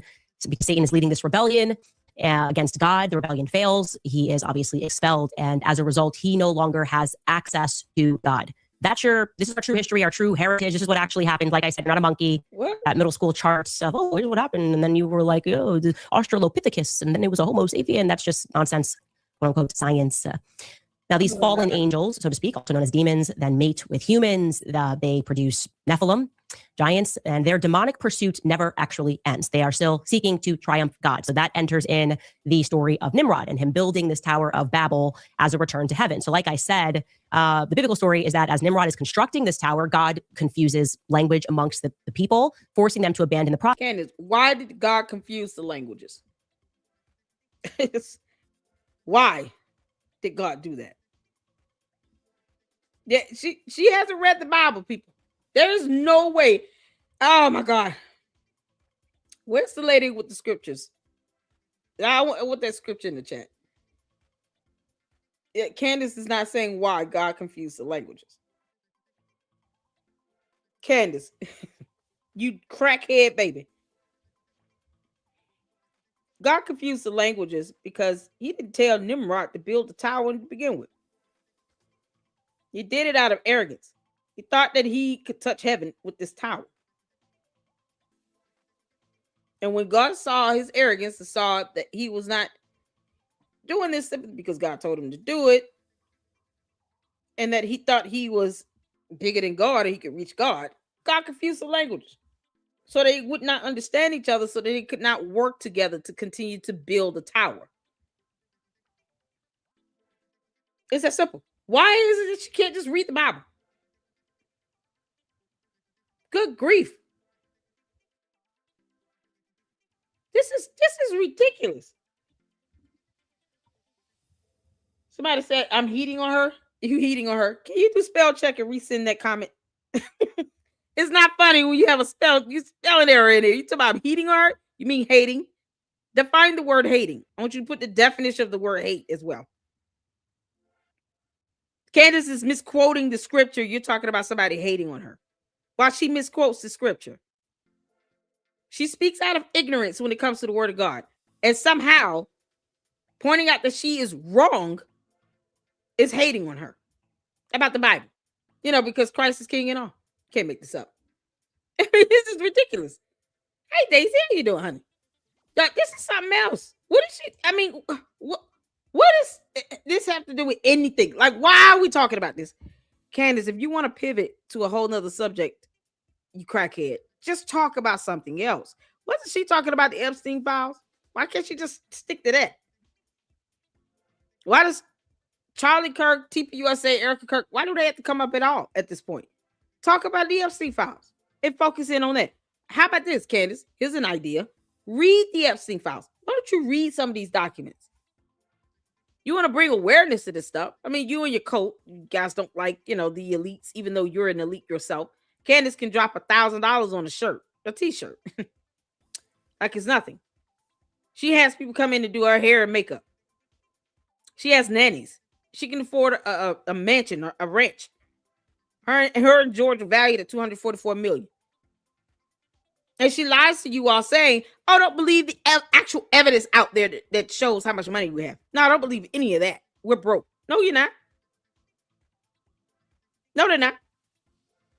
But she buys clothes and stuff and reminds you all how much money she truly has. Because the average person working a regular job can't just drop $1,000 on a shirt.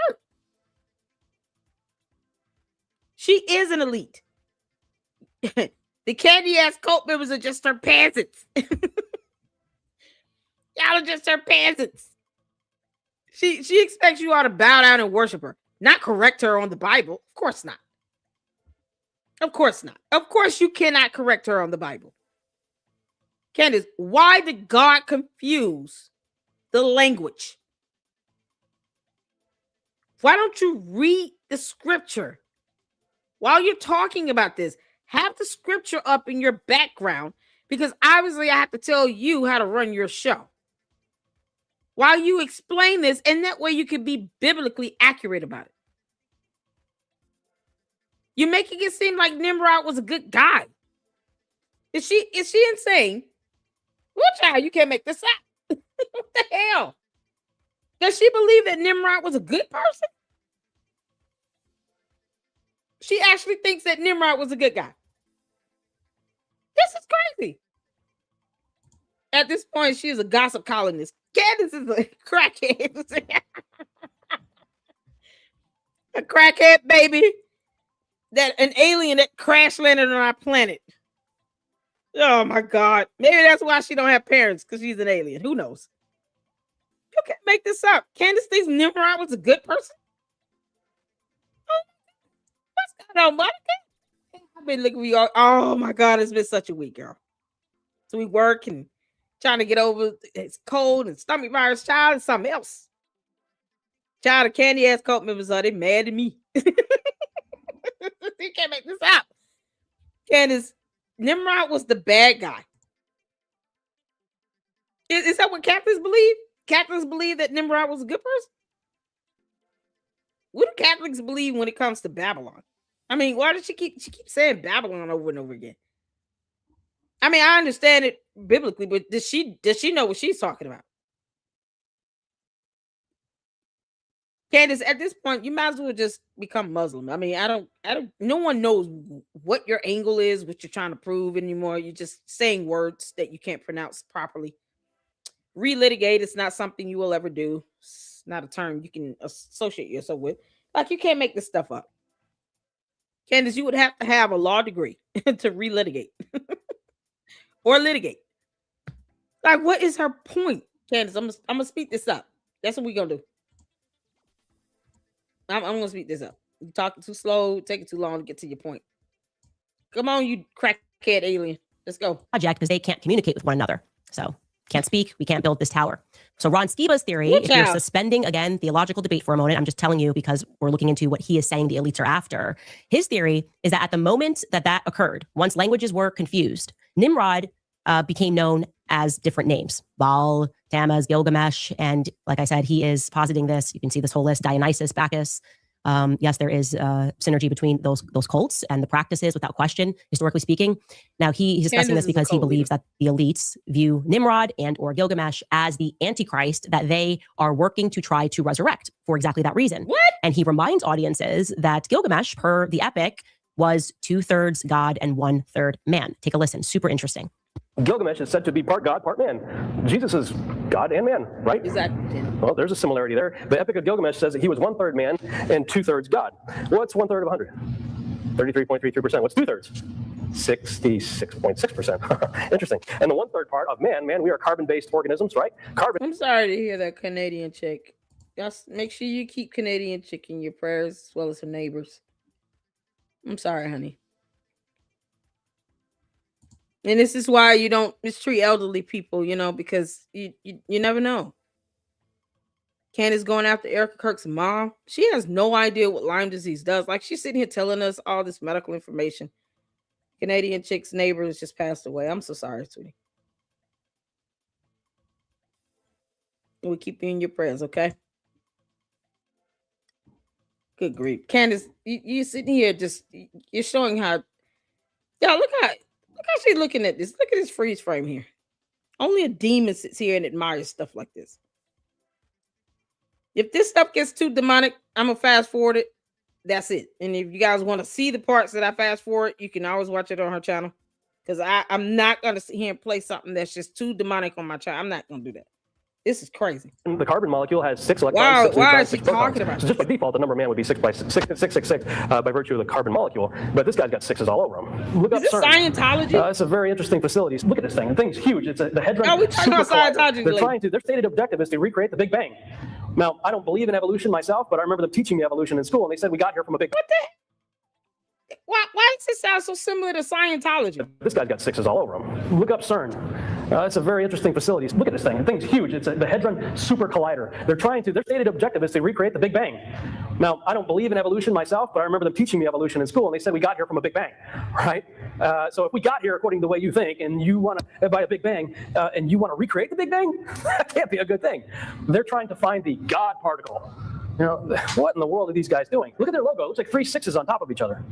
And everybody wants to talk about the separation of science and religion, right? They're usually, it seems like they're like this, right? You know, they're diametrically opposed. Well, it's interesting that all these scientists and people working over there on CERN decide to put the religious statue of the Hindu god Shiva outside the front door.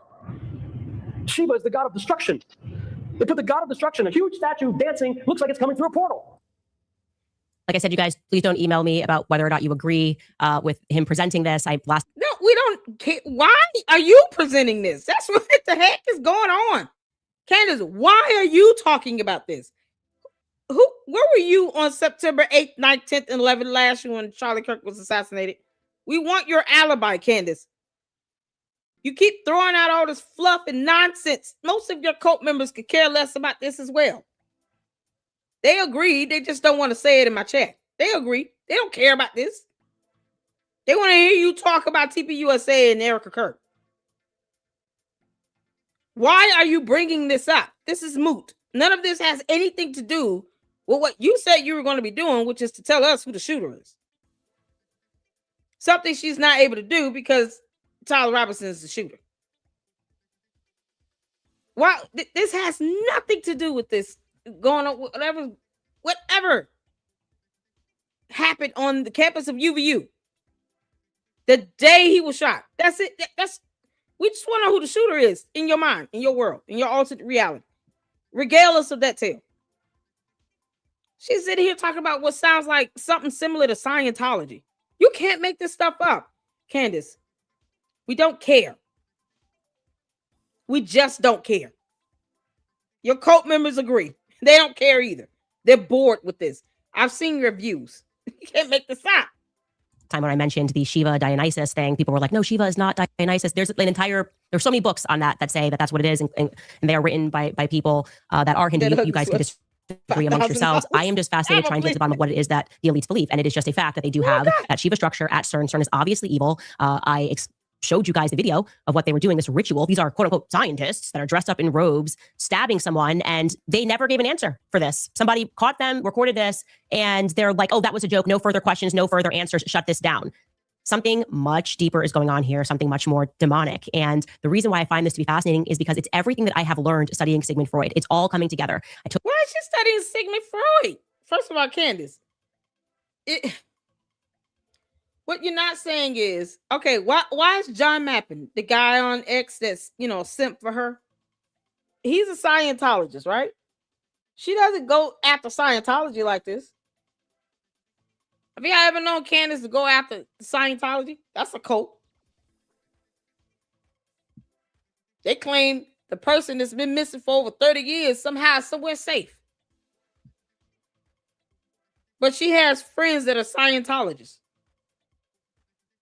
So why don't she go after Scientology like this? Put John Mappin really in his place. This is who people Candace hang out with people who believe in Scientology. What's the difference? They also believe that somehow your soul is in some being from outer space that landed in a volcano. This is crazy. None of this is relevant to anything. Candace is just throwing stuff out there. Y'all, you can't make this up. But she has friends that are Scientologists that sit here and simp for her all over Twitter X. Told you Sigmund Freud was a Satanist. He created a social science. You're talking about that blending of science and religion. You think it's different. It's not. Sigmund Freud is explicit that they create the science to mask their religion. Their religion consists of ritualistic sacrifice, harming innocent children. But if you say, I'm a doctor, like I'm an expert, then suddenly, okay, people go, oh, okay, it's not that. This is not some demonic faith. Essentially, what Sigmund Freud is famous for is developing a breakthrough strategy for the elites. When they want to accomplish something from a religious perspective, all they have to do is present it to the public as a scientific breakthrough. Go back to COVID, right? Oh, I stay at home, save lives. What were they actually doing? We don't know what they were doing. We know what they weren't doing. They weren't creating a vaccine that guarded you against COVID. Roll up your sleeves. Let us inject you. What were they actually injecting into people's arms? We're the experts. Dr. Candace, you sit here and you never dog out Scientology, though. You know, Xenu, the boy, girl, warrior princess is going to be so mad at you. You won't give any of this time and attention to Scientology, though. But you're talking about a blending of religion and science?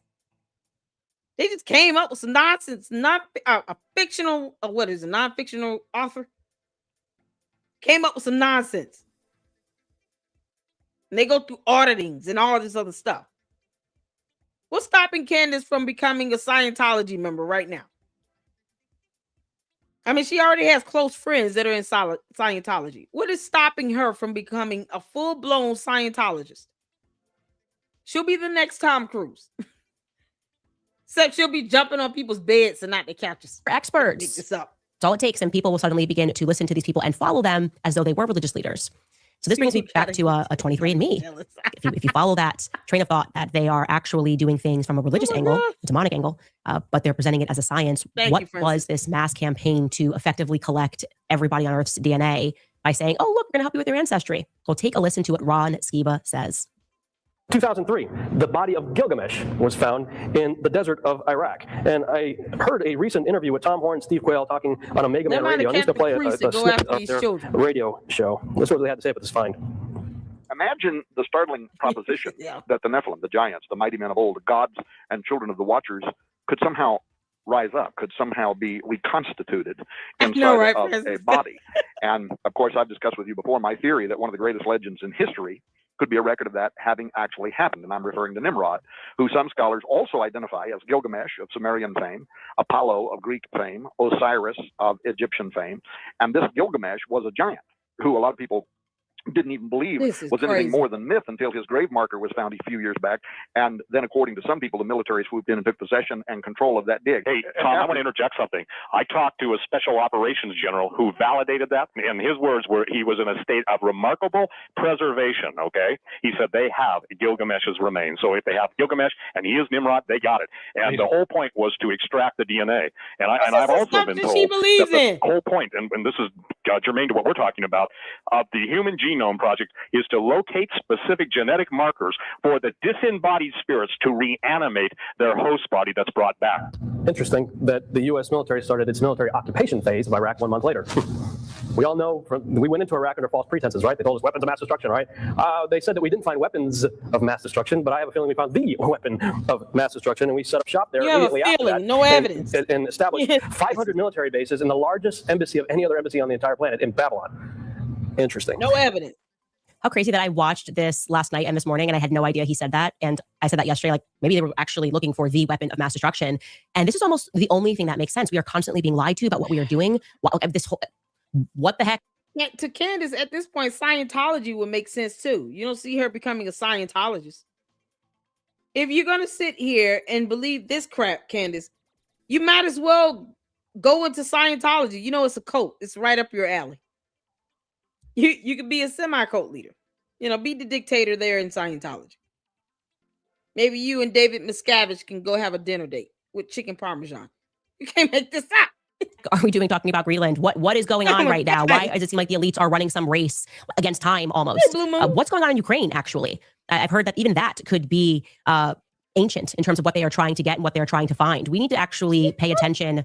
The elites are focused on something that has nothing to do with what we are being sold. And I very much believe this because we see Peter Thiel, who is like dead focused on discussing the Antichrist all the time. Are we supposed to believe that he's a faithful Christian? What is his interest in the Antichrist? Why are they obsessed with wanting to create life artificially, right? Why are you obsessed with TPUSA and Erika Kirk? Why are you obsessed over another grown woman and her mother? Why are you obsessed over a deceased individual that did not pick you? Why are you obsessed with that, Candace? Yeah, we're just here to clown and laugh her. Because that's all you can do with Candace at this point. Clown her ass out and laugh at her. Candace is like slowly inching into Scientology. Maybe she's giving a slow intro into that. One day she'll break the news. You guys, I've converted to Scientology. I'm full blown there. They believe everything I believe. You know, egg pods and Xenu and eggshells. We all there. Aliens, volcanoes. I got it. Like, she might as well just be Scientology. Oh, you dumb cult leader. Come on, hurry up with this. Push and the marketing toward IVF. Yes, of course, it can be a sensitive subject because people turn to IVF because they can't have children. We are starting to see that the people that are creating this, it's not because they are wanting to help you have a child. It's because they seek to be the creators. One of the things that happens here, the template, is that as soon as you side with the devil, you can't create. You cannot create. You have to steal. You have to enslave. You have to steal because you do not have any creativity within you. And so I fully believe that we need to start having and examining all of the wars of past, what was going on in Afghanistan, like I said, what's going on in Ukraine today, and look through the lens of what I believe these people are actually after. And it's very clear to me that they are on some demonic pursuit. So I wanted to show that to you before I get into this unbelievably explosive revelation I have about Erika and her alibi. We'll be right back after a brief break. All right, you guys, thanks to you. Last year, Preborn helped rescue over... Confirm Erika's story of September 10th. She said in the morning of September 10th, she was with her mother. Mother was obsessed. She's obsessed with her. Confirm. Yeah, she says, I'm pretty obsessed. Candace, I'm so glad you admitted that, you dumb demon. Promo code Candace at checkout. Okay, so I am now pretty obsessed with trying to... I'm so glad she admitted this. Candace, I know you listening, you dumb heifer. You crackhead. Yeah, she has a title this week that says crackhead baby. Yeah, she got it from me. You crackhead baby from another planet. You White Walker. Why are you obsessed with Erika Kirk? Yeah, she's going to sue you. So I hope you keep this same energy up for court. That's all I'm saying. Because you can't stop her from suing you. So keep up this same energy for court. Erika, make sure you sue her in the state of Tennessee. That way they can't say the court does not have jurisdiction. Because that's where all the lying occurred when you flew out there. She lied straight to your face. Candace, you gonna pay for that. You talking about them having some money. By the time they get through raking you over the coals, they're gonna have even more. You can't make this up. Sue her. This is stupid. Candace is now almost a Scientologist member. She might as well just be that. Candace, why don't you call John Mappin and ask him, how do you sign up for Scientology? You got to pay for all those auditing measures. They're going to be reporting your ass every time you open your mouth. They have these tattletale reports that they do in Scientology. Candace is going to get so many tattletale reports. It's not even funny. Even her cult members are going to get tattletaled on. Yeah, they have these tattletale reports. I call them tattletale reports. They're these reports when you do something bad that the cult doesn't like. And then you got to go in for reprogramming and auditing and all that good stuff. You know, I'm sure John Mappin made this sound very cool to her.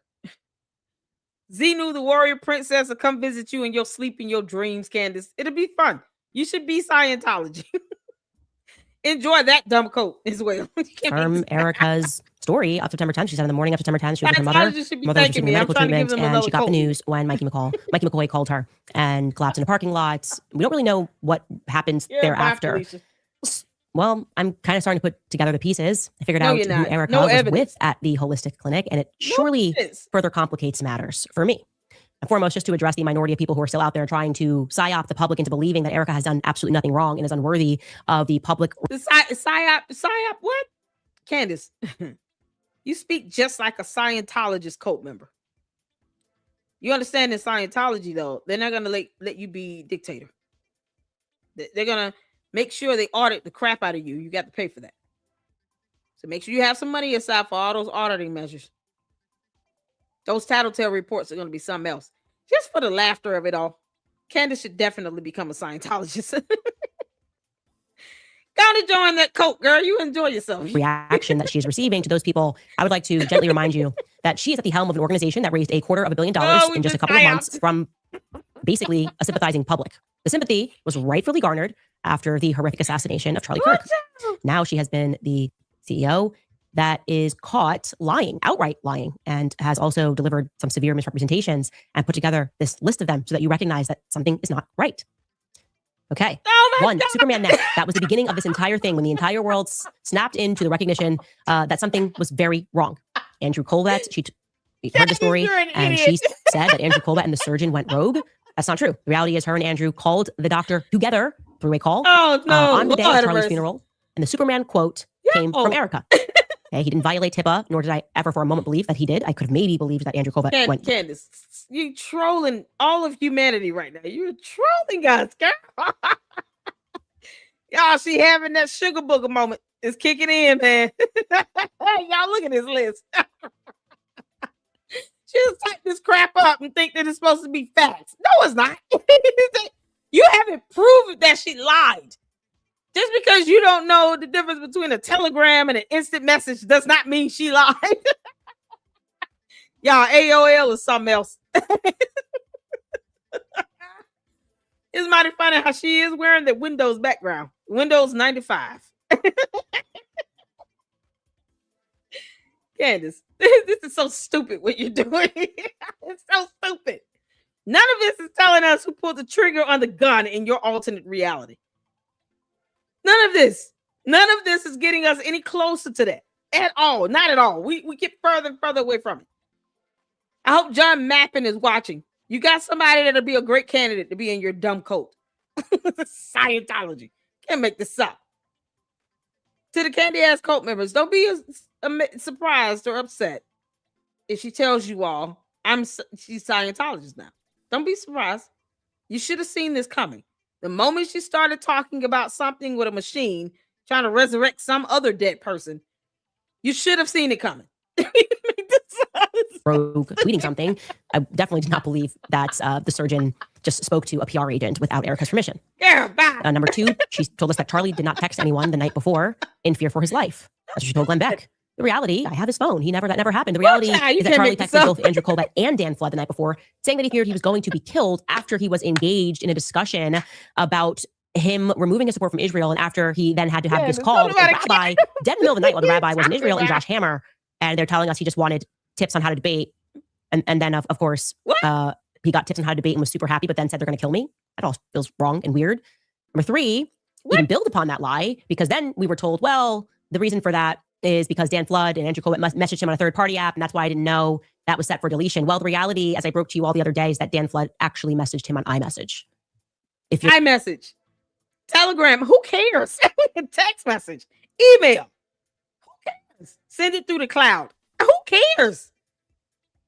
Whatever the method is, got the message. You're sitting here trying to put Charlie Kirk in a facility where they have cameras, and you can't give us camera footage to prove it. None of this will fly in court. Go to court with this defense if you want to. Please show the judge this when they sue you. When Erika Kirk and TPUSA sues the hell out of you, Candace, take this to court. Take this Erika's lies and or misrepresentations to court. Take this BS to court. I want to see y'all. I have to be in that hearing to see how hard the judge is going to laugh at this crap. He's going to look at this and be like, what the hell is this? Candace, please take this to court. Try to use this evidence against you. Use it. I dare you. Take this to court and say, Your Honor, this is my entire defense. Erika Kirk lied to me, to my face, in Tennessee. Here are the lies. Here, Candace. The judge and the jury are going to burst out laughing. They're going to laugh at you for many, many minutes, like we do here in the LLC. Y'all see why I can't take Candace seriously. I can't take her seriously. This is diabolical.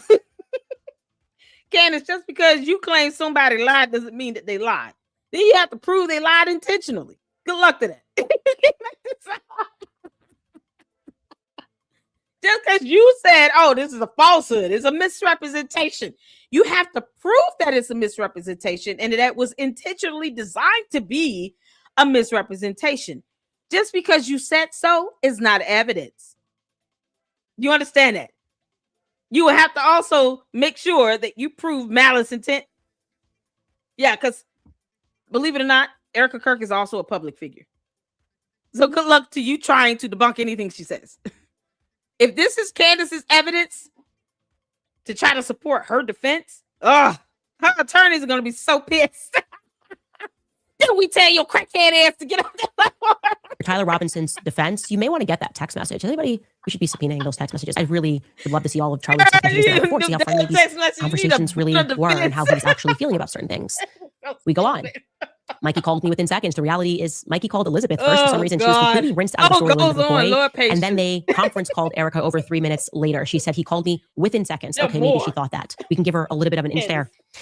Very strange. Erika did not know that Andrew's wife was aboard the plane to Utah with Andrew, because Andrew said that when he landed in Provo, he and Erika collapsed into one another's arms. And when I asked the question whether or not he flew with his wife, Erika was unable or unwilling to answer. And they said they would get back to me. And then they got back to me after our meeting and said, yes, Andrew's wife was on the plane with him. And I just thought, well, that's interesting, because I didn't tell them. I held that card. And Andrew told me that Erika, she didn't have no cards, and him collapsed into his arms on the tarmac. Also strange is that she waited an hour on the tarmac for Andrew's Corvette's plane to land. That feels very wrong to me. Now, this... none of this means anything in a court of law. Her cult members, boy, they're gonna be so mad when it's like she lost like hell. Oh, you're gonna lose that lawsuit so bad, girl. Candace, you're gonna lose bigly. In the words of Trump, you're gonna lose bigly. Bigly is the way you shall lose. Oh, Candace, you crackhead. You can't make this up. Oh, that sugar booger, y'all, is something else. Look at her. Look at this snapshot, y'all. This freeze frame is epic. I kid you not. Candace, that's how evil you are. No matter where I pause this video, the freeze frame is always epic. This is her looking at her list like, nah, this ain't gonna fly. No judge is gonna buy this. It's no evidence. Can Scientology finally adopt Candace Owens by now? Can y'all go ahead and take this alien in to your coat? Like, just we'll give her over for free. You got to take George with her. Can't make this up. I might call this splitting hairs. I don't, as somebody who's written a book. Charlie told Megyn Kelly that he was writing a book currently. So I am currently writing a book about the Jewish Sabbath, right? We're going to be at this all day. Erika, then when she went on her tour, kind of illuminated to the public how he had finished the book in July. What book? Okay, now that's a month difference, but I don't think that if you had finished your book in July, that you would say the exact sentence to Megyn Kelly, I am currently writing a book about the Sabbath. You sitting here trying to break down words like an idiot. Candace, they don't care about what you... None of this is going to fly in court. None of it. And you go in there with semantics if you want to, you're going to piss that judge off. The last thing they want you to do is sit here and play on semantics. They don't care about that. Where's your evidence? Not some BS you typed up. Get the video camera footage. Get a photo. Prove it. You can't make this up.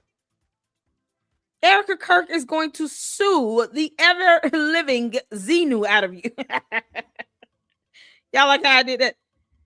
Yeah, Erika Kirk is going to sue the Xenu out of Candace. You know, that's what she truly worships. Xenu, the boy, girl, warrior princess. You can't make this up. That Scientology is just blowing up this alien's head like never before. So Candace learns one thing new, and all of a sudden, now she thinks she can litigate something. Get out of here. Again, it's a minor detail. Kind of want to harp on that minor detail because there's something that felt very strange to me about that being kind of the first PR push.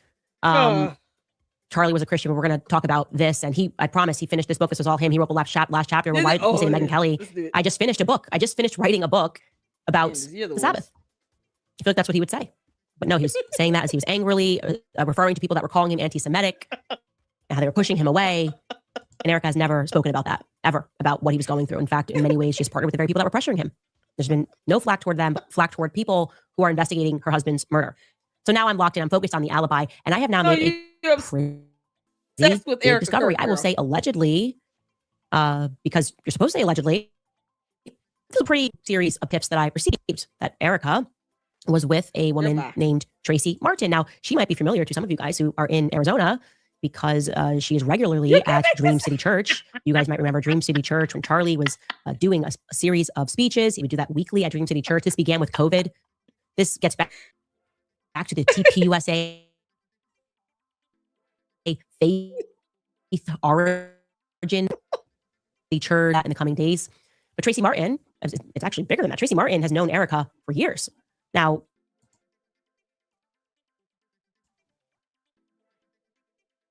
allegedly, she was with Erika when Mikey and Elizabeth called. My question is why? If you're with your mother,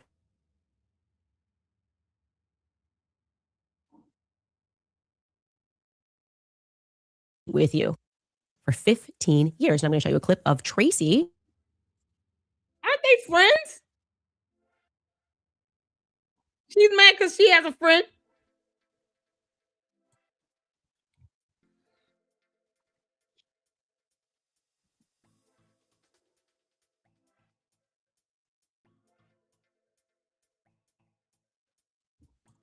Yes, because I refuse to listen to her at normal speed.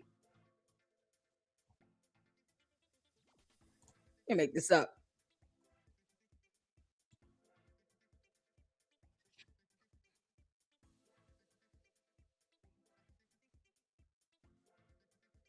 I wish people would stop responding to Candace, the dumb alien crackhead baby from outer space. Can y'all just stop responding to her? You're giving her content. You don't owe her shit. Like you be like, who? Candace who? The White Walker? No, we don't respond to aliens here on Earth. Let that be your response to keep living.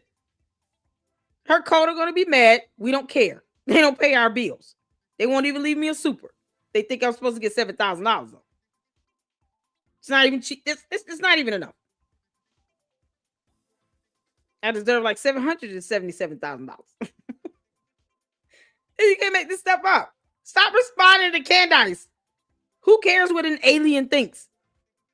This crackhead baby is not producing any evidence at all. Nor can she define the term. You can't make this up. Ugh. You can't hear? What the heck?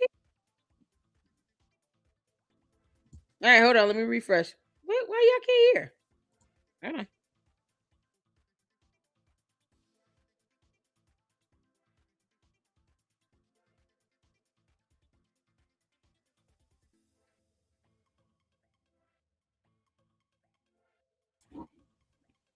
Okay, can you all hear me? You can hear me? Okay, what's going on with this? Yeah, Candace must be playing around with the video. She don't want me to play it. Keep laughing at her. Candace, leave the video alone. You already look like a clown. Look at this. Look at this freeze frame. It's called the pouty face. This is the alien pouty face because she's not getting what she really wants. Now she has to go fishing for things that don't add up. What does it have to do with you telling us who the other shooter is, Candace? Because, you said you would tell us that. The cult won't even tell us that anymore. They have no idea what you're talking about. We ask them questions. They talk about something you said. What she's supposed to be telling us, who's the shooter? Because right now we're just going to say it's George Farmer until you can admit it's Tyler Robinson. I mean, we can, like I said, this can go both ways. Candace, you want to throw out wild hair accusations? You dumb alien. We'll sit here and say George Farmer did it. What's good for the goose is good for the gander. You want to talk about Erika Kirk's mom? Candace, we'll talk about your crackhead mama. What's good for the goose is good for the gander. This is absolutely nuts. Why are we watching this person? I have no idea who this woman is, and I don't care. The video that Erika would send back to us once the distribution and they were delivered, and we could see the children opening these beautiful gifts, and we knew that we were making an impact all the way around the world. And that's what type of person Put one Erika in is. chat if you can Starting a hear me. nonprofit at 17, instead of looking at that as like, how do you do that? Exactly. How do you do that? Unless you're someone like Erika. That's how you do that. Yeah, she's an Erika stan. She's known her for a very long time. She's known her family for a very long time. She knows Erika's mother for sure. Yeah. There's a picture of them at least. She hate her. Definitely someone that's been in her life since Erika's what I say, pageant Monica. She's pageant not entitled days. to She anything. has been following her to Romania. This I'll woman put grew up one in wealthy, chat by if the you way. can hear the Done video. some Okay, cool. really Thank prodding you. into her, but she's from Missouri, which has been one of those regular stops on the Egyptian plains, and she grew up wealthy, riding horses. And I got would your like to email. know No more reply. about her. I would like to know more about Tracy Martin because I'm also unable to determine what exactly it is that her husband does. I'm interested in knowing. Tracy Martin, she wants to dox you and your husband. So, Candace, you're going to keep getting sued. I mean, if they got to sue your ass into oblivion, they'll do it. It is what it is. Humanity is not scared of you or your dumb coat. Not scared of you at all. Keep setting yourself up to get lawsuits. It is what it is. Don't get mad when you get sued. Take it like a champion. You said you wanted this. She said, sue me. I want subpoena power because she uses terms she can't define. Good. Come on, you crackhead, baby. More about Tracy Martin. So I will leave that there. We'll have a lot God. more for you on that and where the story is going and what else I know. And I believe in other chats, he's talking on that tomorrow. Just want to give a shout out to Emmanuel on that tomorrow. Just want to give a shout out to Emmanuel Macron for being in the Epstein files. You know how the elites get down. Anyways, it's very funny. And this text chain that is happening, they are discussing Emmanuel. If I find out George Farmer or his daddy is in those Epstein files, Candace, you got to come in. Your coat will not be able to shield you from that. Don't let us find George Farmer's dad in that. Because he's an elite. So is George. The Bullying Don Club. Yeah. If we find them in the Epstein files, it's on the popping. Just so you know. You'll be the biggest hypocrite sliming the earth. I mean, seriously. George Farmer knows exactly what happened with Charlie Kirk. He won't give us an alibi. We'll continue to accuse him. Candace, isn't that what you're doing? Accuse until they're forced to respond. He'll respond. George, where were you on September 10th? You know how to use a weapon? Your little skinny ass look like you could slide through some cracks. You could definitely blend in the crowd at UVU. Why should we not look into where he was? Candace, you're not giving us a reason not to. Candace had the most to gain out of this. And she hated Charlie Kirk because he didn't pick her. It's like evil on steroids right now. And she's still trying to dox people. She put out Erika Kirk's mother's diagnosis, invading her medical privacy. And for what? Her coat's eating that shit up. Let us find out George Farmer's dad or he is on that Epstein's list. It's going to be on and popping. And no, Candace, you will not be able to distance yourself. But that has nothing to do with me. That was my father-in-law. Nope. You married into this. You knew exactly what you were doing when you told George yes. She doesn't want to talk about the allegations against George Farmer, though. Him essaying another grown man, allegedly. She won't even speak on that. But the cult doesn't care. They don't care about the possibility that George Farmer could have essayed another grown-ass man. Make this make sense. Macron's boyfriend. It is Epstein. And I believe in other chats, he's talking with Steve Bannon. And this says, along with some other tidbits, I was shown a photo of Macron's boyfriend. Hypocrisy. There are more emails referencing the fact that Emmanuel Macron is gay. And I think the biggest clue is that he married a dude. But apparently now people are willing to accept that Emmanuel Macron is not a straight Catholic man by any stretch of an imagination. No, in fact, I know his trigger. His trigger is MK Ultra. And his trigger is anybody that discusses his wife. And there's something there. Okay. Now that we are kind of graduating into the Epstein files as a society, you can start to separate that all of these facts from fiction and recognize that the media is out there to consistently lie and to protect the elites. They have money, they have power, they do not have the truth on their side. And many of these things that you may have thought were conspiracies, things that I grew up thinking were conspiracies, are obviously not conspiracies at all. Yeah, a lot more that is coming out and it's getting interesting, but we can put that as another thing that I was right about. Unfortunately. Candace, why don't you explain this photo of you grabbing this woman's butt? Yeah.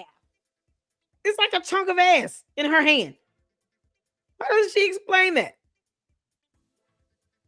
You're not going to explain that, Candace? I mean, because, we can do this all day. Yo, this is something else. She's not going to explain at all why she is taking a photo leaned up against another woman grabbing her ass. I don't care. Listen. I don't care how drunk or high you are. You crackhead. If you don't go that way, listen, you're not going to sit here and just grab another woman's butt. Candace, you got some things to tell us. You going to come out that closet as well? You and George. Y'all can come out hand in hand. Make this make sense. Like she's here grabbing another woman's butt. Talk about gay. Yeah, let me show you. Because she keep putting up that photo of Macron in a wig as ET. Okay. Candace, please explain this photo. You want to call somebody gay? What is this? Straight women don't do this. I'm serious. Who has grabbed another woman's butt and you're straight? Any women in here in the chat? All straight women in the chat. Have you all ever taken a photo and you're a straight woman? Have you ever taken a photo with another woman and grabbed her ass like this? I have never done this. At all. People don't take photos like this, Candace.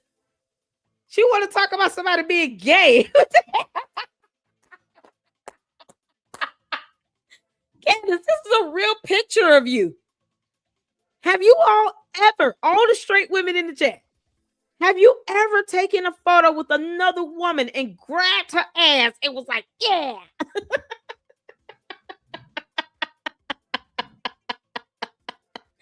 Come on, make this make sense, Candace. Help us understand this photo. Why are you grabbing her butt with your whole hand? Candace, this is so nasty, you dumb alien. Being a crackhead, talking, yeah.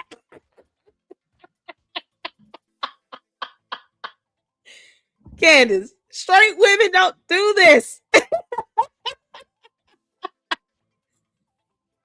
Lesbians and gay women do this because they like women, right? But straight women don't do this. You want to talk about somebody being gay? Candace, you're gay. You kidding me? That's right, I'm saying it. Candace, you can kiss my ass. Explain this picture. No, never, Candace. No one is agreeing to this. And she talking about Christ is king. Where's Christ at in this photo? Where's Christ in this photo, Candace? Ain't no God in this photo at all. Make this make sense, yeah. Oh, Monica said, no, ma'am. Cece said, nope. Mama said no. Angie said, that is weird.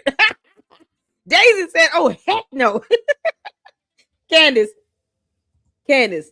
you seriously want someone to believe that you're not gay and you are taking photos like this with other women who just got through swimming, I guess. Her clothes are wet, just stuck on her body. And she walks up behind her and takes a photo grabbing her butt. That's not normal, Candace. If you're straight, you want to point out somebody else being gay and you just gay yourself. Come on now. Isn't that the pot calling the kettle black? Come on, Candace. Y'all crackheads, you just never understand how they move, why they make the moves that they make, why they say the things they say, why they do the things they do. You never understand what a crackhead is. It's like it's all based on how high they are in that moment. Can't make this out. No reply, said Jeffrey Epstein sent Friday, July 3rd, 2009. Was at 5:12:09 p.m. I will organize a trip to and then the House of Lords with Peter Mendelsohn for you guys. Epstein email here. Oh, House of Lords with Peter Mendelsohn. Is the House of Lords his dad? From Epstein, so the House of Lords is in the files. This is Lord Michael Farmer's friend.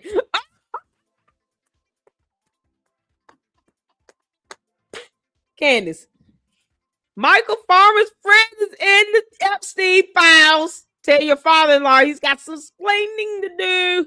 Oh, Lucy. Got some explaining to do. Candace.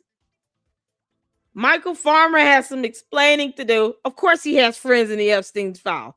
It's so crazy. She actually thinks that her father-in-law would not show up in the Epstein file. They're elites as well, Candace. They're rich as hell and elites. George is in the Bullingdon Club. They smash restaurants for fun. This is so crazy. The fact that she thinks that her father-in-law, Michael Farmer, would not show up somewhere in the Epstein files is baffling to me. Candace, we're going to put this information out here. Don't sit here and separate yourself from your father-in-law either. Stand by it. If you love your father-in-law, you're going to stand by him. You dumb helper. He got this comment, y'all. This is crazy. Peter Mendelsohn, once minister, then peer in the House of Lords, is in the Epstein files. Y'all,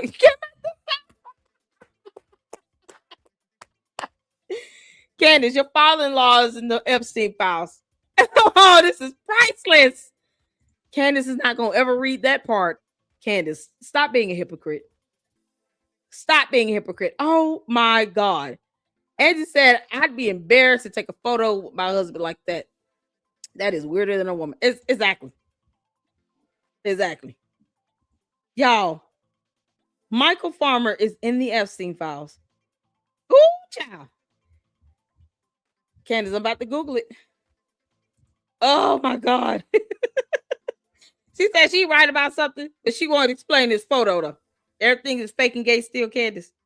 Because, you're looking a lot fake and gay right now. You're looking a lot fake and gay, you crackhead. You can't make this up. Ooh, child. I told her every time she pulled this up, I'm pulling that up. Y'all, Michael Farmer is in the Epstein files, Candace's father-in-law. And she is just as nasty as she can be. Candace, you're no saint. You got a cult having you think that you're intelligent. All you're doing is opening yourself up to be exposed even the more. Because see, what's good for the goose is good for the gander. Why is your father-in-law in the Epstein files? I thought you married into a wholesome family. Funny how that didn't happen. She got the audacity to talk about this. You can't make this stuff up. The House of Lords. I get you. To be fair, his name never shows up, but a member of the House of the Lords is in the files. Everyone in the House of Lords is connected, no matter the public party. Exactly. He got some explaining to do. Or Lucy. Oh my God. Candace taking pictures like this with other women, grabbing their butts, talking about everything is fake and gay. Because you're fake and gay, Candace. You can't make this up. Oh my God. She is the man. Oh boy, Candace. Oh, you dumb alien crackhead. You are so screwed. You have to sit here and explain this. Oh God, come on, crackhead, get down. I don't want to be right about these things sometimes, but when it came to Emmanuel Macron, that's been pretty obvious. Any woman looks at Brigitte and just goes, nah, nope, something not right there. We'll be right back after a brief break to get to your comments. All right. Yeah, well, we look at Candace and like, it's giving Jermaine Stewart. You can't make this up. All right. All right, yeah, this is the last one, an open letter to Erika Kirk. Candace, I heard you went real nasty with this one. So you all just, brace yourselves for my response. Candace, every single time you bring up that photo, it's going to be either you grabbing this woman's ass or Jermaine Stewart. And we're still going to have a good giggle. Because what we're not going to do is be hypocritical to do this. Not at all. I owe Candace Owens nothing. And I'm still waiting on evidence to prove somebody got paid $7,000 because I haven't. Where's my money? The same cult members coming here talking about a $7,000 check and won't even drop a $2 super. It's so crazy. Can't make this up. Now, this is the last episode, and then we got Ami after this. And that'll be the end of our Candace marathon. This has been fun for me. I laugh, honey. They think I get the Candace, the candy asses, the cult members, bless their heart. They think they actually get tricked. No, I'm just laughing at her clown ass. It's all you can do. You can't take her seriously. Can't take her serious at all. The disgusting part of her sitting here doxing Erika Kirk's mother and her health information is not a laughing matter. Hopefully, Erika Kirk asks that in the lawsuit and sues the crap out of her. But see, Candace, just like you want to sit here and go after somebody's mother, people can go after yours. You want to sit here and keep all your relatives under wraps because you don't want people to come for your genetic relatives. But you going for everybody else. You want to know who somebody's mother is, somebody's dad, their husband, their wife, their blah, blah, blah. All this stuff for what? You still can't tell us who you believe to be the shooter. Because right now we're saying George Farmer. If you want to sit here and have an alternate theory. What's good for the goose is good for the gander. We can all do this. We can do this all day, Candace. You want to have an alternate shooter and say it's not Tyler Robinson? Because in reality it is. But okay. In alternate reality, it's George Farmer. And prove us wrong. Give us your alibi. Perhaps George Farmer pulled the trigger on the gun. We don't know what the hell he was. We don't know what his alibi is. Maybe you were with him. Who knows? Don't care. We're gonna say it because that's exactly what you're doing. George Farmer, come out the closet. Bring your ass out. You can keep supporting this BS, or hopefully Erika Kirk names you because you're sitting here allowing this to happen. Until then, he pulled the trigger on the gun. George Farmer did it. The end. Good grief. All right, y'all, let's get to this last episode. You guys, happy Thursday. So Erika Kirk went onto Fox News last night and she made a plea for transparency. I have to say I'm totally with her on that one. And I would like to join her in the pursuit of it with an open letter to her. In the same vein, one of the fired TPUSA employees has now posted a public video informing the public of exactly what's been going on behind the scenes and the real reason that they believe that a lot of people were fired. Now, after watching their boss get assassinated and after working 20-hour days, this young employee was subjected to a rather bizarre loyalty test. We're going to tell you all about that. So welcome back to Candace.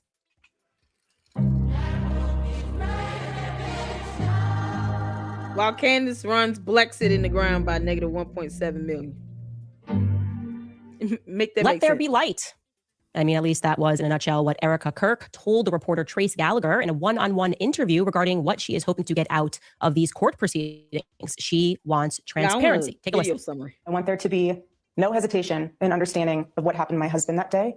I want there to always be full transparency because what I don't want to have happen is for there not to be. And then I am relying then on social media and other news outlets to explain the narrative rather than saying, hey, this is what happened. This is what here's all of the, it's just as hard, all of the facts on the table for you guys to see. And you guys can see on full display what happened to my husband. And there is no ifs, ands, or buts or confusion as to who did it and why. I don't believe her at all. That wasn't convincing. I don't know what was hard about getting that sentence out. That seems remarkably rehearsed. It almost just seems like she forgot a line. Nothing in her eyes there makes you believe it. She's telling the truth. But beyond the eyes, just the actions, right? You can judge people by their actions. Erika, if she truly wanted more transparency, she could provide it because you don't need it in a courtroom. You actually do not need to turn to the courts to have the public understand what happened on that day, because before the courts even got involved, the first people that had access to exactly what happened in 4K, as Tyler Boyer said, was Turning Point USA. They seized the cameras. They could have said, here, I'm also going to have some private investigators take a look at everything and tell them what they think. I was one of the people that called and personally requested to view the tapes. I said, we don't have to release them. I just want to see the tapes. And they were immediately cagey. They've been cagey about information. They've been changing information for saying, oh, I didn't realize that we lied about this or we lied about that. So making this public plea to the courts, I don't know. I think that it stands in stark contrast to the actions that are available to Erika Kirk as the CEO and chairman of this massive organization. But exactly how massive? Anyway, I wanted to write this open letter to Erika because I know that Turning Point USA watches every episode of this podcast and that people then take what I say back to her and they give her notation. So I would appreciate it if the elves at Turning Point USA just let her see this in its entirety. Here we go. Because more information has become available to me. I am feeling, I'm feeling some type of way. Here we go. Ready? Dear Erika, I thought it best to do this publicly. I think public conversations keep everybody honest.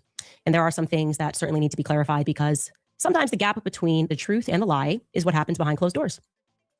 You and Charlie began dating in earnest in 2019, and in retrospect, it was accompanied by a season of a lot of change. For one, I was getting married and virtually, therefore, joined at the hip with my fiance. He was sort of a new third wheel at all of our events. A few months later, on May 1st, the public was informed that I was resigning from my position as the communications director of Turning Point USA. Now, there has been a lot of public speculation as to what led to that decision. The media ran with it was anti-Semitism or some disagreement about Kanye West, but that wasn't true. None of that was true. The truth, and I think that you very well know what the truth is, because you were around for it, is that Charlie and I had a disagreement, which fractured my trust in him. He did something that he had never done before. He lied to my face about money. Now, in retrospect, I believe that the manner in which I discovered the lie might have been by design, but there's no need for us to delve into conspiracy when the facts are plain enough. Charlie had taken a meeting down in Florida with Ike Perlmutter at Mar-a-Lago. It was a fundraising meeting. For whatever reason, he did not want me to know about this meeting, and that was strange. It was meant to be kept a secret. Strange because we had always collaborated on and taken those sorts of meetings together. Anyway, I found out about it, and I decided to ask him casually as we were riding up an elevator at the Trump Hotel in DC. I said to him, have you heard from Ike recently? And he looked me right in the face, just as he was getting off on his floor. And he said, no, I haven't. I haven't heard from him in like 2 weeks. And I then said back to him, really, Charlie, because you had lunch with him yesterday at Mar-a-Lago. And I saw his stomach drop.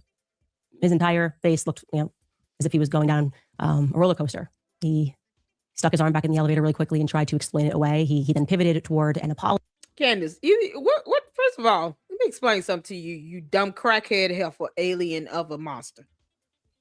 Erika Kirk does not care how you feel. Neither will the court. You're talking about she doesn't have to go to the court to be transparent? No, it's called evidence and preservation of a case. See, we have laws in the United States of America here on earth where laws say that evidence is to be protected and preserved to ensure a fair trial. We're talking about a murder trial, a homicide that has occurred. We don't care if you believe that Tyler Robinson is the shooter or not, because we can say it's George Farmer. The only thing we care about is the bad guy going to jail. Oh, and you losing that lawsuit, because you're going to lose. Erika Kirk does not have to entertain you. She's not here for your satisfaction and gratification. She owes you nothing. You are insignificant in the grand scheme of her life and the lives of her 2 children. You could literally cease to exist on this earth, fly back to your home planet, and Erika Kirk would sleep peacefully. That's it. It's not that complicated or difficult. Charlie Kirk was not even speaking to you or engaging with you for at least a year leading up to his death. He would not sit here and allow you to take over his company either, whether you worked there or not. After you ran Blexit in the ground and they acquired it as a favor to you, it was in the negative by over $1.72 million because you don't know how to hire proper security details, or because you wanted to shove over $553,000 to Optimize Consulting LLC, an LLC to which it is registered to one of your husband's buddies. Let's not forget the one that Olympic Media that is connected to Parler Inc. That was your husband's company. That is also doing horrible as well. Neither of you have the common sense God gave a billy goat. Math goes over your head.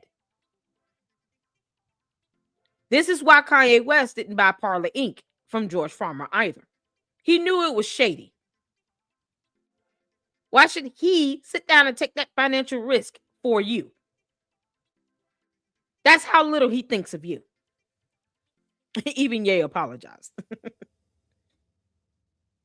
Candace, this dumbass letter you've written to Erika Kirk, all it is going to be is Exhibit A for court as a part of her lawsuit. She doesn't have to give you evidence or any information related to an open investigation. She does not owe you shit. And I wanted to say that because Candace has no problem using profanity, and her cult members cheer that stuff on. She owes you nothing, Candace. Nothing at all. You fake wannabe Jermaine Stewart. An Ewok of an alien demanding things from a human being. Laughable. Candace, why should anyone take a crackhead seriously? So you did enough sugar booger to read a letter, and yet you still present zero evidence to support anything that you're saying. Such as you claiming that Erika Kirk was not at the hospital at her own mother's doctor's appointment, even though security camera footage in the hospitals would prove otherwise. I wouldn't say this if I did not know what I was talking about. And yet Candace produces zero evidence to debunk it. You can't lie against video evidence. You can't lie against the witnesses that laid eyes on both of them in the hospital, in the doctor's office, at the treatment facilities.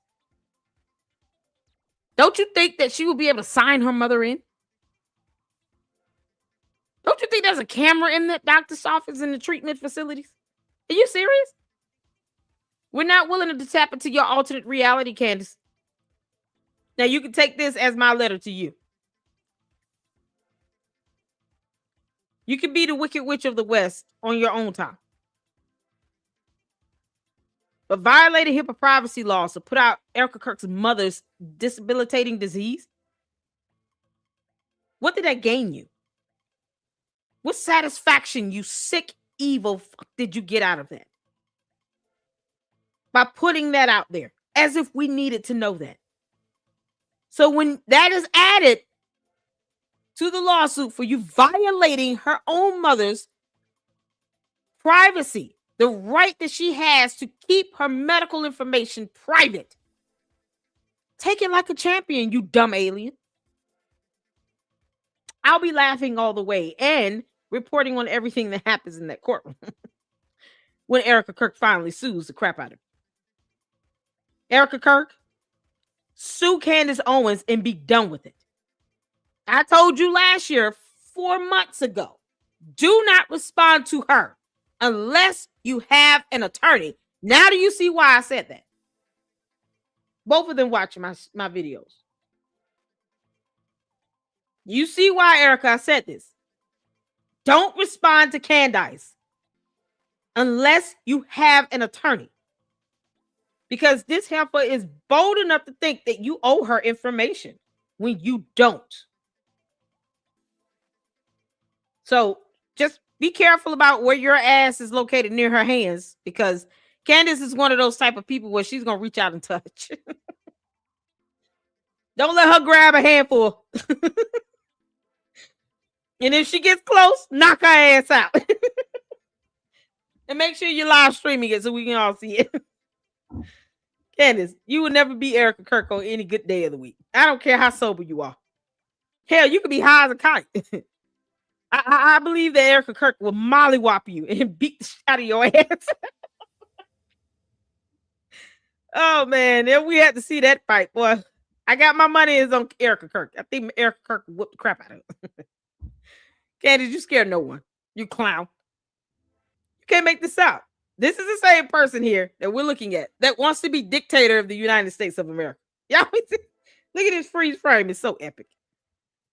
She wants to be dictator of the United States of America. No. You can't take your coat and move to another country and buy your own land or go back to your home planet. You have to sit here and try to destroy the U.S. No, girl. No. We're all whooping your ass if you think you're going to do that. An open letter to somebody who could care less about how you feel. A whole episode went to this. Not her telling us who she thinks pulled the trigger on the gun. So right now we say George Farmer. That's it. We're solving the riddle for you, Candace, because you're taking too damn long. George Farmer pulled the trigger on the gun. The end. I'm just going to keep it at that. George, you can kiss my ass as well. You've allowed your wife to sit here and do this for 5 months. You coward. You don't have a spine at all. You're too busy playing with boys, ball sacks, and sitting here in the closet hiding, as opposed to taking charge of that house. You're a spineless coward. You standing behind the camera and you knew she was saying all of this. So F. George Farmer and the little midget horse he rode on. We can all say that. But obviously the damage was done. And if I'm being honest, I was as hurt as I was shocked and confused by it because we were close. We did go back down to the lobby. We sat at a table and we talked. I don't even remember whether or not I was angry. I probably was. That does tend to be my choice emotion. But deep down, there was a part of me that knew that it was coming because of a lot of the new hires that were coming into Turning Point USA post Kanye tweet. Go Charlie look at another had video, people you in his dummy. ear that were hijacking his ambition, on making my him whole believe channel. that money was the In one video to truest show my measure of face. success. When you can look at Charlie was any a other brilliant video fundraiser, where I knows show that, my but he was face. also Outta young. here. He was naive to what the wrong Crazy. money could invite into his life, and I warned him. I don't need to. I warned him in that restaurant. Show my face in other I warned videos. him Go specifically watch about other Stacey videos. Sheridan. Everything about her made Outta my here. skin crawl. And I suspected They act like she I and owe them Tyler had something. something to do with it. The audacity. I also warned him Dumbass about Shaker trolls and Security bots. and Dan Flood. You can check the text messages because you have them. Oh, you nothing. And now I am left wondering, obviously, if Charlie had heeded my advice, if he would still be alive. I've also come to another realization that I missed at that time. Maybe the newest and the biggest influence in his ear. I don't drag her was that, children. obviously. I don't have It anything was to do you. with You Candace's were children. the newest and biggest influence in Charlie's life. You kind of all arrived at the same time. Candace is the one And sitting you here too, throwing Erika, out these dumb you lied allegations, to my lying like face hell. as we sat down in that hotel and we spoke for 4 hours. But I wanted But to she be clear, it was couldn't different. face her in So with Charlie, I Phoenix. could forgive him. We were always like brother and sister. We went on tours thereafter. Can't make this But you up. didn't do it when you lied. You didn't do it out of naivety. You didn't do it because you were young and being pulled into the wrong direction by bad faith actors. Andrew Colvett was Where's never her a evidence rogue. on the You knew where's that. her evidence Every on single Erika Kirk not taking her own mother to the doctor? Where's the camera footage from the hospital? Where's the video camera footage? Where's surveillance camera footage to prove that Erika Kirk was not at the doctor's office? You gonna step up in here and want to see my face? F you. Show me the video camera footage. The surveillance camera footage. For once, the trolls can read something. Start with the letter A. Take your time.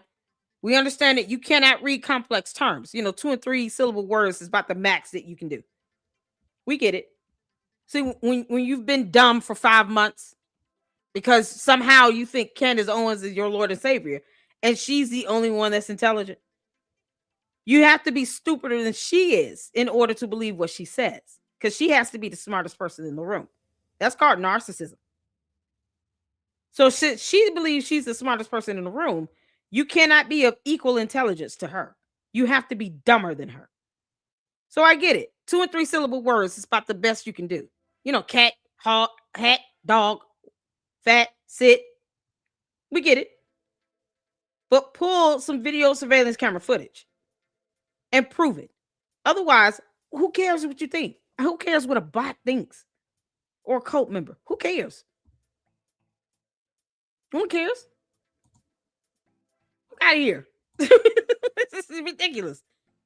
She's talking about somebody lied to her face while she presents no evidence to prove that Erika Kirk was not with her mother at the doctor's office when hospitals have cameras. No evidence on that. I don't want to cult members shit. They don't pay my bills. Child police. You lied to my face as we sat down in that hotel and we spoke. Child boo. Charlie had new people in his ear that were hijacking his ambition, making him believe that money was the truest measure The trolls of got success. mad because I started reading her Everybody right. knows that, but he was She also gonna get sued. young. He was naive to what the wrong money could invite into his life, and I warned him. I warned him in that restaurant. Yeah, they I get warned mad. him specifically about Stacey Sheridan. Everything about her made my skin crawl. And I suspected she and Tyler had something to do with it. I also warned him Trolls about are Shaker already so Security mad. and So Dan mad. Flood. You can check the text messages because you have them. And now I am left wondering, obviously, if Charlie had heeded my advice, thank if you, he would still be Francis. alive. I've also come to another That's a realization day. that I missed at that time. Maybe the newest and the biggest influence in his ear. Who was that? Obviously, it was you. You were the newest and biggest influence in Charlie's life. You kind of all arrived at the same time. And you too, Erika, you lied to my face as we sat down Candace, in the you hotel a and we spoke dumb for 4 liar. hours. Are you kidding me? But I want to be clear, it was different. Oh.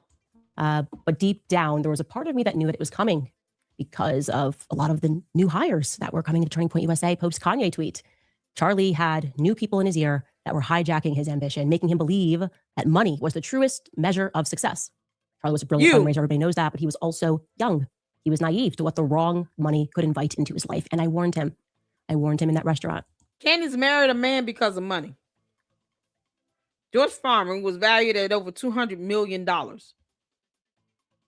Because why didn't Candace just go get her one of those dudes that's working every day, living check to check? You said yes to a man that proposed to you with no romance involved, no nothing. After 18 days of talking to him, mostly on the phone, he proposed to you over a video chat. You simpleton from another planet. And you, Candace, said yes to that. You said yes to somebody you barely knew, that you talked to primarily through video chat, text messages, and phone calls. No in-person romance, not even a first kiss or a date, a real date. She married George Farmer because he had money. She knew he had that SA allegation against him, levied by another grown man. And now she tries to brush it all away by saying everything is fake and gay. Because that's what her husband is. That's what George Farmer is, fake and gay. He's got an SA allegation being levied against him from another grown man, and they ignore it like it never happened, like it's never been brought up. Candace married a man for money. She makes all this money in her episodes. She's trying to bait Erika Kirk into the court of public opinion like it should matter. It doesn't. But they get mad about a cease and desist letter. She's going to sue the crap out of you. And you think you're mad at the cease and desist letter? No, wait till you get that lawsuit complaint. Make this make sense. But Candace marries a man for money. She knew damn well she didn't like George Farmer like that. Saw money, she was like, okay, cool. Used Charlie Kirk's credit card to buy 2 flight tickets out to the UK. Didn't even ask the man, just used the card, booked 2 flight tickets to go out there to the UK. And he was too nice to tell her ass no, kick rocks. Did she ever pay that money back? I wonder if she ever paid him back for those flights. Because that didn't seem like it was business related. It's something she wanted to do. But Charlie Kirk let her use his credit card to buy tickets, airline tickets, to go out to the UK so she can meet George Farmer. Because we all know she looked his ass up. She saw he had money. She heard that he was interested in her. And she flew out there and booked the flights on Charlie Kirk's credit card. She said this herself. It's no less disgusting coming from her mouth. You marry a man for money, you want to talk about money. All she does is talk about money. That's all Candace obsesses over. Money, money, money, money. Making money from her book sales, her paywalls, her merchandise. From misusing the CIA logo. Because people are impersonating federal investigators over there in her dumbass book club. Like, you can't make this up. And she wants to see him pen an open letter to Erika Kirk for what? Aside from this being used as evidence in the court of law, this is not going to get you anywhere. Erika Kirk doesn't care either way. She already knows she's going to have to sue you. She already knows that. Candace, you're going to get sued. It doesn't matter. You would have to prove that she lied. As a matter of fact, take the lawsuit like a champion, and then you can go to court and get some exhibits. Get some evidence. Provide some evidence to them. Prove to her she was not with her own mother as she went to the doctor's office, where her mother is suffering from a debilitating disease. You prove that she was not there. Good luck to that.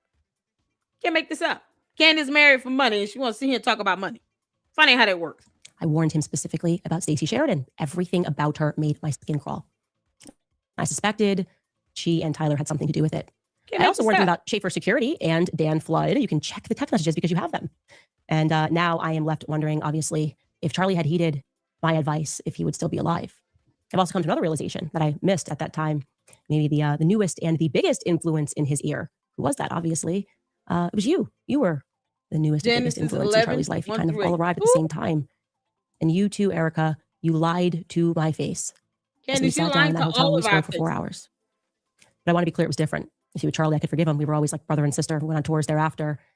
But you didn't do it when you lied. You didn't do it out of naivety. You didn't do it because you were young and being pulled into the wrong direction by bad faith actors. You're not proving how she lied. Andrew Colbert was never going rogue. You knew that. Every single evil thing that was done to me was done with your blessing. And I consider the onslaught of attacks that I had to endure, they were evil. So anytime you respond and clap back, oh, it's evil. No. Releasing her mother's medical information is evil. It's also a violation of HIPAA privacy laws. Posting up her deceased husband's information from an EMR is evil without her consent. You've done that. We didn't need to see that either. Doxing people is evil. Cyber harassment is evil.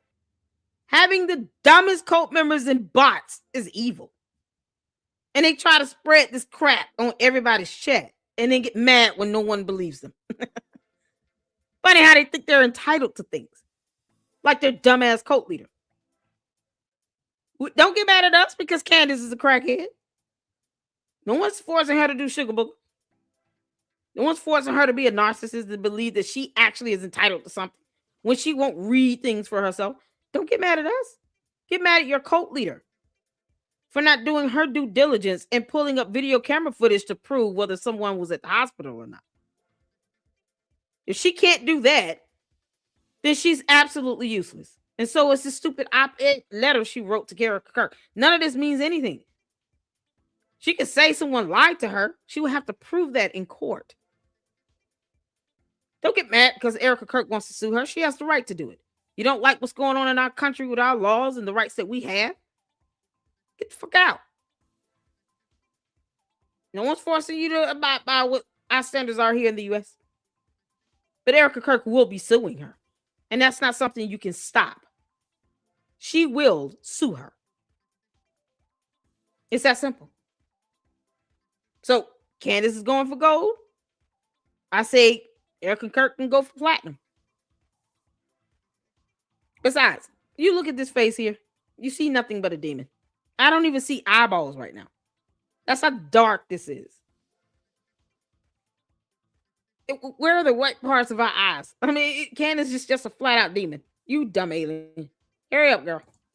Because you knew I was telling the truth, and you authorized people with an incredible amount of money to attack one of the few people in politics who was actually grieving your husband. You knew we had a deep friendship. You knew I was telling the truth. Not have the Catholic thing about everything. You allowed these people to lie and to say that Charlie and I hadn't spoken since 2019. I mean, it's crazy how much of a lie that was.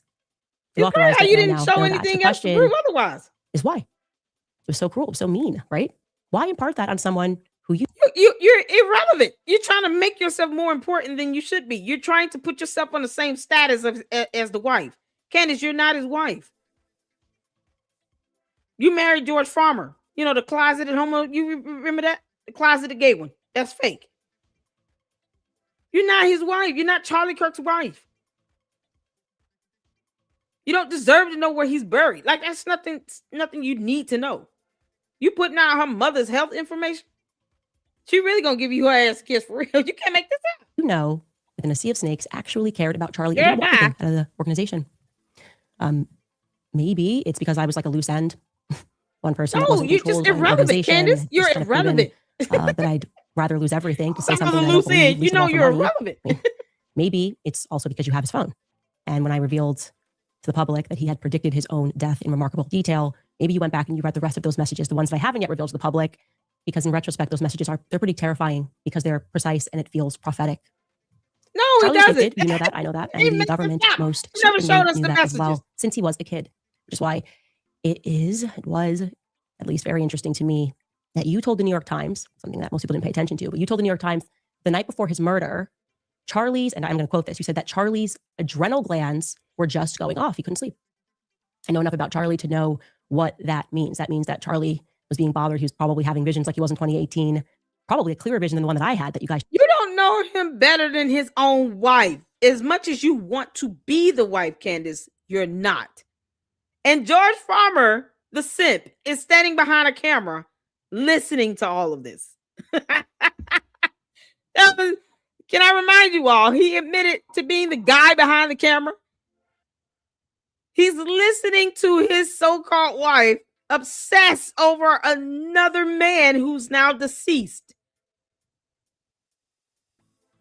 This is disgusting, Candace, for you to be obsessing this much over someone else's husband that's deceased.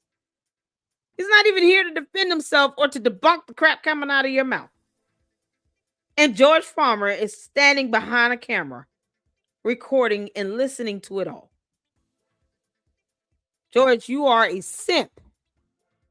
You're a coward. What real man in this chat? I want all the married men in the LLC in this chat. Put a 1 in the chat if you would allow your wife to go on and on like this for 5 months about another man. Put a 1 in the chat if you find this to be acceptable and you're married. All married men in the chat. 1 in the chat if you find this to be acceptable for your wife to sit here and obsess over a deceased man like this for 5 months straight. Put 2 in the chat if you would have already told her to go make you a sandwich. 1 in the chat if you say, nah, this is good. You know, her talking about this for 5 months straight and obsessing over this, putting up photos of these two alone when they were both single and not married.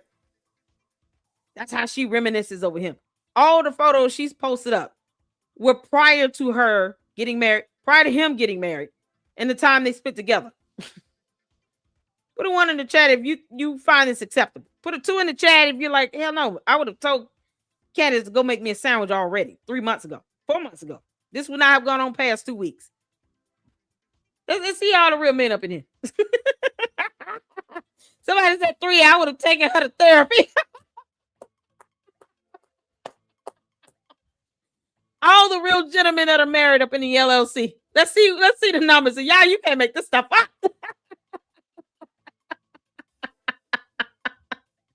This is something else. All the real men in the chat. Come on, y'all. Erika said 1. Oh, he's cool with it. Okay. Blue Moon said maybe he saw that Candace is about to do to his friend TPUSA. Oh, and why? No wonder he was scared. C-Star said 2. Nope. 3 said I put her in therapy. Come on. Hey, 1 in the chat if you saying, yeah, no, this is cool. I'm gonna let my wife obsess over a deceased man for 5 months on her podcast. 2 in the chat if you're like, hell no, she would have had to make me a sandwich.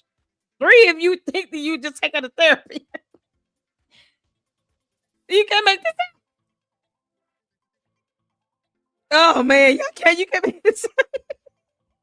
I don't know any real man that's married that would be okay with their wife doing this for 5 months. And she keeps saying, I'm obsessed. I'm so obsessed. I'm obsessed. Now I'm obsessed. Candace, you've been obsessed. Yeah. It's like that. She doesn't even, good grief, does she even think about her children when she's saying this stuff? It's like her kids doesn't even come to her mind.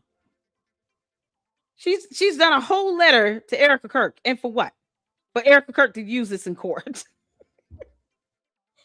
Candace, Erika Kirk is going to sue the crap out of you. This is going to be Exhibit A. Oh, dear Lord. Tried to mock that danger was coming. And I'm going to go ahead and say that it wasn't about a Jezebel article written by some leftist. He's not doing an investigation. It's not true. Not an investigation. The leftist article didn't upset him in this way.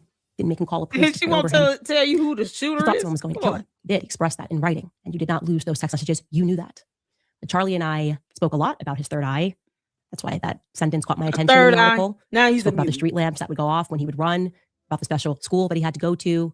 We spoke about a lot of the things that were strange in our childhood, the testing that both of us had to endure. We spoke about the fact that we could both astral project. You know all of this, of course. You have his phone. Candace. Astral project. What the hell? And they claim that this is investigation. I don't know. Not as if she could tell you who she believes pulled the trigger on the gun, because that would be something else, right? Isn't that what she was supposed to be looking into? What you guys said she's doing investigations. How? This is not an investigation. This is her whining to somebody that care less about how she feels. Candace decided to throw a whole tantrum for what? How long is this going on? For 48 minutes? Or a formula this goes on for 23 minutes. She sat here and whined and cried to a grown woman who has not stunned her at all for 23 minutes and 45 seconds. Why? How is this an investigation? This is stupid. She's telling on herself to what she's going to end up doing is having to explain this to a judge in a court of law. Throwing a whole tantrum because Erika Kirk is not paying her any attention. Who cares? What the hell? And how surprised we were when we learned that not everybody does that naturally. Sleep paralysis, you name it. We had conversations about it. And if Charlie's adrenal glands were going off, it was probably maybe for the very same reason that I pulled my kids out of school days before he was murdered. Oh my God, because of the bees? Because I sensed danger was coming. And since we are being open, I also want you to know that it struck me as odd when you said in that interview with Jesse Waters that you wanted Charlie to have a good night's sleep. He was so excited. This is pathetic. So you sent him to sleep in his daughter's room. You know, it registers me as a little bit backwards. I wanted my husband to have a good night's sleep because of something he had the next day. I'd probably let him sleep in the room and I would sleep in my daughter's room. What? Like that. I also thought what was interesting is that you said the next morning when he snuck in, he grabbed his wedding band. You mentioned George. Again, minor detail, but I asked myself, why was his wedding band off? But enough of speculation. Here are the facts. I now have verifiable proof in writing. Show it. Justin Strife, and you lied to me. You know exactly who Pierre is. Why did Justin Strife say that he had never heard of Pierre? It's crazy. Justin, why would you do that? Justin, you know, you've met with him. You've personally met with Pierre. Erika, you've met with him in the wake of Charlie's death. I have, again, verifiable proof. So you can call your lawyers. You can spend another $1 billion on PR if you want to. Tell your lawyer to call my lawyer. I mean, you guys certainly have the money to do all of these things. It's not going to wipe away. So do you. 244 million. Erika, don't forget that she drops $1,000 on shirts per shirt. Like it's not like a bundle here. No, she can spend $1,000 on a shirt. How much she spent on this shirt? It's got to be close to $1,000. Candace is not broke by the imagination at all. Now her dumbass cult members think she's broke, but you know, because they believe anything she says. Candace is not broke. But they won't ask her, why did you run Blexit into the ground? Why was that negative 1.72 million in the hole when TPUSA acquired it? Funny how she didn't say anything about the contract she had with them either. You know, she keeps so much stuff to herself. Candace, lying by omission is still lying. Withholding information because you don't want your cult members to have this perception of you, it's still lying. You're being deceptive. Why didn't you tell them about the contract with TPUSA that you had? People had to find out the hard way when she read about it. It came out in the news. You really think she was going to tell you all about this contract she had with TPUSA? Funny how she got this venom letter. Her throwing a tantrum for 23 minutes. Candace, you're saying this to another grown woman who could care less. She don't care about none of this you're talking about. Erika Kirk does not care about any of this crap that you're talking about. You're just whining for nothing. You just sit back like, okay, well, my attorney know what to do with this video.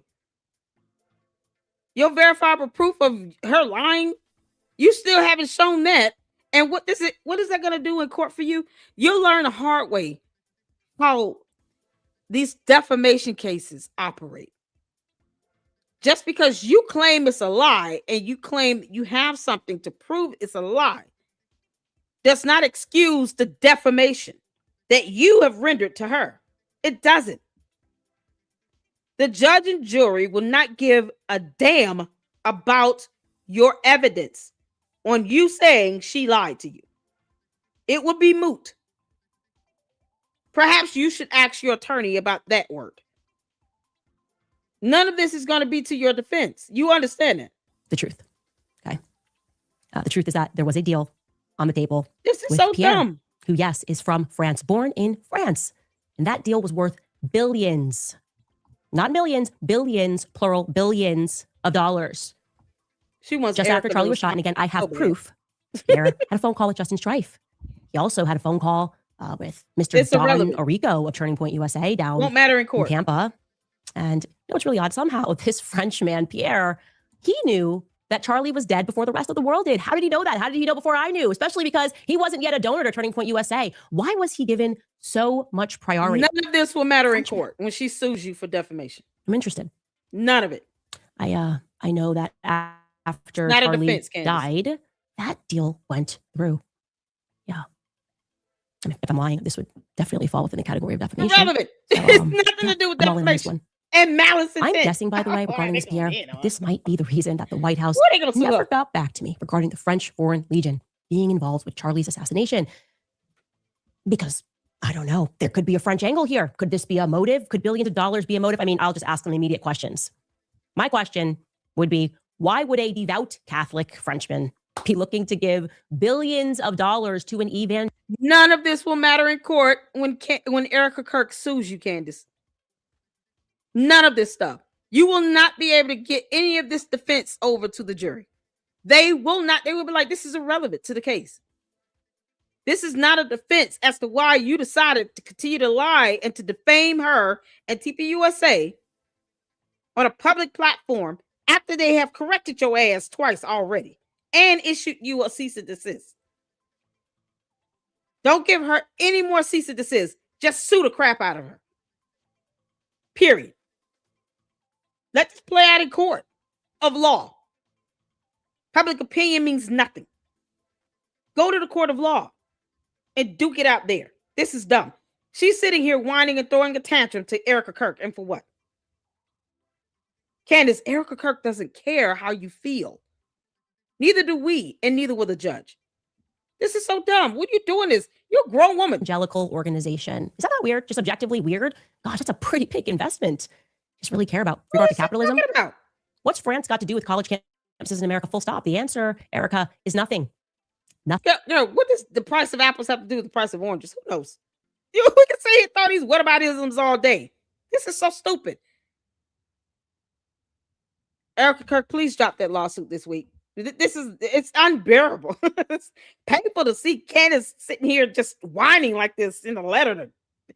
Oh my God, Candace, this is the lowest thing ever. Oh my God, you telling people about Erika Kirk's mother's diagnosis. Low. That's a violation of HIPAA privacy laws. Candace can be held liable for that in court. That can't be added to a lawsuit. It was not her place to tell us somebody else's mother's diagnosis and medical information. We did not need to know that. That's her personal, identifiable information. Her diagnosis is hers. Nothing we needed to know. So she can be held liable for that, and Erika Kirk can sue over. This is so stupid. You want to say she was not at the hospital with her mother, and you can't produce any video evidence or a photo to prove it? You're being absolutely defamatory. You're trying to lie to say she was somewhere she was not, and you can't prove that she was not at that hospital. But I'm sure she can get that security camera footage to prove that she was. Treatment facilities, a hospital, doctor's office, you name it. They have cameras. Why lie about video evidence? That is defamatory. And you're doing it on purpose, Candace. It's so stupid what you're doing with this letter. Why should another grown woman care about none of this crap you're talking about? Nothing. And one of the things that when I was a third eye, astral projections, all this demonic nonsense. And they put you in these special classes. They test you frequencies, sound. They made us drink fluoride, all the weird stuff. But one of the things that they're especially interested in is how quickly you can put together puzzles. I want you to know that I excelled at that. I was really Candace, good you're not at good putting at together anything. You're puzzles. not even good at reading. I gotta tell you, I think the picture is starting to emerge here. I think I was right. My best guess is that it was Pierre Falcone all along. What? Angola Gate, we talked about it on the show. France, Israel, the United States. This time it would be Egypt rather. What the hell is you talking about? She sounds like a mad woman. Y'all hearing this? Just naming countries.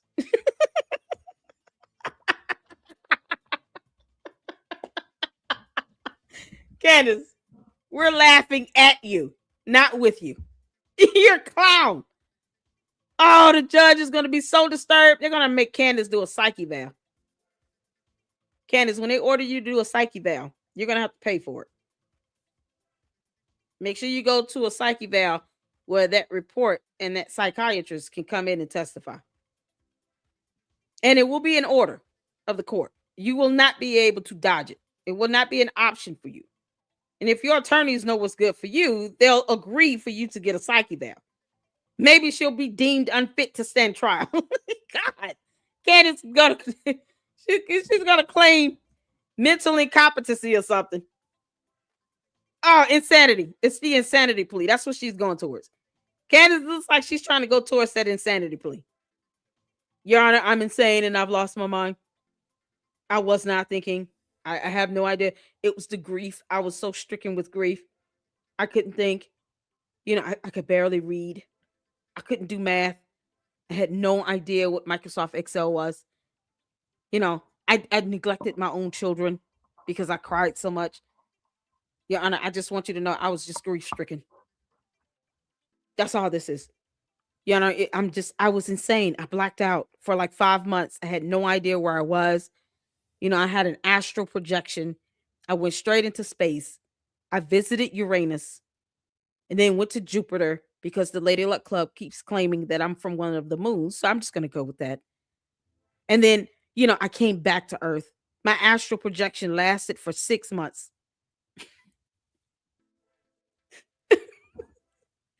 My astral projection lasted for 6 months, Your Honor. Actually, 5 months. It's the day that Charlie Kirk was shot. That's when I astral projected out of this planet. And then I came back, and it's like I'm trying to torture humanity, but not.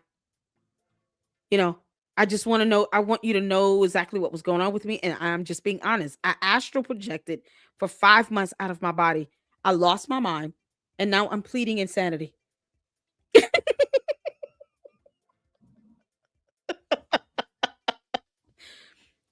Oh my God. Y'all, she astral projected the moment she found out that Charlie Kirk died. She's going to tell the judge this.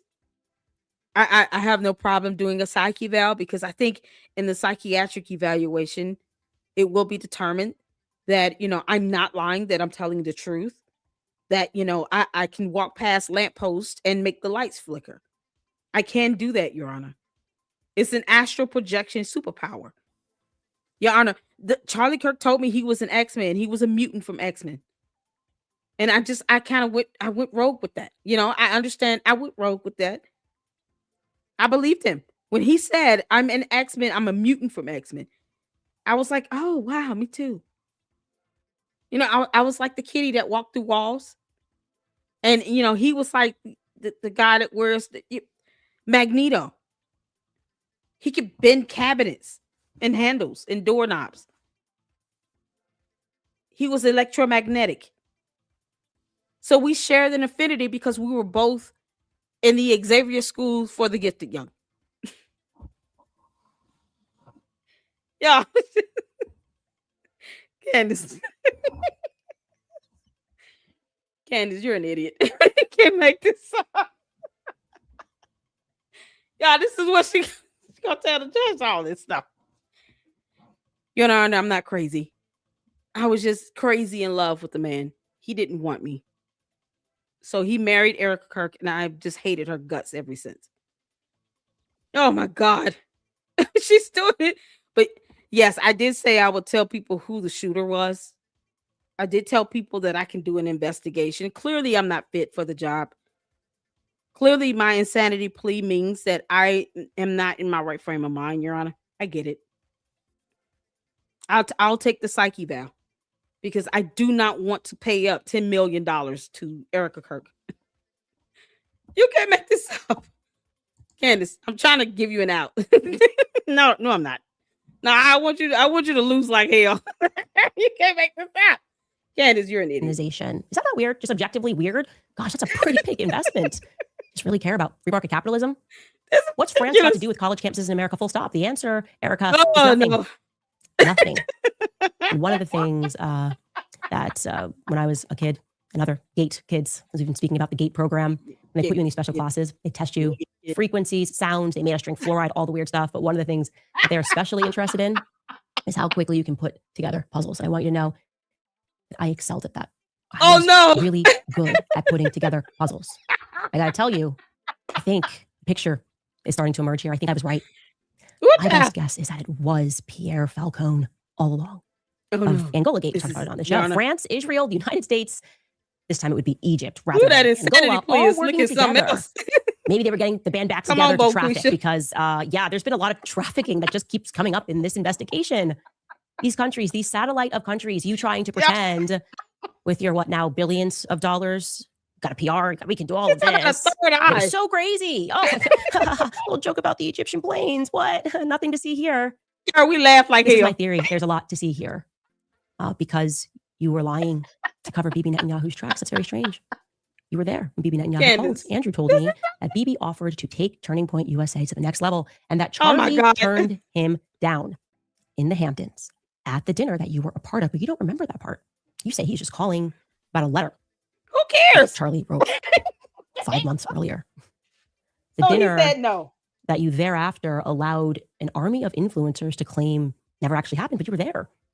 Oh, I was there every step of the way. None of this ever happened. Nobody wanted to address Bibi calling. Nobody made any statements about that. Yeah, she going full-blown psyop, psychological operation. Truly, everything that you guys did, not only was it cruel, but I think the real motivation was you just thought you could psychologically break me.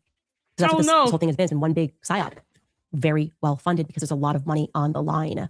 If nothing happened in the Hamptons that was out of the usual, why the panic? Because something did happen. Charlie told Bibi Netanyahu no. Bibi, also, Charlie had declined to have Bibi on his podcast. When Bibi went on a little PR tour, Charlie didn't want to have him on the podcast, according to Andrew. So Charlie seems pretty done with Israel, right? You don't want to have on the prime minister of Israel? But the obvious question here, the media is not interested in, but I certainly am, is in exchange for what, right? In exchange for what was Bibi Netanyahu going to take Turning Point USA to the next level? In exchange for what? And also, how was he planning to get that money into the company? Turning Point was already worth $100 million. Close to $100 million annually. What does the next level mean? It sounds like it would have to be billions. Via whom? My guess is Pierre. Erika. I think that there's a reason Pierre knew that Charlie was dead first. I think there's a reason he was a priority. How? Why? I think France and Israel are involved in Charlie Kirk's assassination. And I'm going to put that out there with full confidence. I also now have very strong evidence which suggests that you lied about your whereabouts on the morning of September 10th. Little details have been edited. You said that you were accompanying your mother as she was receiving a treatment. Like I said, I now have something which strongly disputes that narrative. So I'll ask you this question. It better be strong enough to what the hell video happened on camera September footage. 10th? Why are you guys struggling to get your story straight? Candace.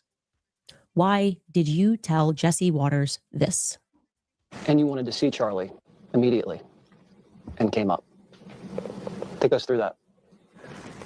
We landed in Utah, went straight to the hospital. Straight to the hospital? Andrew told me that when he deplaned, you guys embraced on the tarmac and he boohoo cried in your arms because he had so much pent up anxiety.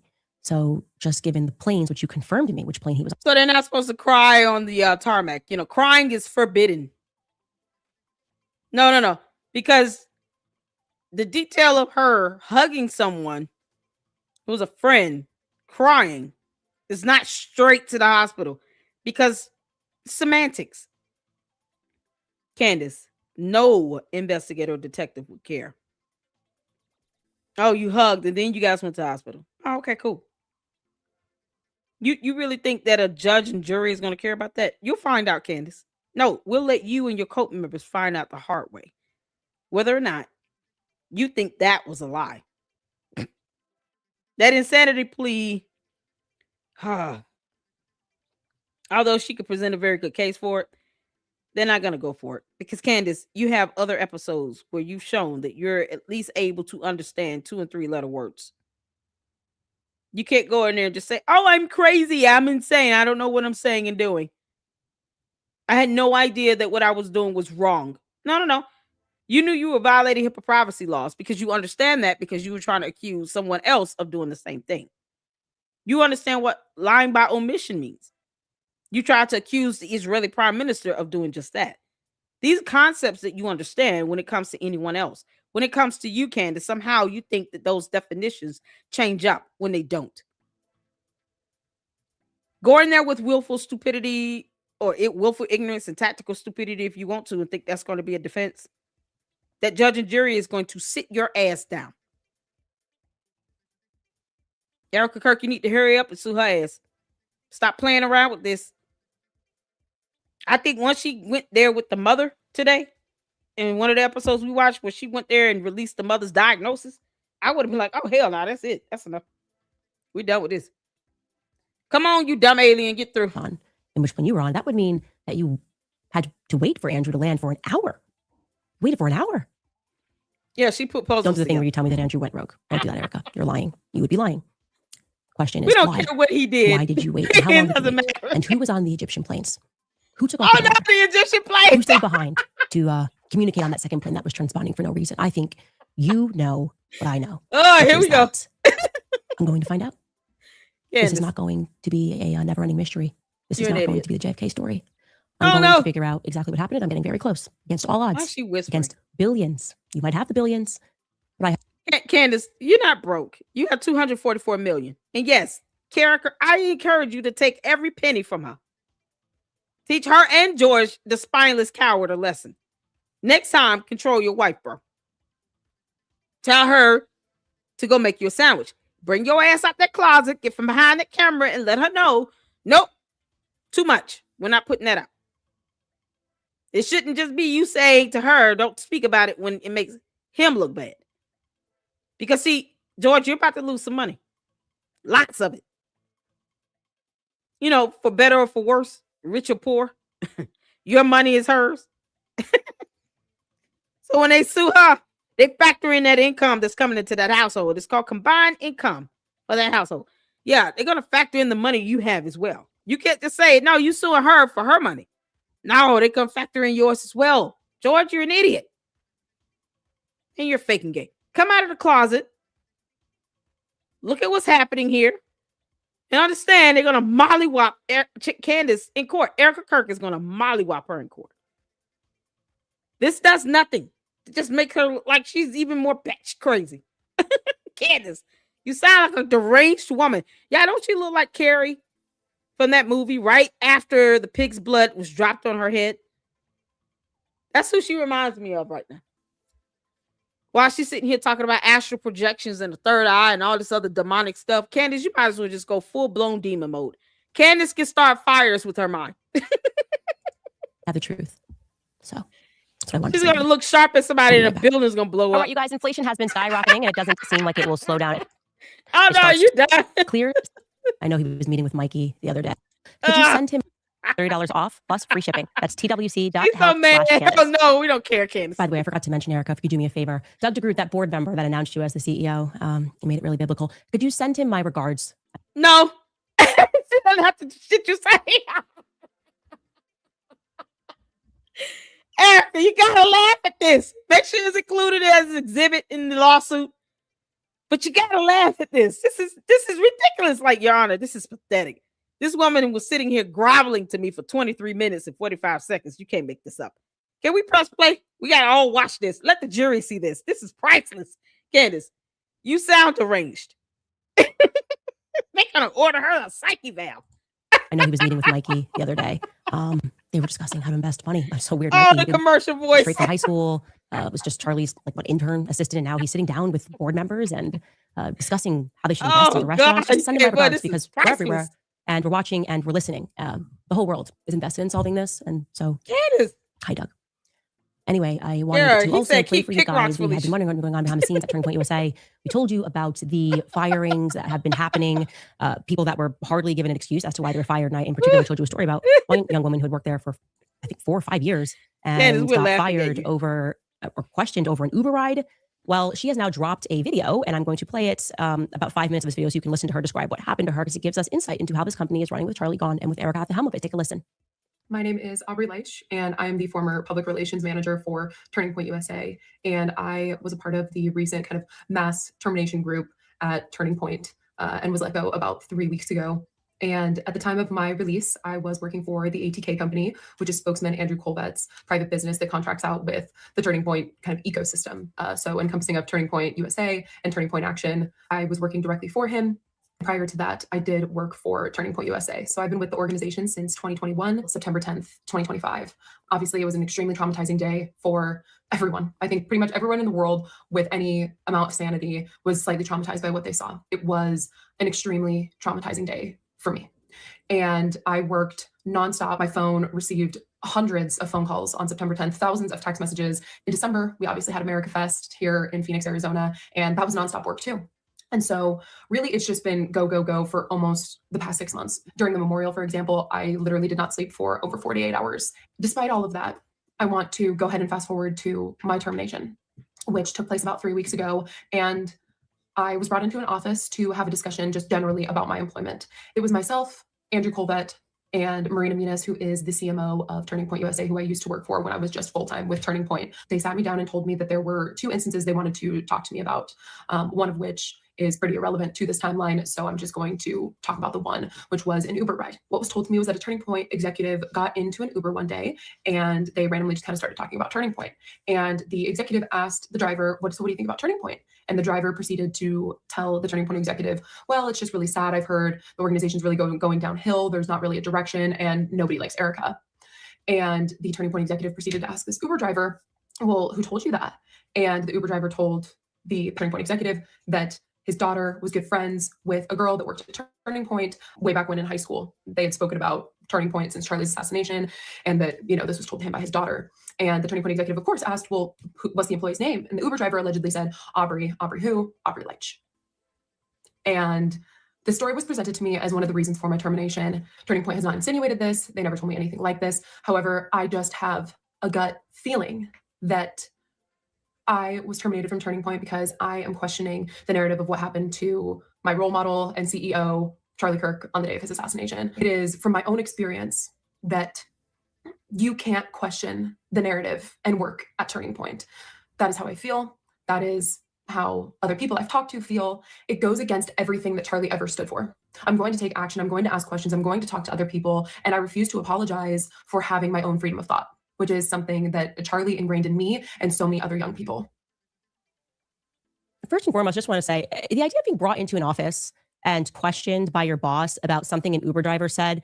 What is this, Gossip Girl? I mean, what CW show are we watching here where you get pulled in and asked a question about what you said to an Uber driver? Maybe. I mean, maybe she said it, maybe she didn't say it, but isn't it kind of your right to go home and talk trash about work? Isn't that kind of what everybody does when they leave? I assume. I know I'm lovely, but I'm sure that people in the control room go and they vent about work in general because that's a normal thing to do. The idea of a CMO asking questions to an Uber. Candace, you trash talk everybody. I'm surprised you're not trash talking your own team members by now.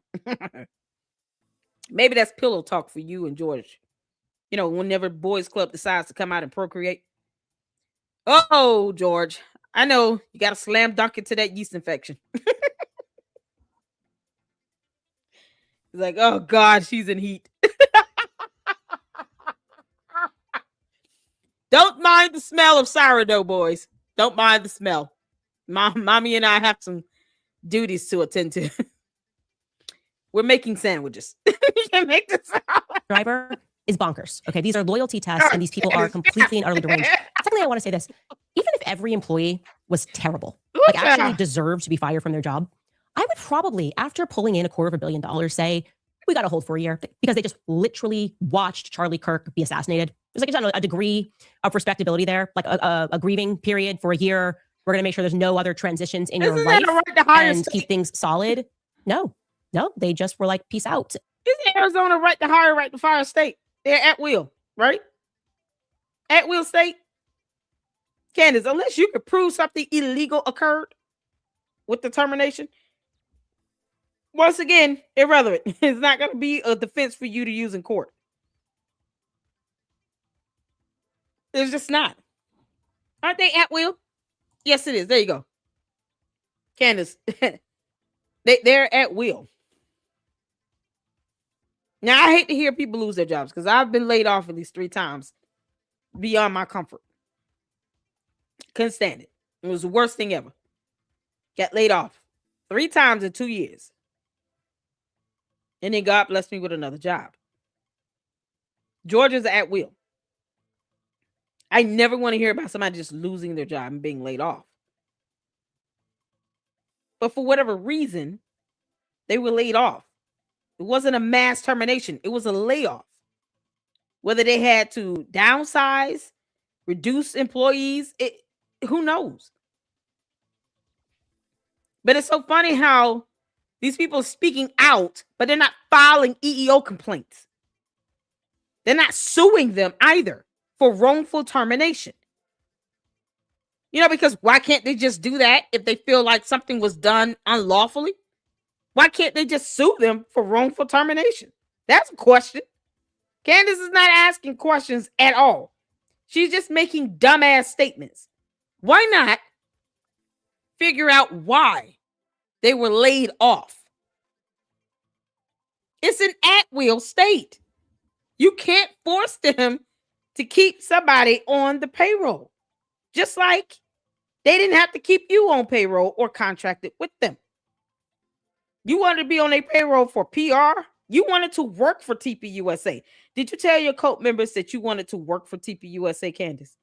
That you wanted them to put you on the payroll for PR? Did you tell them that? Somehow they've forgotten that statement being made in 2 different videos.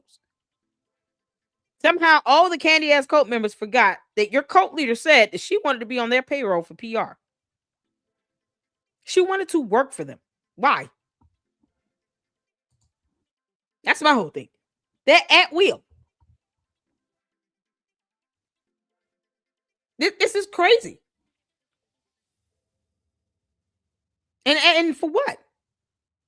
For whatever reason, they downsized, they laid off some employees. And these employees are not fighting back through the court of law. They're not saying this was illegal and this is what we're going to sue them for. They're not saying that. They're not trying to get attorneys here. Because everything does not need to be debated in the court of public opinion over social media. If they truly felt they had a case, why don't they just sue them for wrongful termination? Maybe it's because they don't have a case.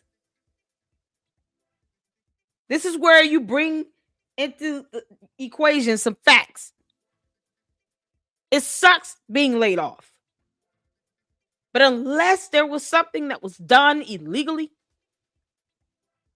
violation of any law, all they can do is be upset about it and then look for another job. Trying to make it seem as if they did something wrong when they laid them off. If you can't prove this crap in court, then what do you think you're doing all over social media other than garnering sympathy? Listen, I was sick last week. Lots of things happening in my job. I'm not sitting here trying to garner you all sympathy over it. All of you don't have a regular job. I don't want to see anybody lose their job. But if something happened where people get laid off and there's some evidence to prove that the company violated the law, they were being discriminatory. They violated the law. They violated, pregnancy law. If you were pregnant and then you terminated because of your pregnancy. Well, that's illegal. You can't do that. Unless they can pinpoint this down to some legal matter, they wouldn't even be able to file a lawsuit. But you're sitting here putting this out on the video as if something legally went wrong. That's not what happened, Candace. You're giving a false representation of this. It was a layoff. And it wasn't just one employee. What good is any of this going to do if none of these people decide to sue them? What is this? What is this supposed to be doing? This is so crazy. She just mad her moles got fired. Exactly. Candace, these are the people that were leaking stuff to you. These are inside leaks. See, this is what happens when Candace runs her mouth. She said she had leaks inside the FBI. She's got leaks inside of TPUSA. Maybe they found that out. Maybe they realized these were the people that were sending her information. And they were not supposed to be doing that. Because no company likes that. You kidding me? Let me send you insider information here. No, you better learn how to honor this agreement you signed. You shouldn't want to put things out there that can make the company look bad and then cause people to not donate and sponsors to pull away dollars, because that is paying your salary. So these idiots don't understand how business works, especially with a nonprofit organization. So if you bite the hand that feeds you, that's less money coming to the nonprofit organization, which means less money that can be put towards salaries, which is the biggest expense in any company. It's always labor. It's staffing. And since Candace doesn't understand how finance works, she can't tell any of these clowns that. You can't make this up. Candace just sitting here playing these videos trying to garner sympathy. Are you going to give her some money, Candace, to help her cover her bills until she gets another job? I mean, you could be giving her a boost. She can get her 15 minutes of fame, but she doesn't know how to maximize that. She's still going to have to go back to working, because at some point, this story is going to die over. You're going to get sued. Then you're going to end up losing. And then you're not going to want to mention TPUSA or Erika Kirk at all. Then where does that leave these so-called people that were your moles? Are you going to help them pay their bills? I'm just saying, Candace is not trying to give them money or anything. So what's the purpose of this? Candace, get done, you dumb demon. And I think she's right. I think in the end there, when she says that this was actually motivated by them going after people who they suspected were not loyal to Erika, or people that didn't seem to fully buy what happened on September 10th, which, by the way, is everyone. They're going to just have to get rid of everyone. And I think eventually they will and start anew. The entire world. I don't even know who they're going to bring in their place. I see they're advertising now. No one is buying what the feds are selling. No one is buying what Erika is selling. Nobody is buying what any person is trying to sell to us about what took place on September 10th. Okay. So I don't see what just you and your I have no idea what the organization is going to become.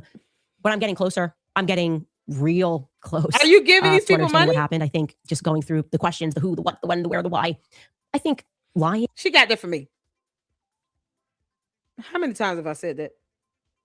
We're going through the who, what, when, where, why, and how. Oh my God.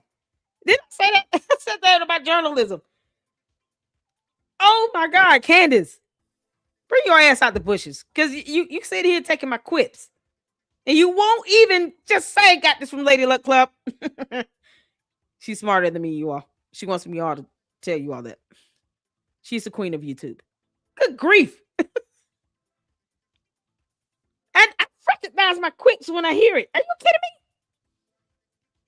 Candace, you're such a clown. Look at his face. Them alien eyes are just piercing through. Yeah, this girl has black eyes. Are you kidding me? Y'all seeing this? Candace, you have no white in your eyeballs. It's just pure black. I told y'all she's like Carrie. Right after that moment, Carrie got that pig's blood dumped on her. Do not use that for a title of your thumbnail, Candace. I'm not playing with you. Candace is like Carrie right after the pig's blood was dropped on her. It's like she's lighting a fire with her blink rate. Right here. She's lighting a fire in the kitchen. Candace, you talk about astral projections and a third eye and all this demonic nonsense. Why are you talking about that? And then you got your followers talking about Christ is King. Not when she talk about astral projections and third eyes. I get the bots are dumb and they don't compute. But to the cult members, none of you are correcting your cult leader about this. You're not correcting her and saying, listen, we walk around here talking about Christ is King. You're talking about a third eye and astral projections. You can't make this up. None of that is biblically aligned. And then when you do talk about the Bible, you're wrong. Candace, read the Bible about the Tower of Babel. You can't make this up. About knowing Pierre, Justin Strife, that signals to me that there's a fear. Why didn't you want us to know about Pierre? Because if he was just somebody who was going to give billions of dollars, said, I spoke to him. Like, I've been in communication. He just happened to call me at that time. If I may issue you guys a report card, far be it for me to do this. Oh, God. This is where you guys messed up. Stupid lies, not behaving in the way. Forget everybody grieves differently. Nobody grieves in the manner of allowing people who were actually enemies of your husband to open up AmFest. Like that, if I'm being honest, the first moment that I went, oh, something is very wrong, was when Ben became the defender of Charlie Kirk. I just knew too much. It's not going to matter in court. Why is Ben pressing Megyn Kelly, pretending that he cares about Charlie Kirk? This is bizarre. This is literally upside down land. That's when I said, okay. Candace, didn't Andrew Kovic come out and say that you dogged out Charlie Kirk for over an hour over chicken parmesan? Oh, no. Dave Rubin. There you go. Dave Rubin, you should have recorded that conversation. Stop being wimp. Stop simping. Come flat out and say exactly what she said word for word.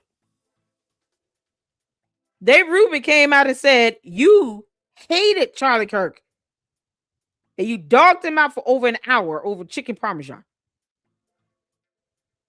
That recipe did look good, though, didn't it? I mean, that food looks so good. You dogged him out over chicken parm. Candace, you're one to talk. You know you did not have a favorable relationship with Charlie Kirk at least a year prior to his death. Faking text messages aren't going to get you anywhere. You still have not mastered the concept of a date and time stamp. What is any of this supposed to be proven? Hurry up. Scientology is coming up next. Israel's involved, because every time you see Ben, you just assume Israel's involved. He's also, by the way, randomly doing things about Korea right now, breaking down what's going on in Korea. There's also this Korean angle that's not making sense. You fumbled the ball there. If I was running the game, I'd say, hey, let's pretend we're the United States of only America going to allow Charlie's friends around because we're actually grieving. This is where the PR went sideways. It just seems like a pay to play is what AmFest looked like. And it looked like people that were paying Israel, right? It seemed like Israel was paying. Maybe I would have also waited to drop the Shabbat Shalom book. Maybe while people in the air were going, looks feel like he maybe did it because he's saying he didn't. And it's kind of weird to feel like you have to say you didn't. I would have said, maybe let's roll the book out Q1 2026. And maybe let's not do it with Barry Weiss. I feel like that's not like Charlie's buddy. You guys didn't do that. You kind of went right in there. So it seemed, I think you guys fumbled a bit there. Silly lies that didn't really make sense. And I don't know, thinking that we were going to accept that Laura Loomer and Ben Shapiro were now the friends of Charlie Kirk, and the people that were actually his friends were his enemies, attacking Tucker Carlson, demanding he get canceled, me attacking me nonstop.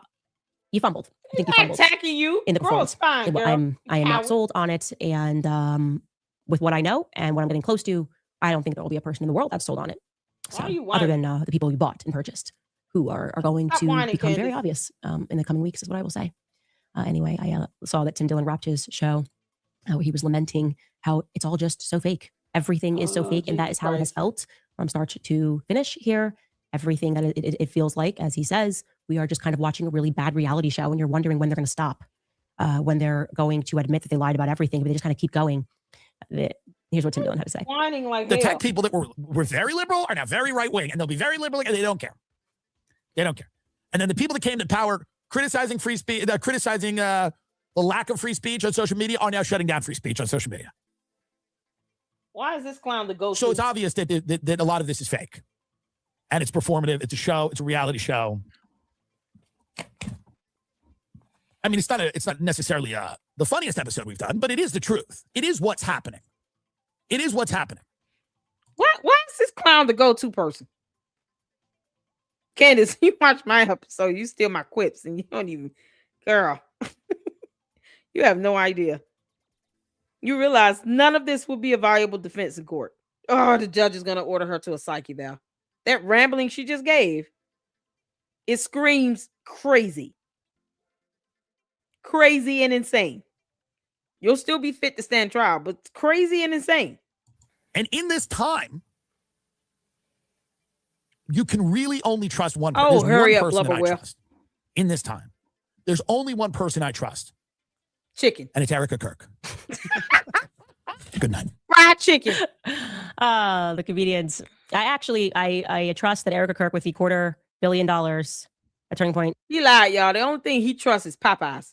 Earned off of the back of their employees who are working 20-hour days and a sympathetic public.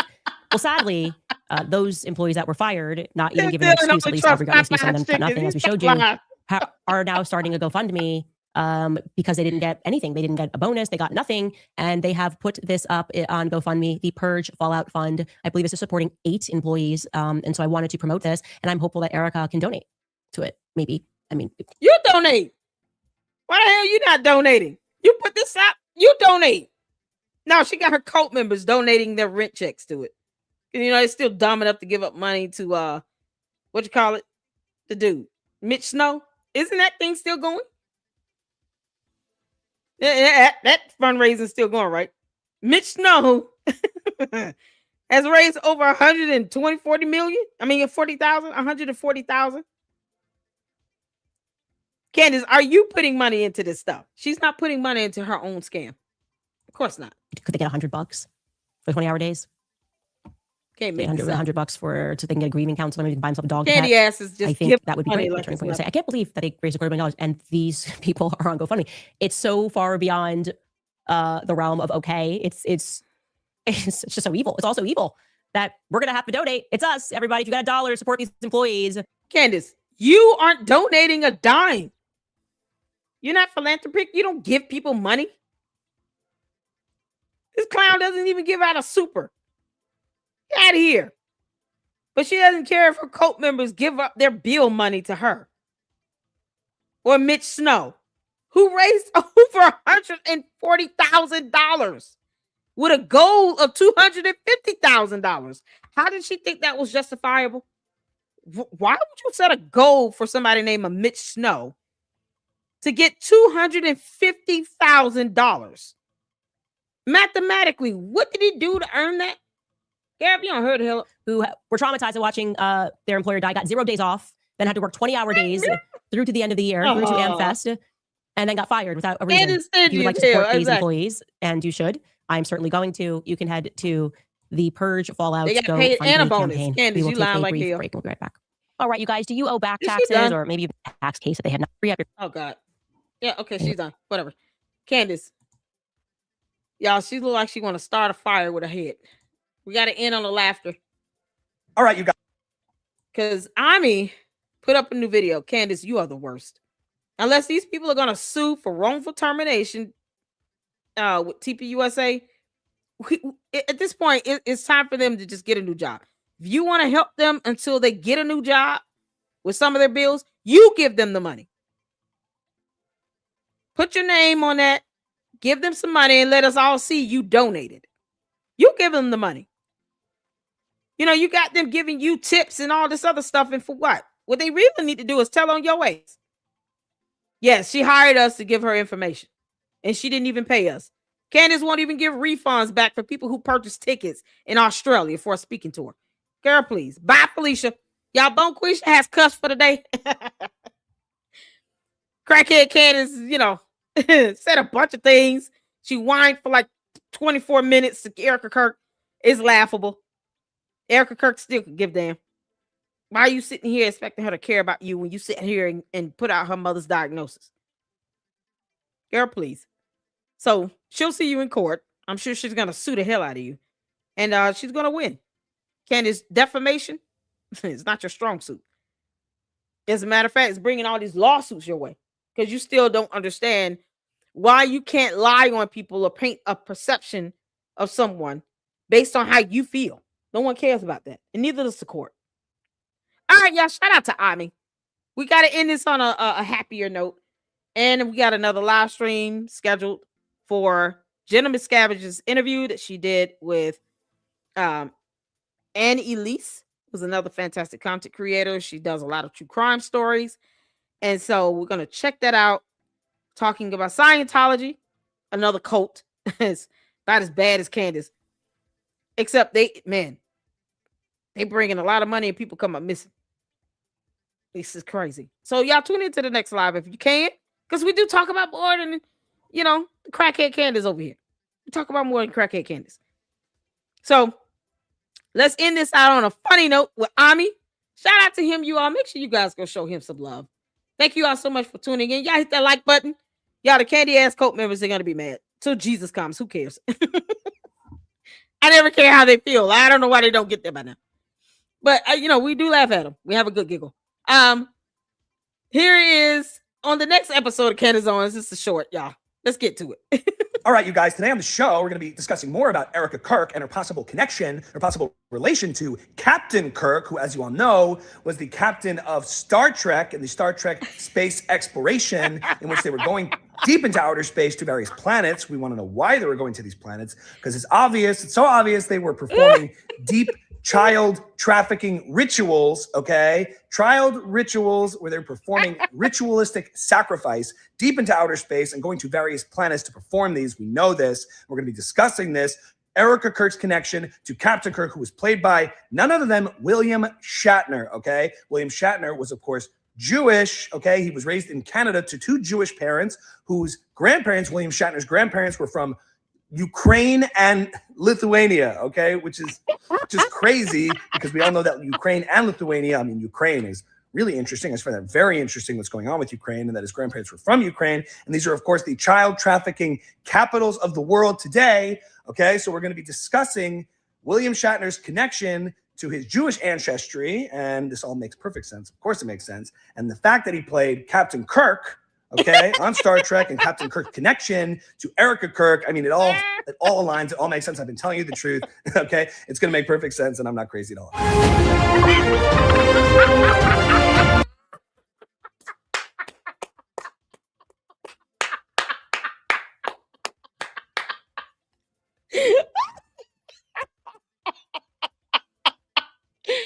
Oh, no. I nailed the music. Yeah.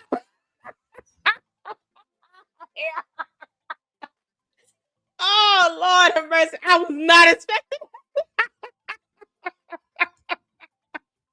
What? Jeez, hold on. Wait a minute. Kirk, I mean, it all aligns. It all makes sense. I'm telling you the truth, okay? It's going to make perfect sense, and I'm not crazy at all.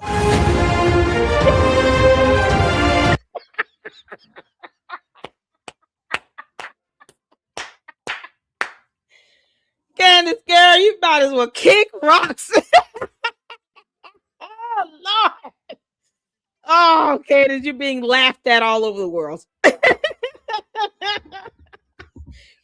Oh, y'all, I can guarantee you Space Force is cracking jokes on crackhead Candace. You can't make this up.